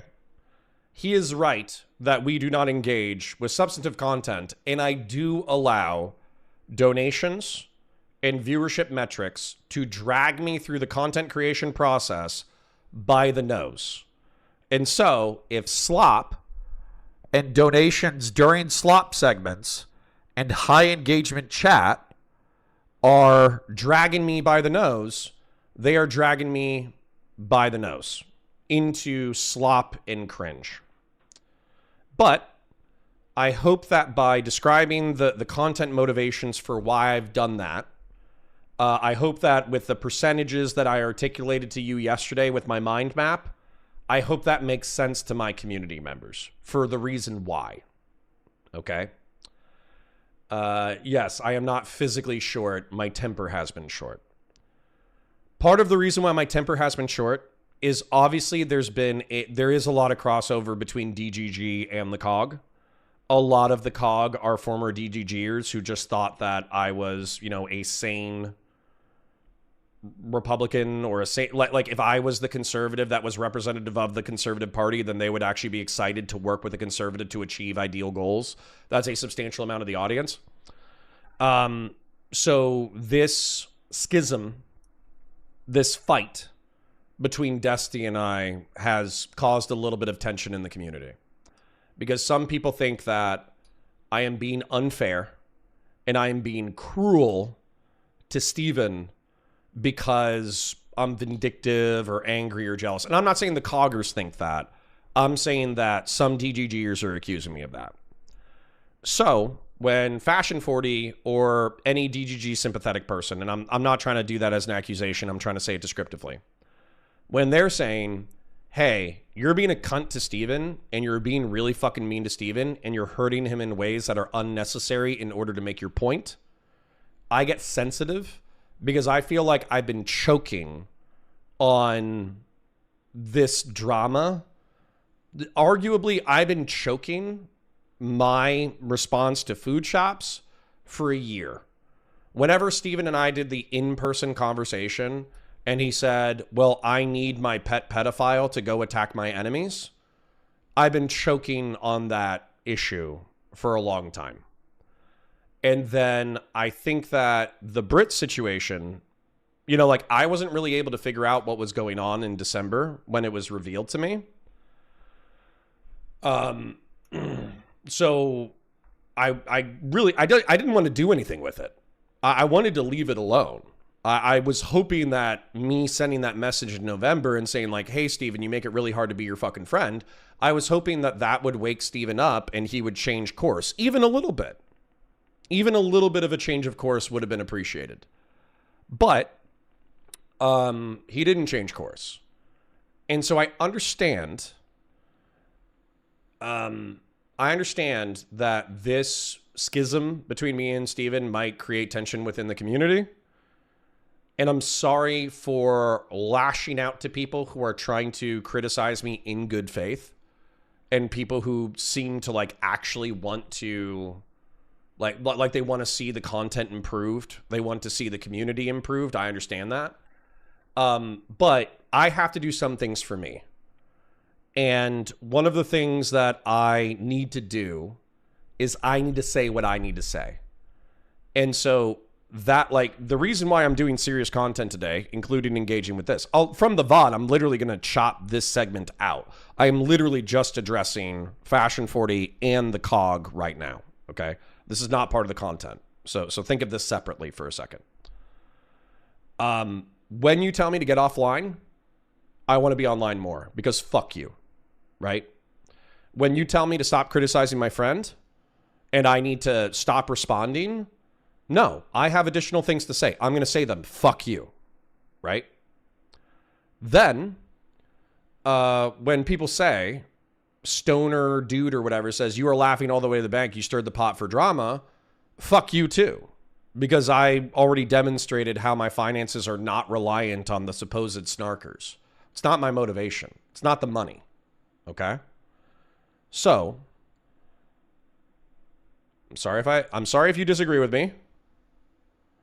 I'm sorry for being short. I'm sorry for being rude, and I'm sorry for being abrasive. Okay? I'm still doing what I think is right. And I hope at minimum you can see that I am earnestly trying to do what I think is right. Okay? We don't have to agree. So Fashion 40, you raped me with evidence. Let's keep moving. The Marshallist says you'll catch more flies with honey than vinegar. Fuck you, Marshallist. Eat the barrel of foreskins that I was going to make Fashion 40 eat. All right, I'm fucking around. Let's move on. That's impossible to fill and impossible for Ukraine to even ask. Appendages don't get to have opinions. To quote again from his address before the annexation of Crimea. Okay, sorry. Some people said some nice things via Super Chat.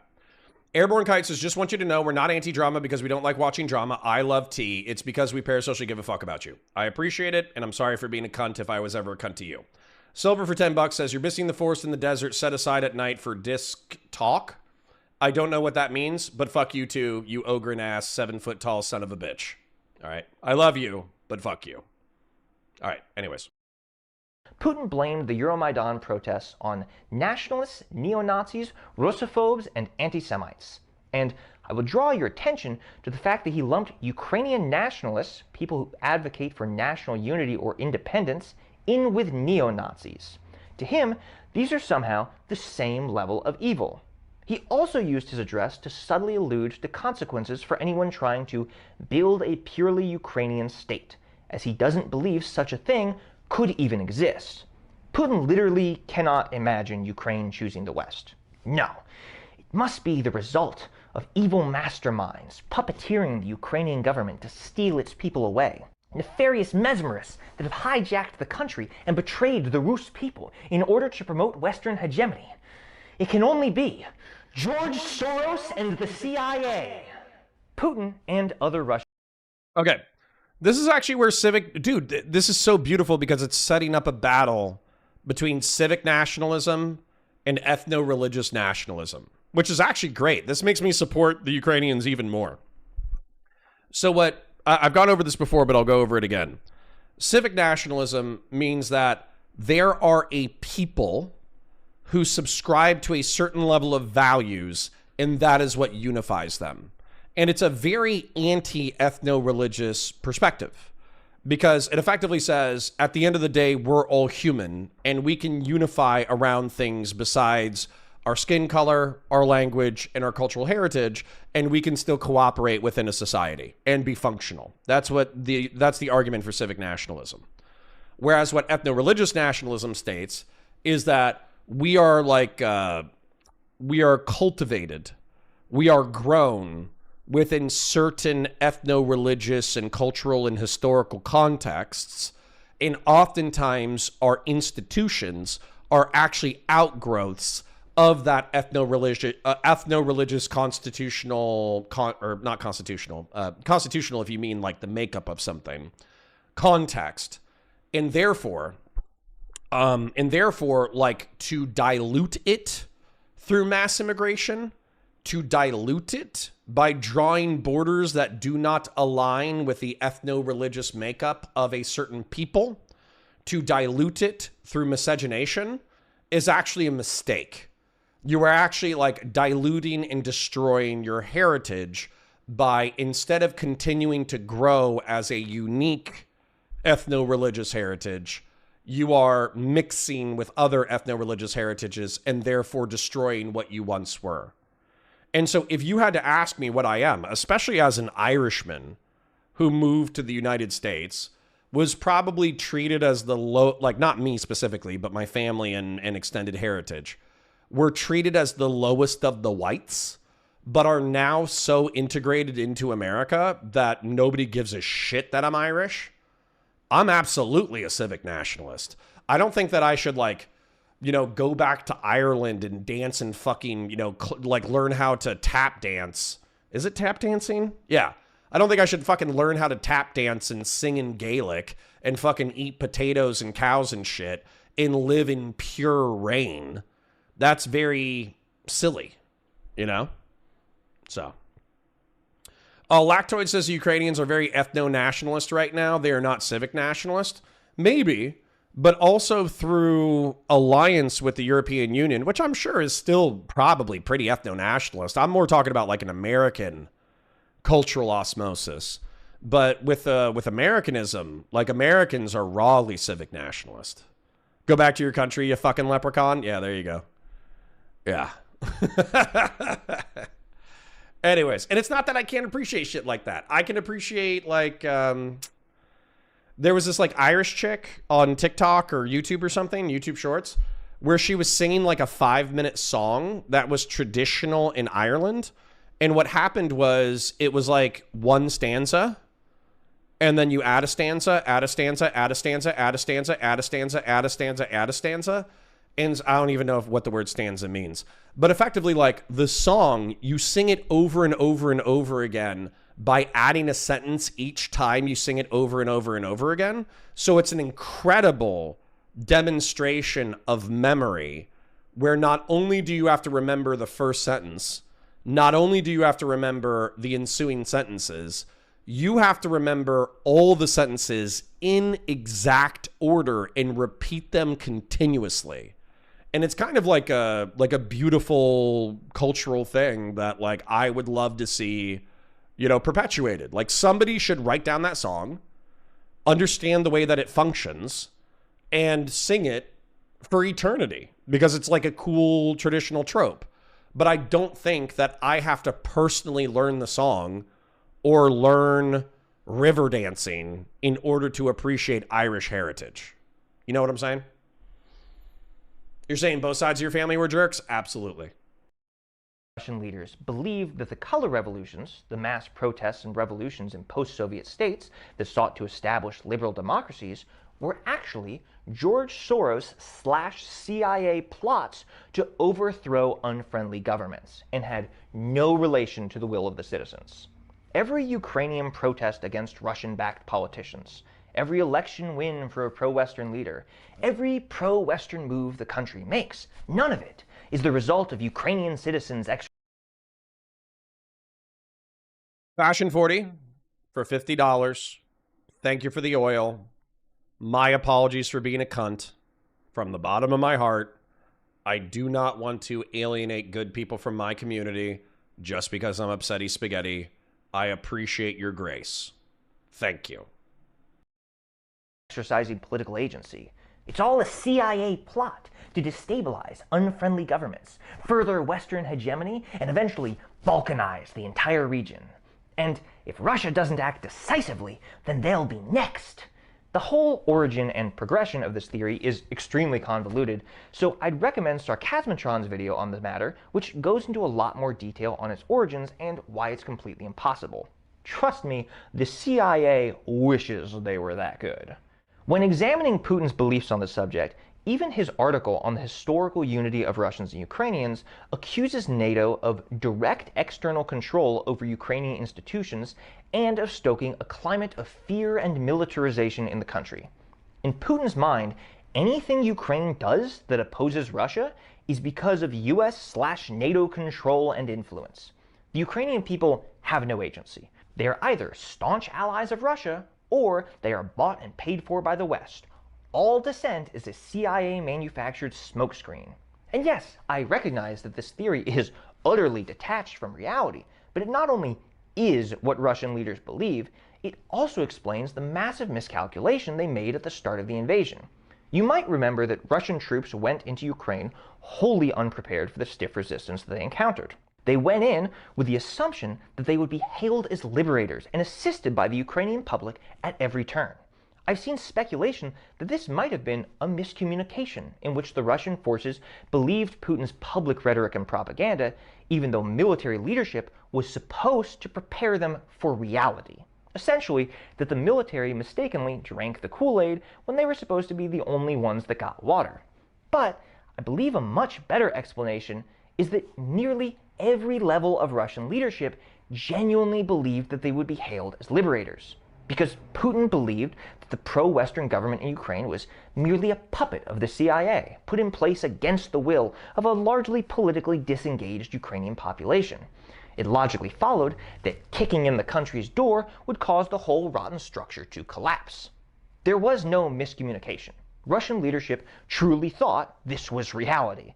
This is another mistake that John Mearsheimer makes when he claims that Russia never intended to overthrow Ukraine, on the basis that they didn't send nearly enough troops to militarily occupy it. If Vladimir Putin were bent on conquering all of Ukraine, he would have needed at least 2 million troops. But the idea that 190,000 troops was sufficient for conquering all of Ukraine is not a serious argument. He assumes that Russian leaders thought they would have to occupy every inch of Ukraine, which they didn't. They thought the people would be on their side. All they needed to do was hit Kyiv in order to eliminate the pro-Western puppet and install a Kremlin-backed leader. And they expected the Ukrainian people to not only welcome them, but also actively support them as a kind of fifth column. In hindsight, this sounds absurd, but political leaders completely ignoring intelligence reports because of preconceived biases has plenty of historical precedent. Putin's belief in a CIA conspiracy also explains why the invasion took place at all. For those more versed in political science and political history, it seems obvious that a large-scale invasion would likely solidify a national identity that would make normal Ukrainians hate Russia for generations. Not something that would break Ukrainian identity or make them grow closer to Russia. However, the war was never meant to show Ukrainians that he means business and that they better behave or else. It was to show the West that he means business, to stomp and kill and bluster until the CIA and their political technologists realize that Russia won't allow their devious attempts at destabilization to succeed. In Putin's mind, Ukrainian identity could only be the result of Western meddling, making him much more concerned with scaring off the West than appealing to Ukrainians. His violence isn't meant to harm the damsel in distress. It's meant to frighten off the dragon that kidnapped her. The invasion is just bringing the Ukrainian and Russian people closer to their shared political destiny. The Ukrainian people should thank him. Any separate Ukrainian identity, resistance, protests, or political instability is solely the fault of the insidious West. Of course, when Putin's ideas about color revolution and Ukrainian agency ran headlong into the freight train of reality, he didn't question his beliefs or admit he was wrong. No, like any good conspiracy theorist, he just expanded the theory. The CIA's efforts to sow political discontent are even more devious than we believed. We must fight even harder to free our Ukrainian comrades. Even knowing this, the question remains as to why Putin believes these rather strange ideas. Is there an ideology that biases his thinking to these conclusions? Well, some people have argued that Putin's Russia has no philosophy or intellectual basis. It merely uses a smokescreen of intellectualism to disguise the fact that its ideology is whatever its leadership finds politically convenient. While I acknowledge that political leaders in all countries tend to have skin-deep philosophies that they can't properly source the origins of, I also acknowledge that leaders still often have philosophies, at least through cultural osmosis, and Russia is no exception. Russia may be a little crazy right now, but they are still capable of genuine political thought, and Putin's actions and motivations did not arise from a vacuum. They reflect a political and cultural context that is both influenced and expressed in the philosophy of the intelligentsia. Of course I'm muted. I'm happy I double-checked that I'm muted.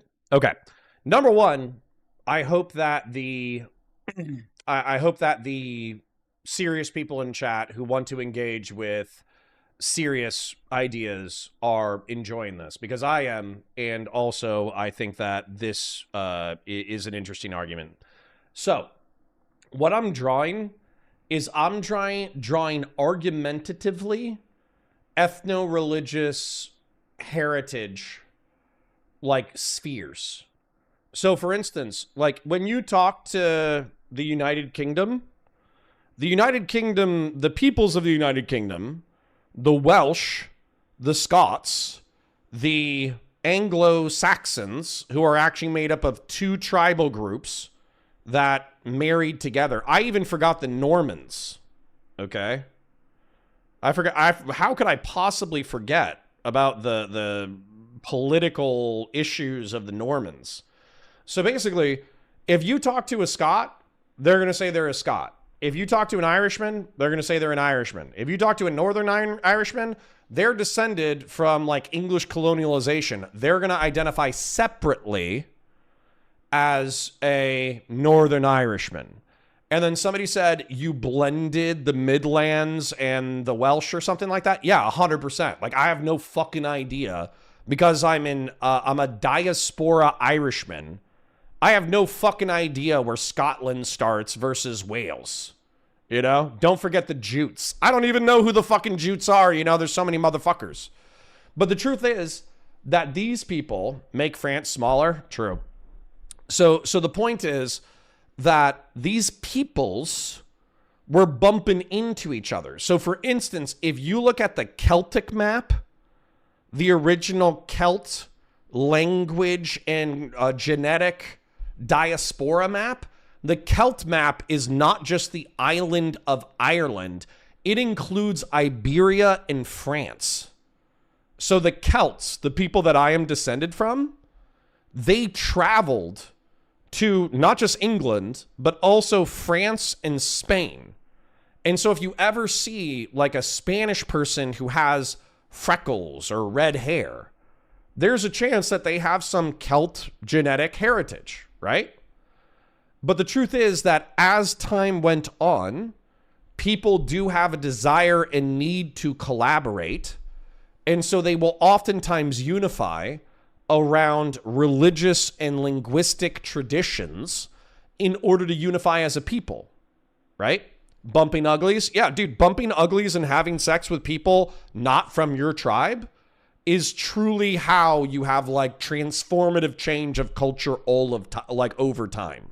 And the reason why I wanted to draw the Normans, what is your clan? No fucking idea. I think they changed names, right? I'm glad that you didn't even try with the Balkans. True, dude. Like seriously, I looked at the Balkans and I was like, I'm not even gonna try to understand the myriad ethno-religious groups that are in the Balkans. It gets, what's so funny is with these maps, okay? For those of you who don't know, Switzerland speaks both French and German. Why do they speak both French and German? Because the dominant societies to their northeast and west are France and Germany. So being a landlocked, mountain-locked, neutral society that neither wanted to participate in the military adventurism of either Germany or France for the past like 500 to 1,000 years, they became fiercely independent, but spoke, and somebody says they speak Italian. Well, look, they're literally bordered with Italy. They speak French, German, and Italian, not because they couldn't have come up with a way to identify themselves individually as a culture and create their own synthetic language, but because they knew that it was diplomatically necessary for them to do so to maintain neutrality between the great powers that surround them. How fucking crazy is that? You know? So, and then France, same thing. Here's another thing. Do you know that Romance languages are hybridized descendants from Latin? Latin was the language of the Roman Empire.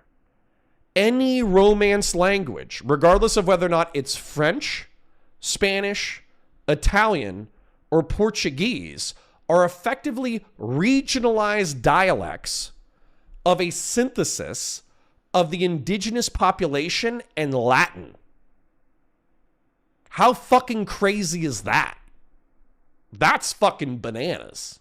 That there's like 4 languages that are cousins to each other, and if you speak one, it's easier for you to understand the other ones. But the reason why is because it's a combination of Latin and indigenous language through the colonization of the Roman Empire. Like, people oftentimes like think that we spring from a context that is incomprehensible. The more you become, yeah, Romanian spotted, Romania as well. Yeah. But the more that you learn about like history, the more that you realize that we spring from determinable contexts that then enrich our current context. Josh Kosh, why is that surprising? It's probably not surprising to history nerds, but I think that history nerds are kind of like they're like a smaller breed. Not everybody enjoys engaging with the nuance of like ethno-linguistic heritage, right? I probably have attracted those kind of autistic people, you know, to my community. But the truth is, this is not appreciated by the vast majority of society. The vast majority of society are like, they're like biological fucking Roombas bouncing off of each other within a society. Their desire to understand the context in which they exist is minimal. But well, I want to point out that there's things that are interesting, like Belgium. I lived in Belgium as a child, and I had no understanding of why this was a thing, that I was living in Belgium as an English-speaking Irish person, and that I was a part of a military commercial empire. And not just that, the Belgians themselves speak 2 languages. They speak Flemish, which is like a lowlands. I think it's like a Dutch language. It's like a somebody correct me if I'm wrong, but I feel like Flemish is a Dutch language cousin. And then they also speak French. But the reason why they speak French is because obviously they're bordered with France. And then also the reason why they speak Dutch is because the Danes, who I think are their cousins, also colonized that area. And then the reason why I delineated the Normans is because not only was Normandy where Allied forces landed during World War II, and that makes it historically significant, but the Kingdom of Normandy is a medieval society that was simultaneously claimed by Franks and Anglo-Saxons. Because I think like Saxons were like correct me if I'm wrong, they were like a Germanic tribe that moved to England, and there was like some political murder or marriage or assassination or whatever. And so England at times would claim northern France as part of their correct destiny of territory. And so if you actually watch, I don't know if you guys watched the movie The King, but The King is actually a movie talking about a relatively noble young king who hated his dad, and it's played by Timothée Chalamet, and it's excellently acted.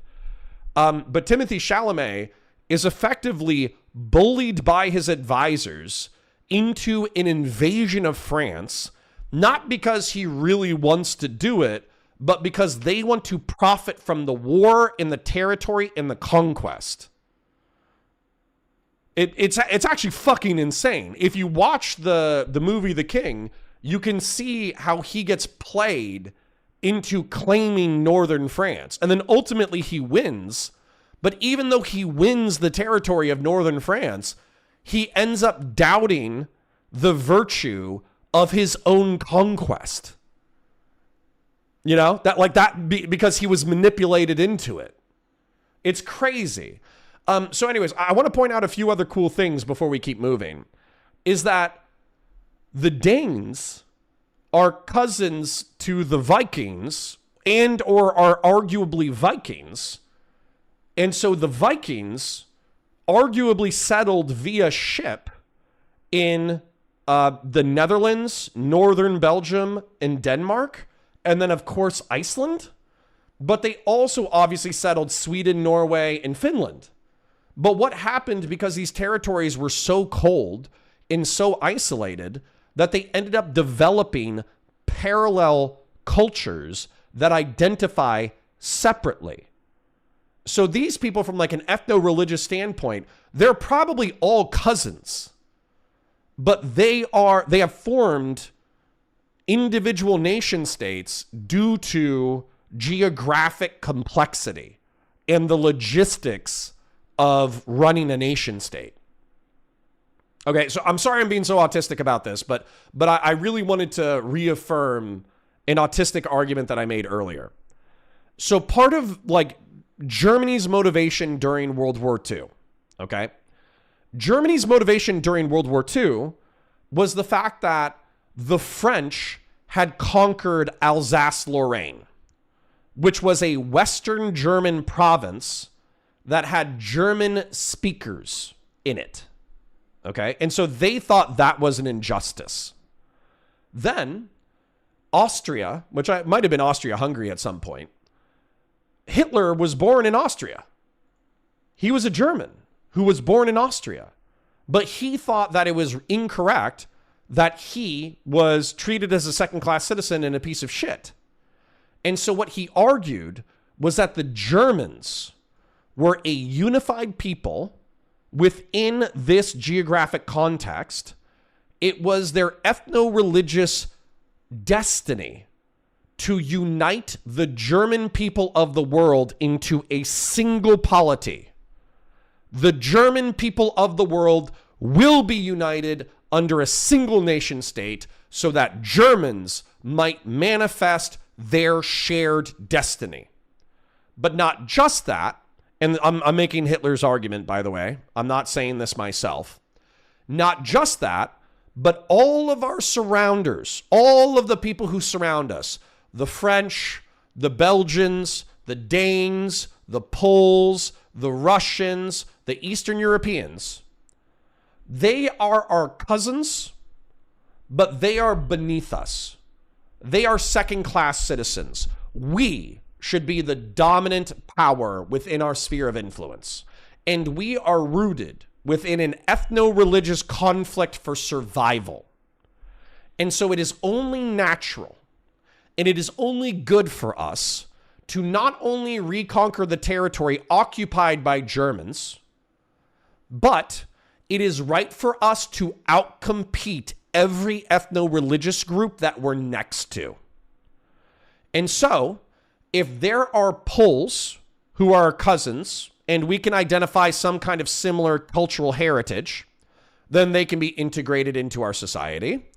But if they resist our attempts to expand our national destiny, they are enemies of the people and they should be liquidated. And so the plan, as far as I understand it, was that he understood that the French, let me, like greater Germany, whatever you want to call it. Greater Germany would extend into Russia, and it would encapsulate all of Germany's cousins. But basically, this was the German project to unify a socioeconomic territory so large that it is like, it is only a matter of time before the German people dominate and become one of the greatest peoples to ever, exist, right? Man, this rant is epically removed from the original subject, but at least it concerns serious things. Well, Arthur, now I feel like you are not thinking about the subject matter sufficiently. So as of one of my things, I encourage you to think more deeply. If the Russians are making a similar argument in reference to Ukraine, then that's very clearly aligned with an ethno-religious sentiment. They are all what I'm articulating. The reason why I articulated this is because there are real historical developments of geographic peoples. Jagan says, agreed, Arthur. Fuck both of you. Not only am I articulating things that are necessary to understand the context of Eurasia, I am articulating something that is necessary to understand what this gentleman is saying about Russian destiny. The Russians, after their conquest of Poland, said that the Poles were not actually a separate people, despite having a different language and heritage that the Poles themselves identified. They said, no, you are ethnic Russians. You do not deserve a separate polity. You are ours. We are the same. And then the same thing with what Putin is arguing about Ukraine right now is we are the same. We are Rus people. Latvians, Lithuanians, Estonians, Poles, Ukrainians, that's not what you are. We might allow you to maintain autonomous regions of governance. Arthur, think you're getting tilted? Lol. You can tilt my asshole, okay? I know I just yelled at Fashion 40, but I'm going to yell at you cunts too, because you're forcing me to engage with serious topic matter. So if I'm engaging with serious topic matter, then I want you to engage with it as well. If you're fucking with me, that's fine. You can fuck with me, but I want you to... Sorry, where's my fucking mouse? Where's my mouse? There we go. So what I want to point out is that in Russia's expansionist dreams, let's say that Russia was able to get everything it wanted. I don't know if it considers the Slavs like Rus people. I truly do not know the desires of like Russia's expansion, but I'm just going to draw an approximation. I have to kind of assume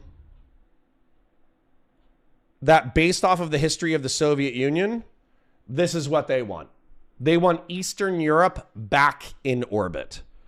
If the Poles would actually surrender and identify as Rus people, they would probably want the Poles back. But the Poles are probably too feisty and shitty right now, so that's probably not realistic. If they could control Lithuania, Latvia, and Estonia, I almost guarantee you that they would.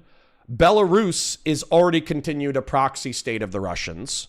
I'm gonna change my drawing border because I have to assume that this is what the Russians want. Is that they want Latvia, Lithuania, and Estonia back in orbit, even if they can't do it military or diplomatically.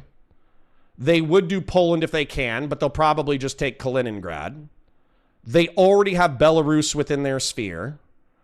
They would don't they have people in Transnistria in Moldova who are Russian sympathetic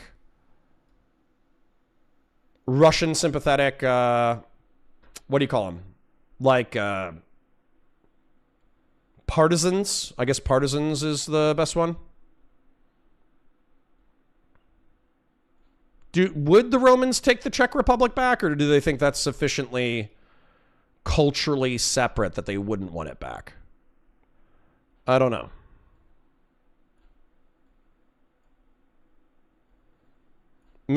I'll go back to the guy in a second and let him rant. But the whole reason why I did this rant is because the white lines that I'm demonstrating to you are what I think the Russians would want if nobody would stop them. If nobody would stop them from doing it, I think they would want what I showed within the white lines. Within the red line, I think is what, like, if NATO collapsed, if Donald Trump actually abandoned NATO and the Europeans showed so much weakness that Article 5 was not going to be enforced, then I think that they would take Latvia, Lithuania, and Estonia. If the Poles weren't such a feisty people, they would take Poland. And right now, they're arguably trying to instigate a partisan revolution in Moldova, in Transnistria, and they're also trying to take Ukraine. So, no, not the Romans, the Rus people. Ethno-religious Eurasian mapping. All right. I've yapped enough. Let's continue. In short, Putin's ideas had to come from somewhere, and as loose as these intellectual leanings might be, I think it's important to acknowledge them. One of the most widespread ideologies present in the Russian foreign policy sphere is Eurasianism, which frames Russia as a distinct blend of Europe and Asia. This ethno-cultural history emboldens Russia with the distinct destiny of ending Western hegemony, inevitably bringing it into conflict with the West. It envisions a shared destiny between Russians, former Soviet countries, and parts of Asia, which serves as clear inspiration for Putin's historical ideas. It also advocates that the geography of Eurasia naturally lends itself to the formation of empire. As you can see, the ideas of Eurasianism inevitably push Russia towards imperialist takeovers of much of Eastern Europe and Asia, as well as conflict with Western Europe and NATO, irrespective of whether Ukraine or any other post-Soviet nation is even a member of NATO. Another significant political philosophy in the Russian sphere is fascism, and I'm not using fascism as a pejorative or an attempt to mudslang. Sorry, somebody said something really funny. The Czech Republic has never been considered a Slavic country. I think it's more Germanic. These are actually interesting details. Estonia is a Finnish country. They're not going back into the Russian orbit now that they joined NATO. True, which is part of the reason why NATO is so important. And somebody said something about chat-on-chat violence. Silver was saying that I was attacking him, but he was realistically criticizing Arthur. So he was catching strays. My bad. I'm sorry I'm so sensitive. But God damn it. Oh, somebody said Romans ? That's what I wanted to address. So what's interesting about it is the title for the Roman emperor was Tsar, T-S-A-R, which in Germany is Kaiser. In the Eastern Roman Empire, it was Caesar. Caesar, of course, being brought down from Julius Caesar, who his name became the title of the ruler of Rome. And so there's this mythos of the Russian Empire that not only are they a distinct people that deserving of their own ethno-religious heritage, but that when Eastern Rome fell, some of the noblemen from the Roman Empire fled to Rome and settled in their capital, and therefore they are the true inheritors of the Roman Empire. Isn't that kind of fucking crazy? Nor am I talking about the aesthetic elements, like a single leader, mass rallies, dehumanizing people. I'm talking about the legitimate philosophical and intellectual tradition of fascism and how it's influenced Russian political thought. As a primer, here's a wonderful video on what fascism is, so you can stop using it as a political slur and start understanding it as a genuine intellectual tradition. Obviously, people can and have made hours-long examinations of whether Russia is fascist, but I'm just going to give you the cliff notes. A thinker that Putin personally quotes from and admires is Ivan Ilyin, who was a fascist. One of the main influences apparent in modern Russian legal theories on power is Carl Schmitt, who was a fascist. Also, consider the work of Alexander Dugin, the most famous philosopher in Russia, who has also never had an original idea in his life. However, because of that, he's quite useful in collating and summarizing the ideas already present in the Russian political sphere. His most famous book argues that Russia needs a new political theory that is not liberal, Marxist, or fascist. In developing his fourth political theory, he cites fascists, more fascists, a fascist again, and Karl Marx, whose only point of agreement is that liberalism sucks. Every single idea Dugin advances, he got from German fascists, from Italian fascists, from French fascists, and from Karl Marx. While I doubt that many Russian leaders would identify as fascists, their views and policies are still very clearly more than a little tinged in fascism. In the same way that the average American likely has no idea who Locke, Voltaire, or Kant are and thinks that liberal is synonymous with left-wing. Yet Americans almost unanimously have a worldview firmly rooted in the tradition of liberalism. Just because someone doesn't acknowledge their philosophical roots doesn't mean that they don't have any. So if Russian leaders are influenced by fascism, what do their beliefs actually entail? In short, Russia is great. History is only true if it affirms Russian greatness. Policies are only correct when they affirm Russian greatness. All thoughts, actions, and policy decisions must serve the greatness and power of the nation. And, of course, the nation of Russia isn't some lines on a map. It's their history, their lineage. It's the spirit, the soul, the feeling in the hearts of true Russians.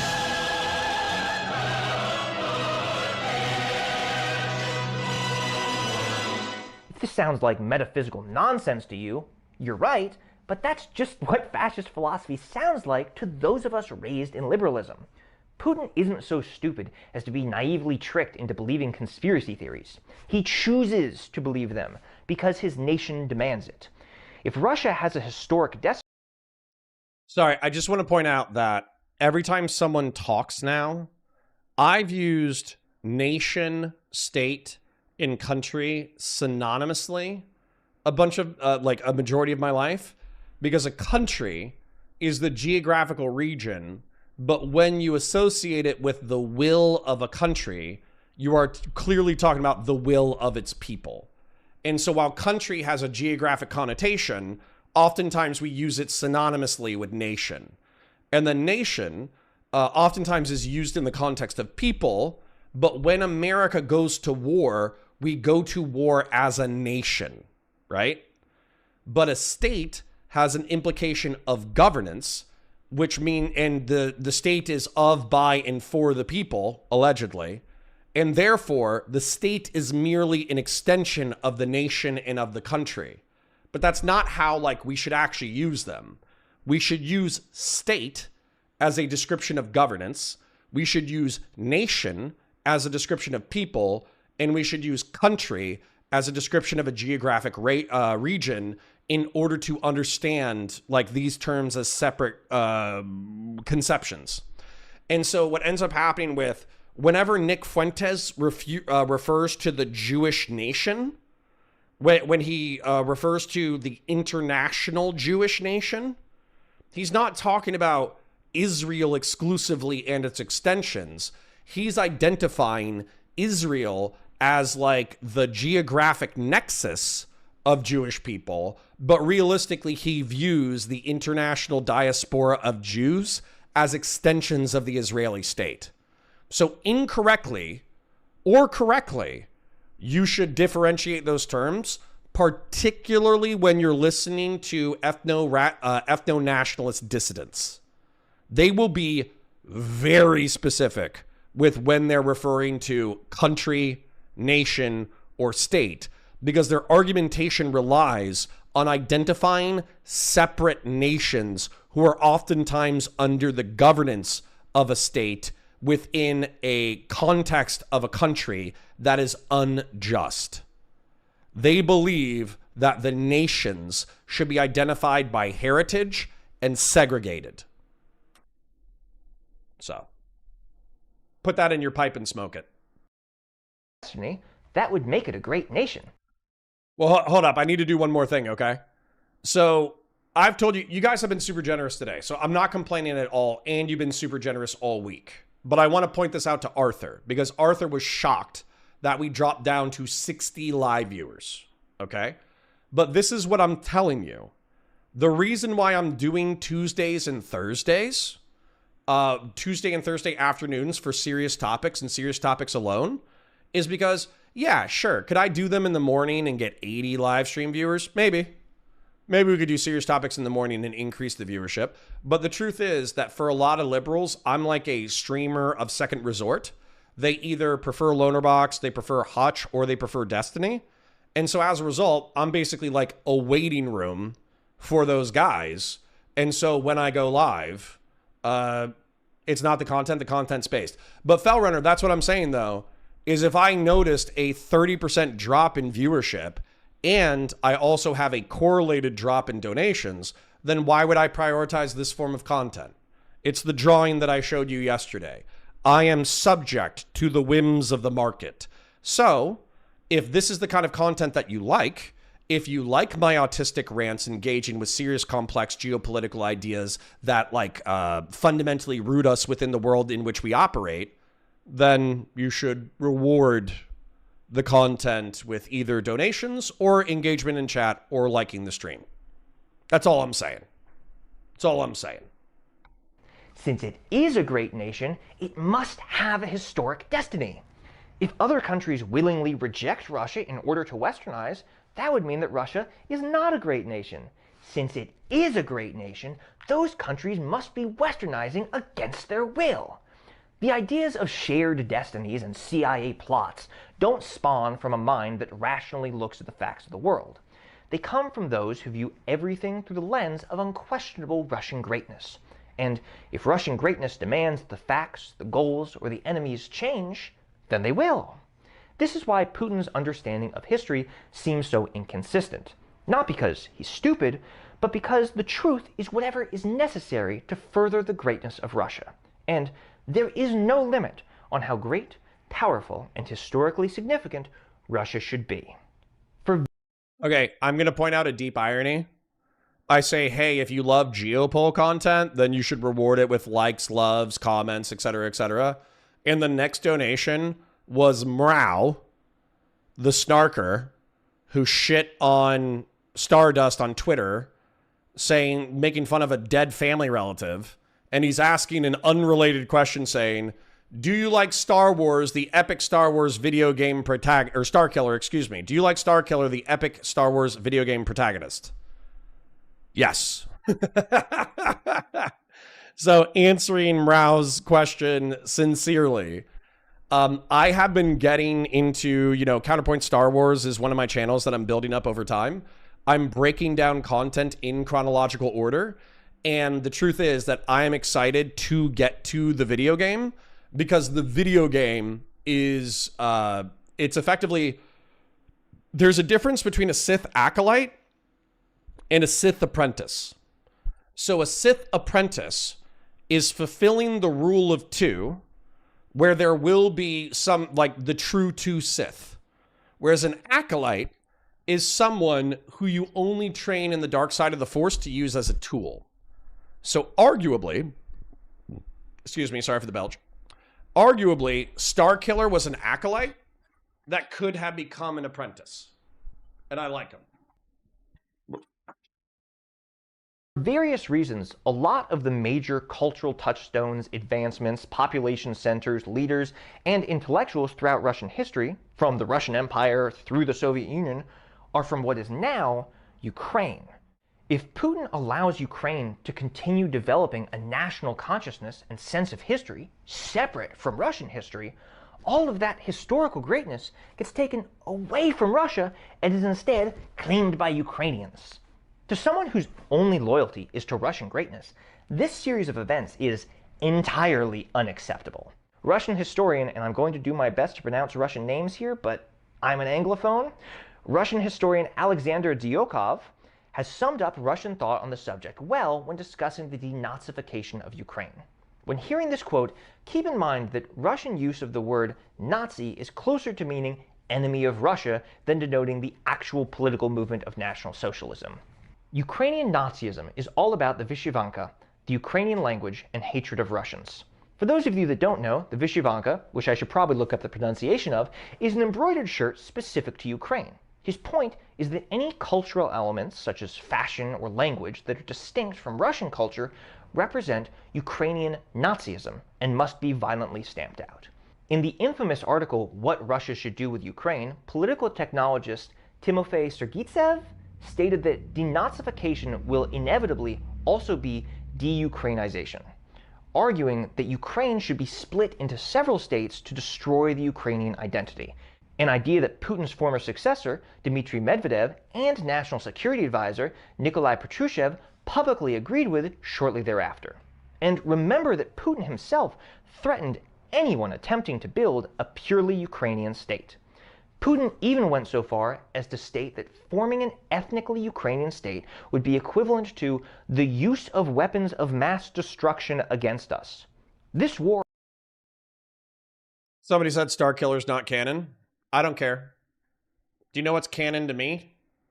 Anything that's cool. Do you know what's not canon to me? Anything that's cringe.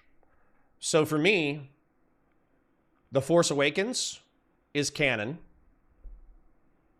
The other two are not. They still need to finish those plot lines. They basically need to redo those movies. And then, obviously, the original ones are canon. The prequels are canon. And the lore from canon, in reference to those, whatever those fucking aliens were that ran the galaxy, that's canon. Okay? That's what's true to me. Right? A couple of super chats. Mrao says, stream the video game. Maybe.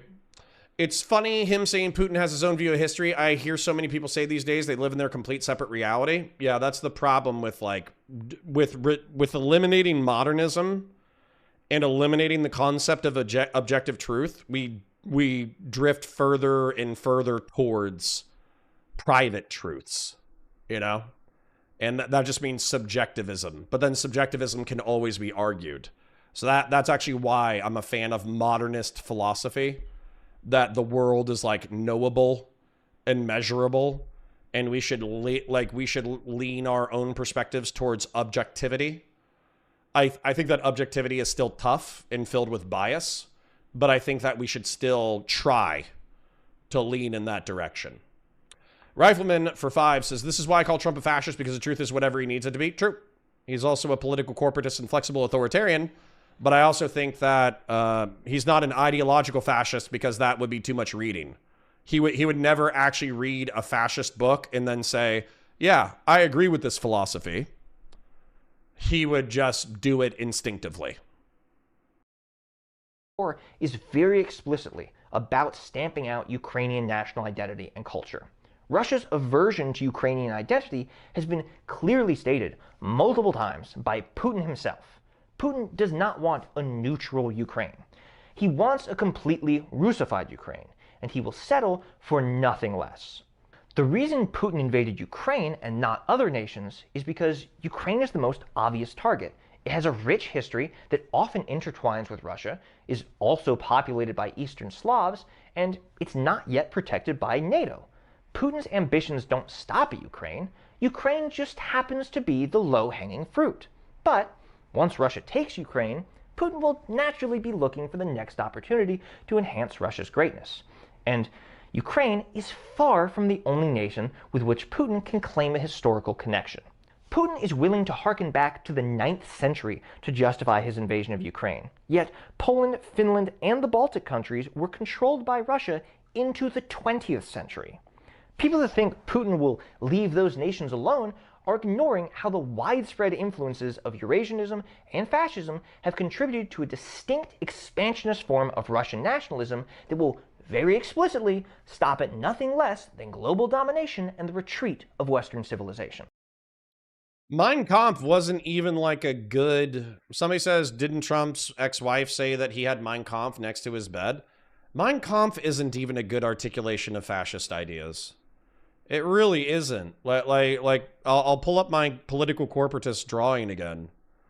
I love my political corporatist dick picture drawing. Where is it? Here it is. This is political corporatism. And I'm a political corporatist, which is 50% of fascism. Which is effectively the nation state, the people, and its institutions can be analogized to a solitary body.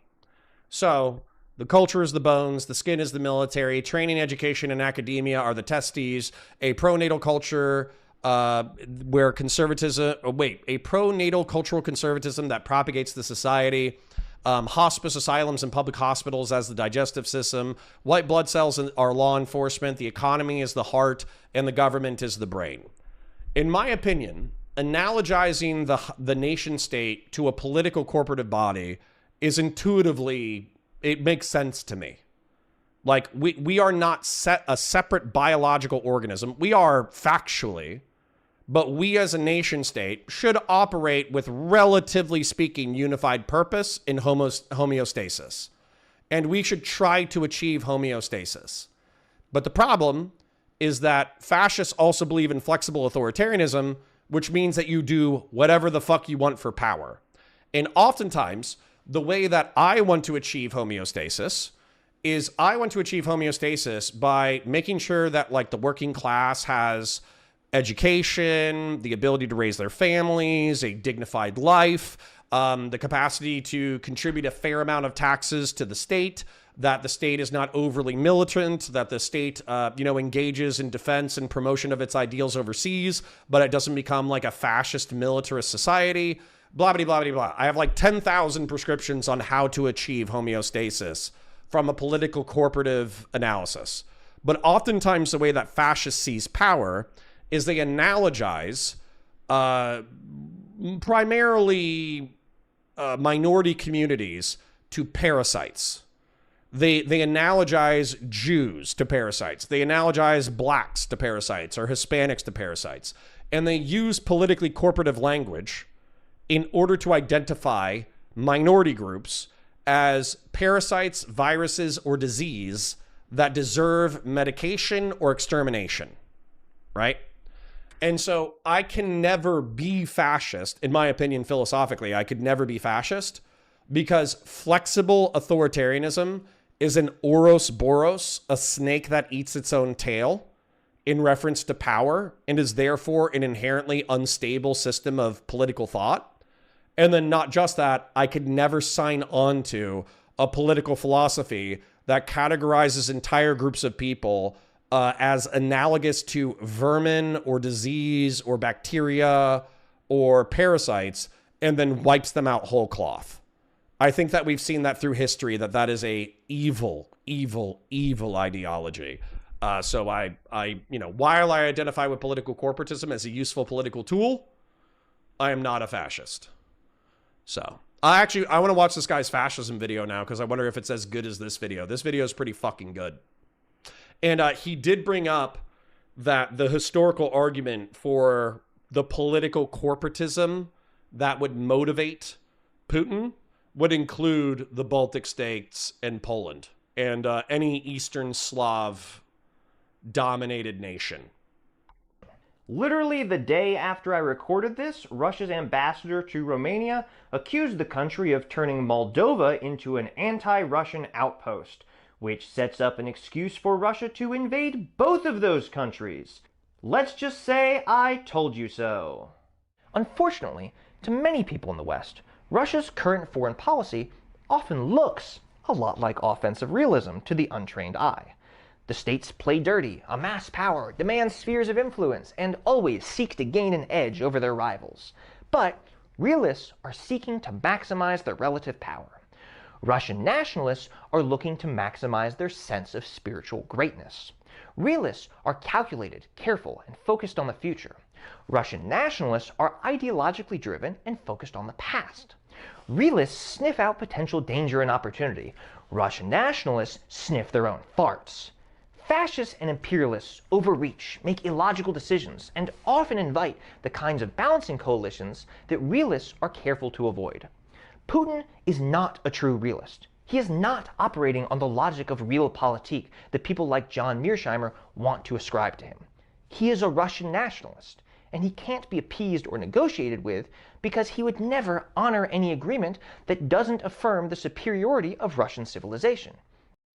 So, and this is, you really need to pay attention to people's words. So when I hear Christian nationalist, I hear, I want to advocate for the political domination of Christian people within the United States of America. And Christian nationalists are in wildly powerful positions inside the United States and are unapologetic about it. So for instance, I think that, who is it? Who's the guy who's in Secretary of War? Pete Hegseth. I think Pete Hegseth is unironically a Christian nationalist.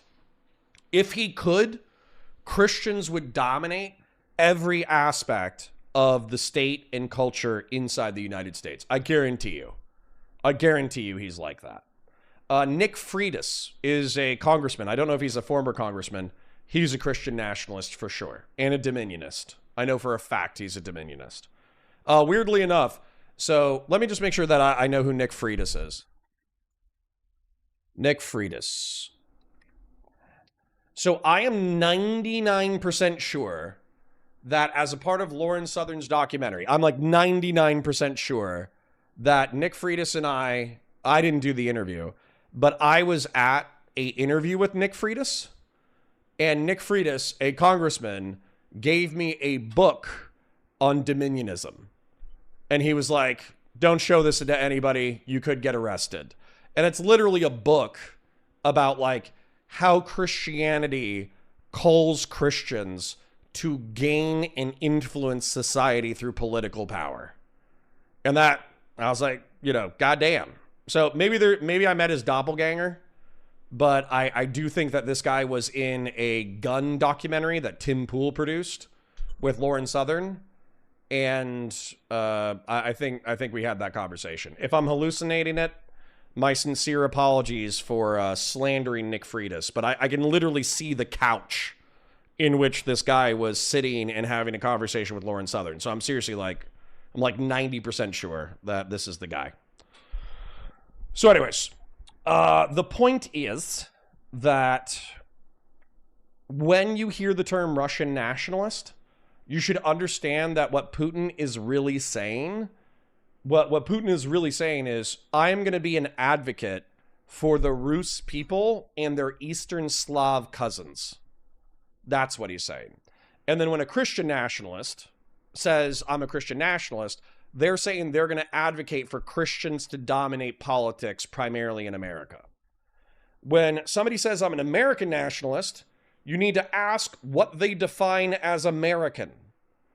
Because if they say, Northern European whites who first settled and conquered the continent are Americans, but blacks and Hispanics are not, then that person is a terrifying ethno-nationalist who you should be very wary of obtaining political power.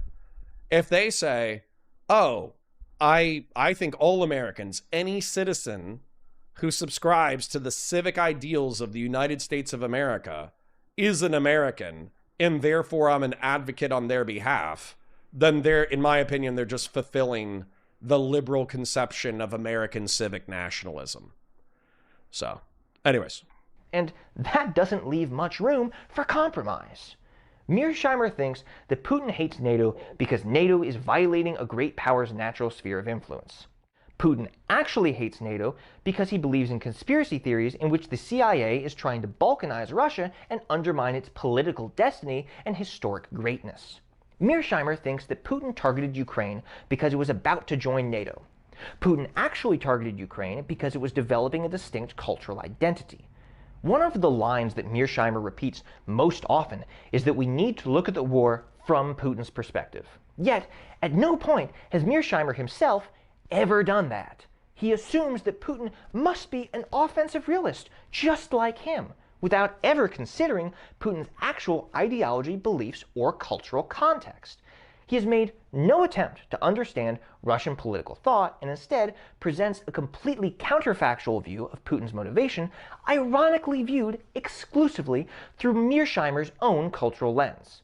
And he gleefully twists and outright ignores Putin's own words until he can Elmer's glue his own worldview on top of Putin's and proclaim that it fits.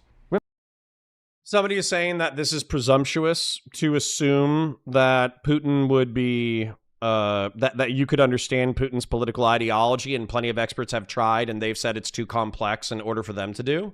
So this guy might be presumptuous, but I ultimately don't think it matters.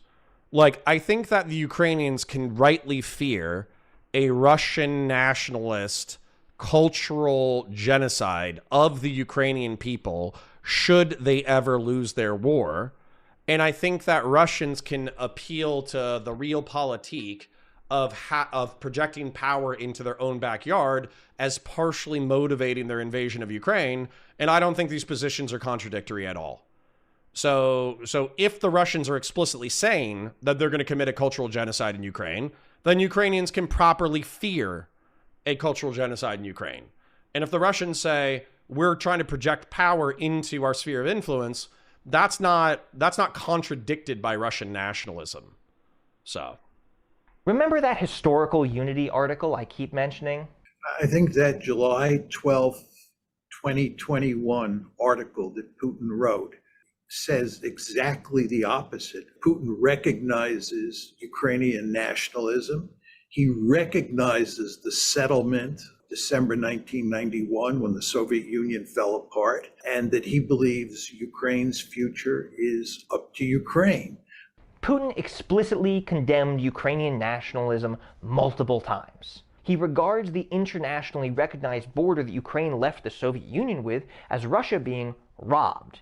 And he leaves no door open for Ukraine's future to be anything other than strongly linked with Russia. How Mearsheimer managed to find completely opposite information to everyone else who's read that article is a mystery to me, but I encourage you to read it for yourself. Putin didn't invade Ukraine because he was trying to maintain the balance of powers.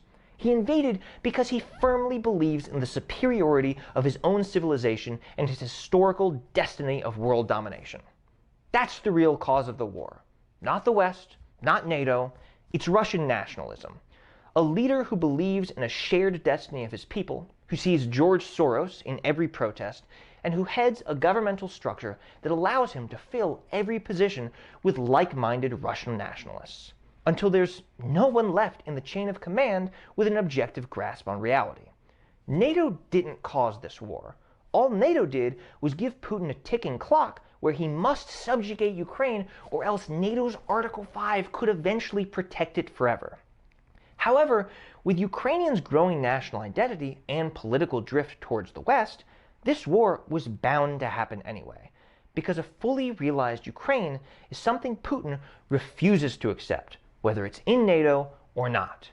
And that separate cultural identity is something that we in the West can neither control nor stop, meaning that appeasing Putin isn't even something we're capable of doing. This war was bound to happen so long as the Ukrainian people have political agency and a voice in their government. To Putin, merely the development of Ukrainian national identity is unacceptable. Promoting their own language is unacceptable. Demanding fair elections is unacceptable. Having their own fashion is unacceptable.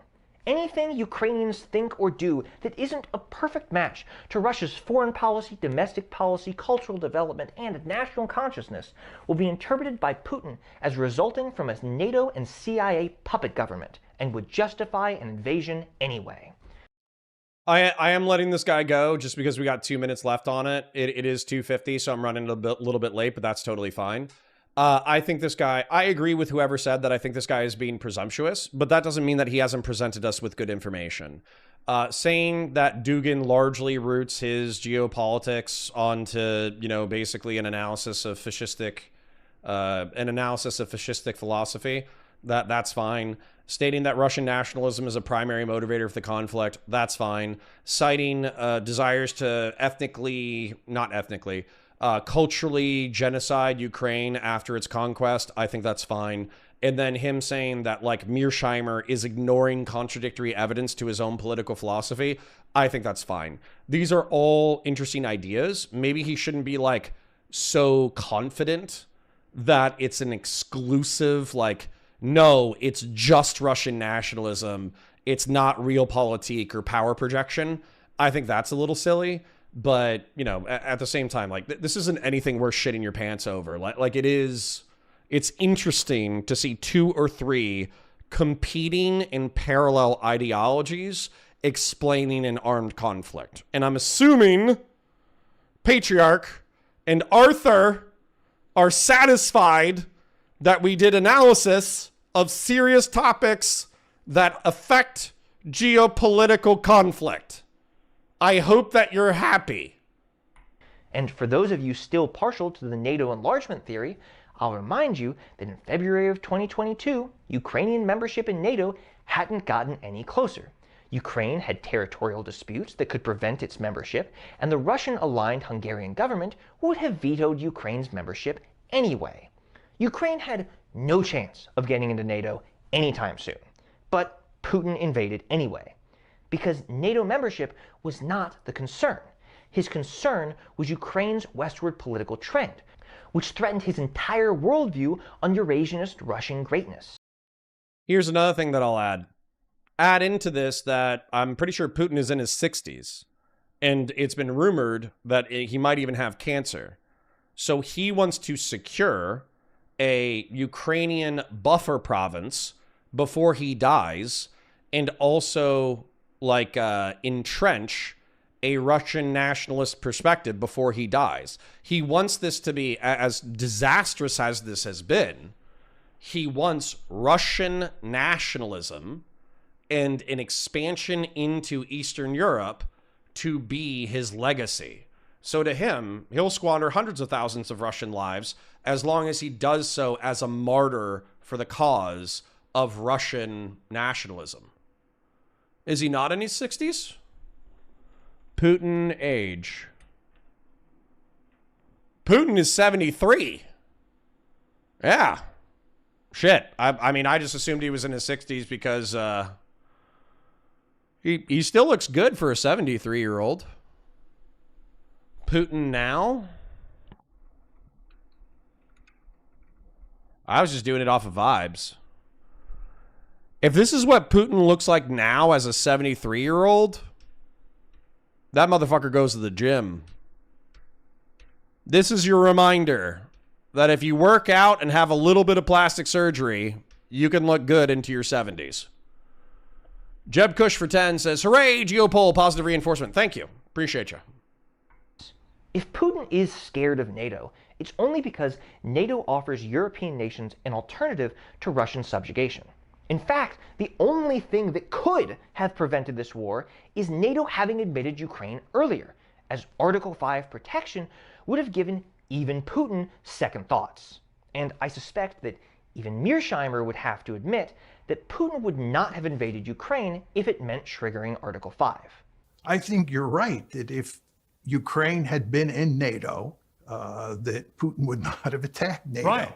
NATO is not, and has never been, the cause of this war. But it is the only real solution.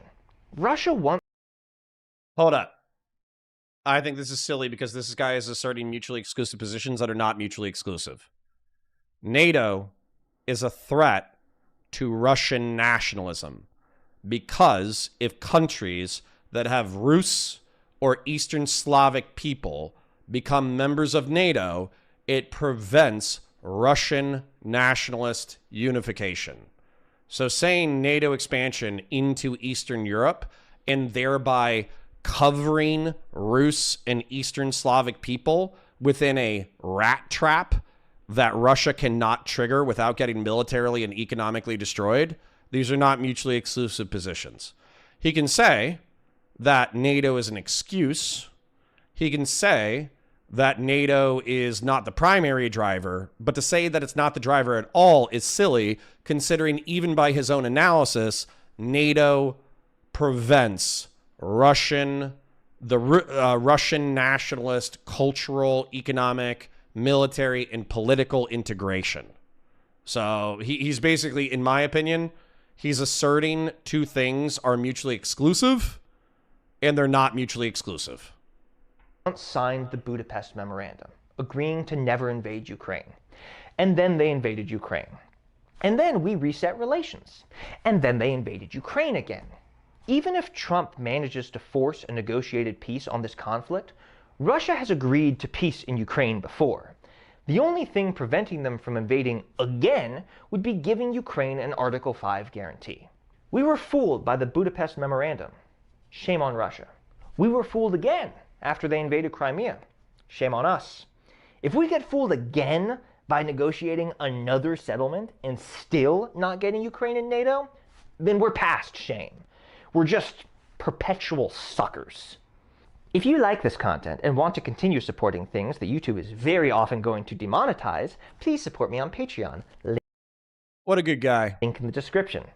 Also, while this is the first time I've sat in an armchair on this channel, it's not the first time an armchair has appeared on this channel. Tell me in the comments if you know which video it was.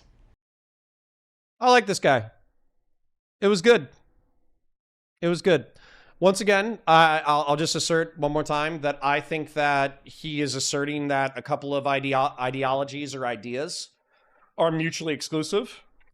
I don't think they are, but I appreciate him articulating multiple complex ideologies, their origins, and how he thinks they factor into Putin, Russian nationalism, the Ukrainian conflict, and Ukrainian resistance, frankly.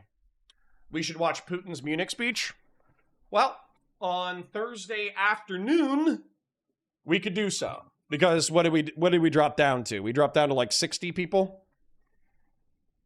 I'm just going to check real quick. Not because I don't parasocially love you and not because I'm a masochist. But I just want to point out what I told you. What I told you was true. I want to show you is true. So, we're currently at 58. I'm assuming 2 or 3 people left. So, I'm going to pull up my breakdown again. Where is it? It's at the top right here. Channel orientation. So, what I said... Oh, sorry. Let me bring this back. Is that debates between characters and ideas is decent viewership. That... fucking low-stakes slop fights are extremely high viewership. That current events, news, and analysis, and or speculative and prescriptive analysis of the world is between 50 and 80 viewers, and that 80 viewers was correct for current analysis. So we probably lost 10 or 20 people since other people have gone live. And so, as a result, in my opinion, the Oilers have oiled. So I'm okay. I don't care, right? We did good content. We promised our serious people good content. We had 2 serious content segments. I had 1 miniature slop segment in the middle of the day. I am trying, okay? I spurged out on Fashion 40 today, and I'm sorry for spurging out on him. I saw a gray name criticizing me, and I assumed it was somebody trying to shit talk me and trying to manipulate me. My apologies. But I want to point out to you guys, that I am listening to the community, to the true cog, the people who are here every day, who are saying, hey, Connor, we don't want you to endorse slop. We want you to refocus on some serious content and also focus on debates that talk about serious contents. Then I am trying to meet you halfway. We will do slop as necessary, but I will try to meet you halfway with serious topics and serious ideas. So, can you update the Discord mind maps? Maybe. Kind of tired. I need to use the restroom right now pretty badly. So anyways, let me thank everybody who's financially supported me today, because we did have a decent amount of financial support. One more time, I would like to apologize to Fashion 40 and anybody offended by me yelling at Fashion 40. I thought that Jace on an alt was a gray name DGGer or snarker coming back to fuck with me. And I'm sorry that it was a community member who has actually supported the channel. So my apologies. Friendly fire. My bad. Jeb Kush, thank you for the 10 and the hooray Geopol positive enforcement. I appreciate you, King. Rifleman, I read your chat. Thank you for the 5. Sapien Green, thank you for the 100 DKK. I think I read this one as well. Old School for 2 says, why am I a green name? I'm here all the time. Sometimes it prioritizes memberships over moderation. Mrow, I disavow what you said to Stardust today, and I think it was very mean and rude, and I would like it if you stopped being mean and rude to random people on the internet. However, once again, Star Killer from Star Wars, I think is a cool character. I think that Darth Vader having an apprentice, although I guess technically an acolyte, him having an acolyte that he trained in lightsaber warfare similar to Ahsoka Tano, who is so rawly powerful in the Force that he might be competitive with Vader and Sidious. I think it's cool. I know that the power scaling is a little fucked up. I know that like he like fucking force controls a Star Destroyer at some point, which is silly. But overall, I think rule of cool is the rule and Star Killer is cool. Fashion 40, thank you for the $50, even though I attacked you. Silver, thank you for the $10, even though I attacked you. Airborne Kite, thank you for the $5. Fashion 40, thank you for the 5. Jace with the 5, sorry for being a cunt to you again. AK Batu Sai with the 10. Anonymous Chatter with the 10. Patriarch, thank you for the 20 gifted memberships. Oiling where it counts to make sure that we do serious content and therefore satisfy the best parts of the community. Thank you for putting your money where your mouth is. I appreciate it deeply. Real Serious, thank you for the 100 Argentinian pesos. Fashion 40 with the 2. Silver with the 5.